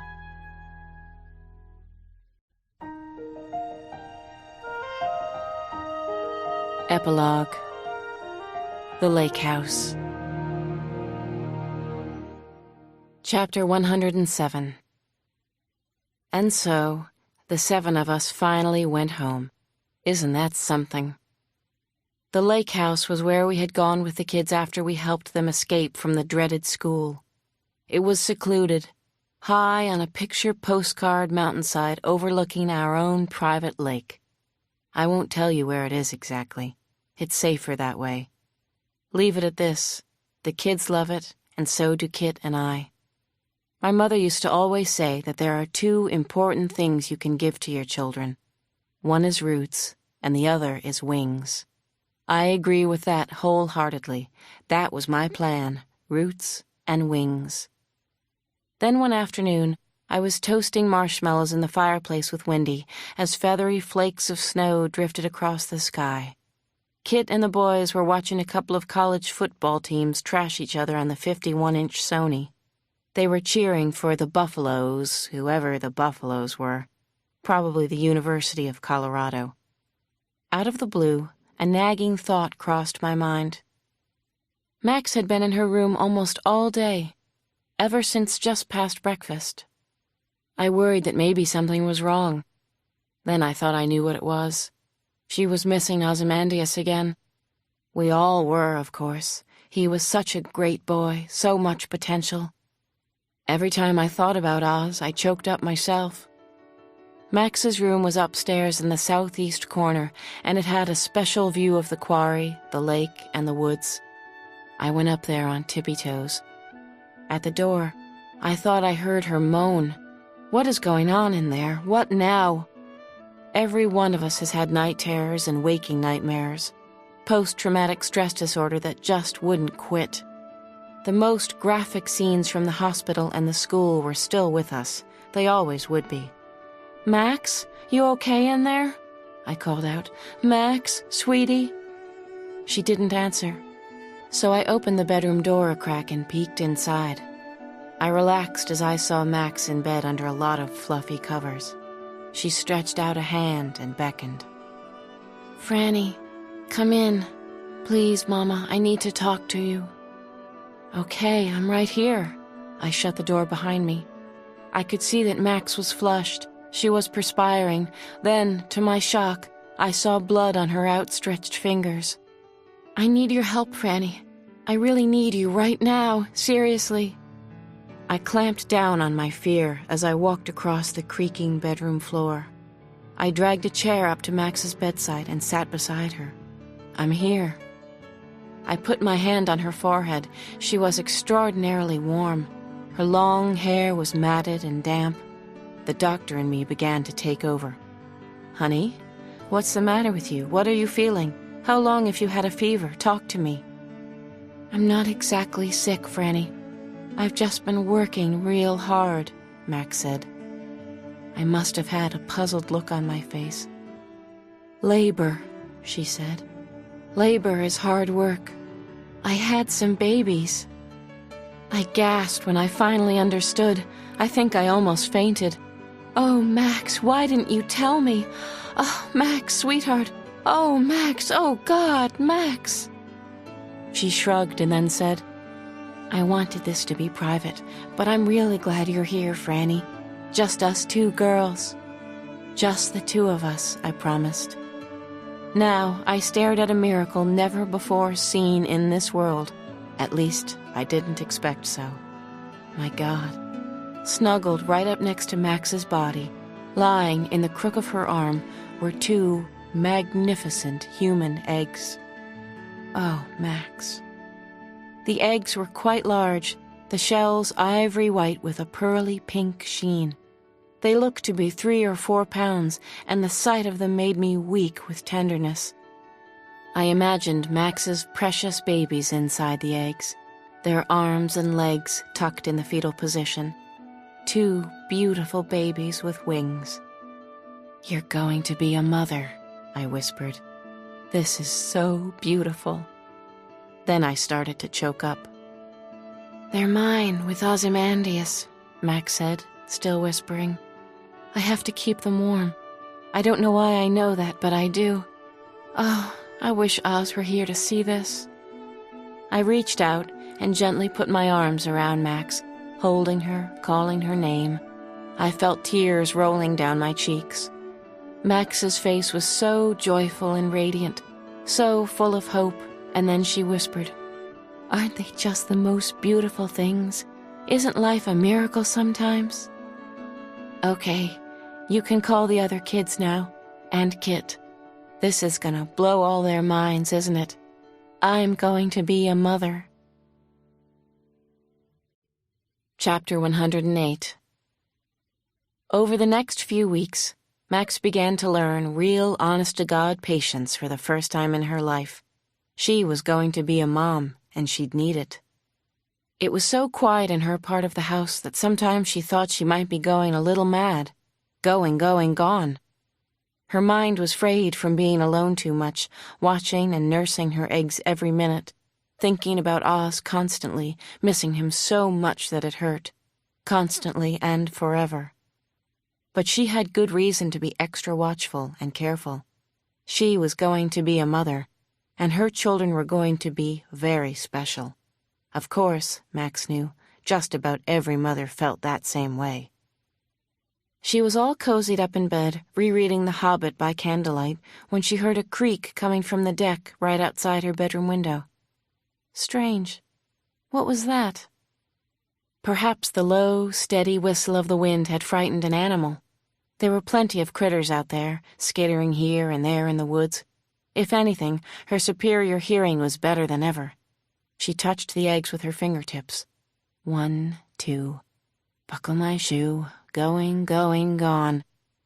Max couldn't take her eyes off the 2 eggs. The babies were growing bigger day by day. They were also starting to move now. She could see their shapes pressed up against the shells. That got her every time. She was going to be a mom. Max blew out the candle, lay very still, and listened again. She heard the same funny creak again. Probably nothing. It was like the sound of a branch or the wind pushing at the deck. But there were no overhanging branches out there. Were there? No. The creak was more like a damp footstep. Out on the deck. A footstep she was imagining in her head? A boogeyman footstep? A fantasy footstep? Max held her breath and listened closely again. This was too dopey for words. Finally, she slipped out of bed. Even dopier. She moved 3 paces to the window, waited, then parted the white eyelet curtains Franny had made for her. She looked out onto the 2nd-story deck. Then Max jumped back. She was staring into another pair of eyes. Eyes she knew and hated. A face she knew and hated.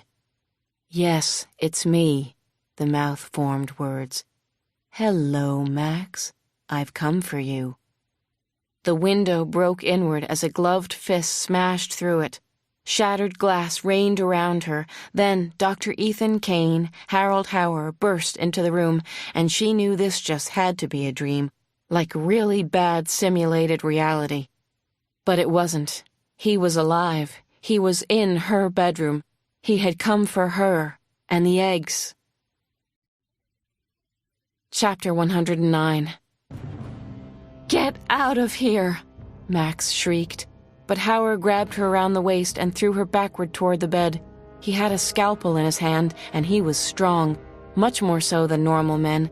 He wasn't normal. Of course he wasn't. He had made himself over. He was the first to experience resurrection. He was the new Frankenstein.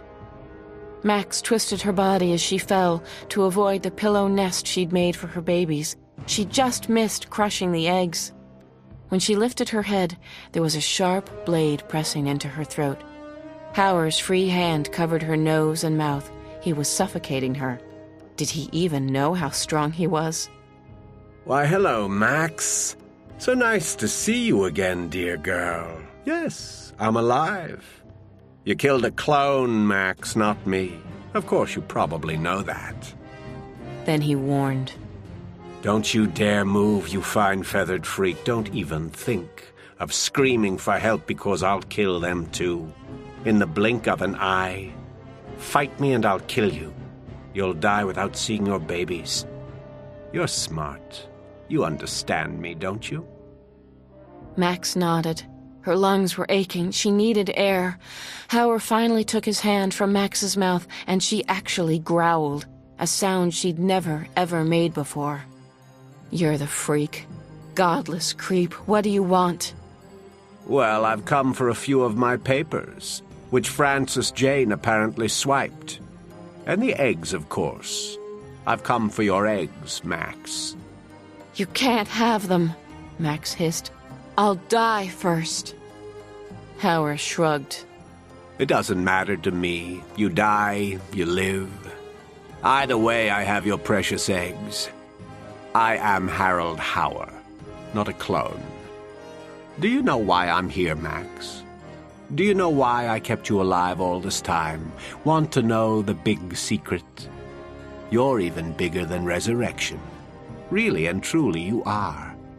These eggs were more important than anything I've done.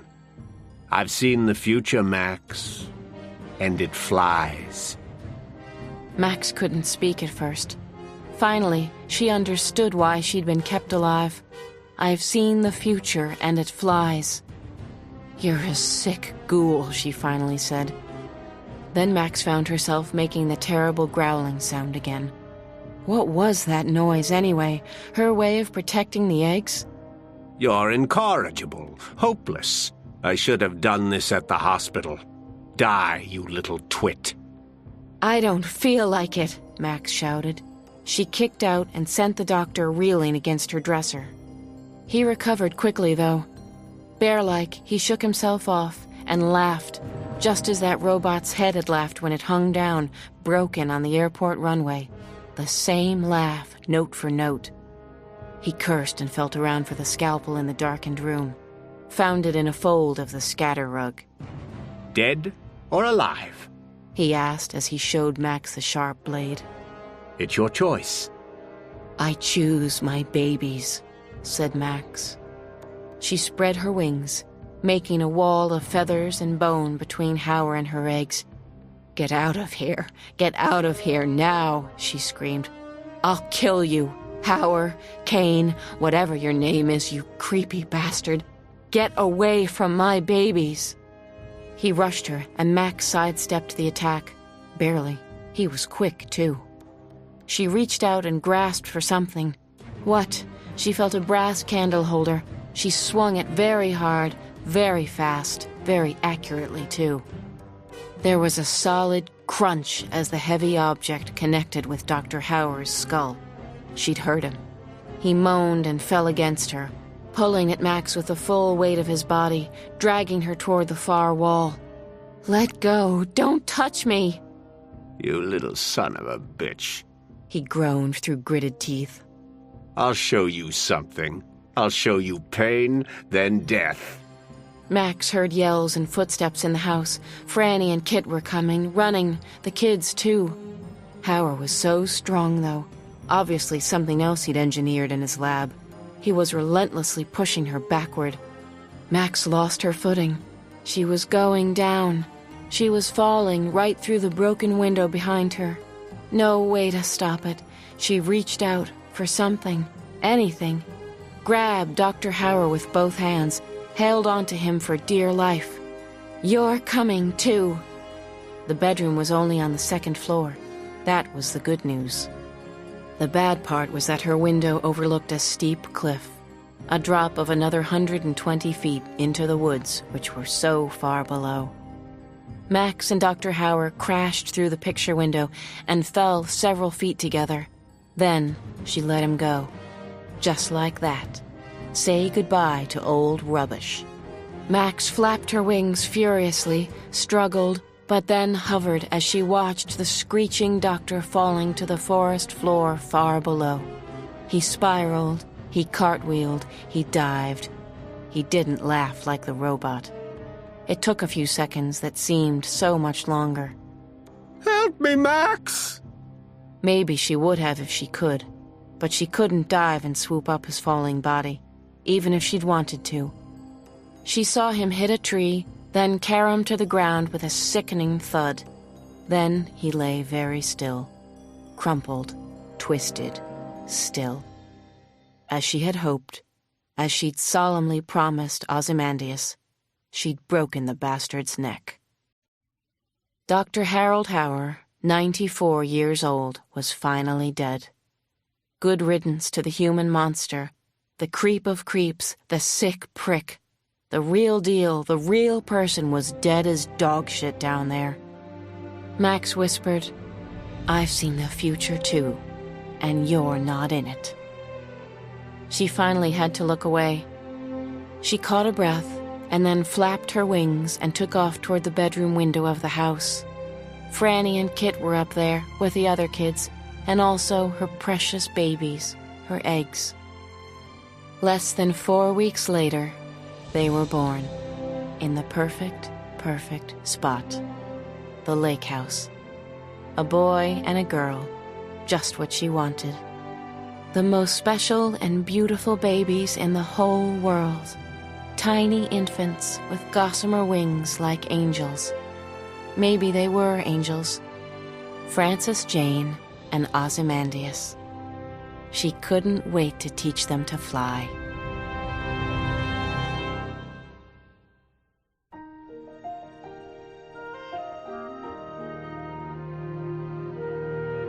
This has been a Time Warner Audiobooks production of The Lake House, written by James Patterson and read by Hope Davis and Stephen Lang. Executive producer, Maya Thomas. Produced and directed by Kevin Thompson. Production supervised by Dennis Kao. The Lake House is also available in hardcover from Little Brown and Company. To listen to samples, read more about the authors, learn about digital audio, and buy digital audio books, please visit Time Warner Audiobooks websites at twbookmark.com and mytimewarneraudio.com.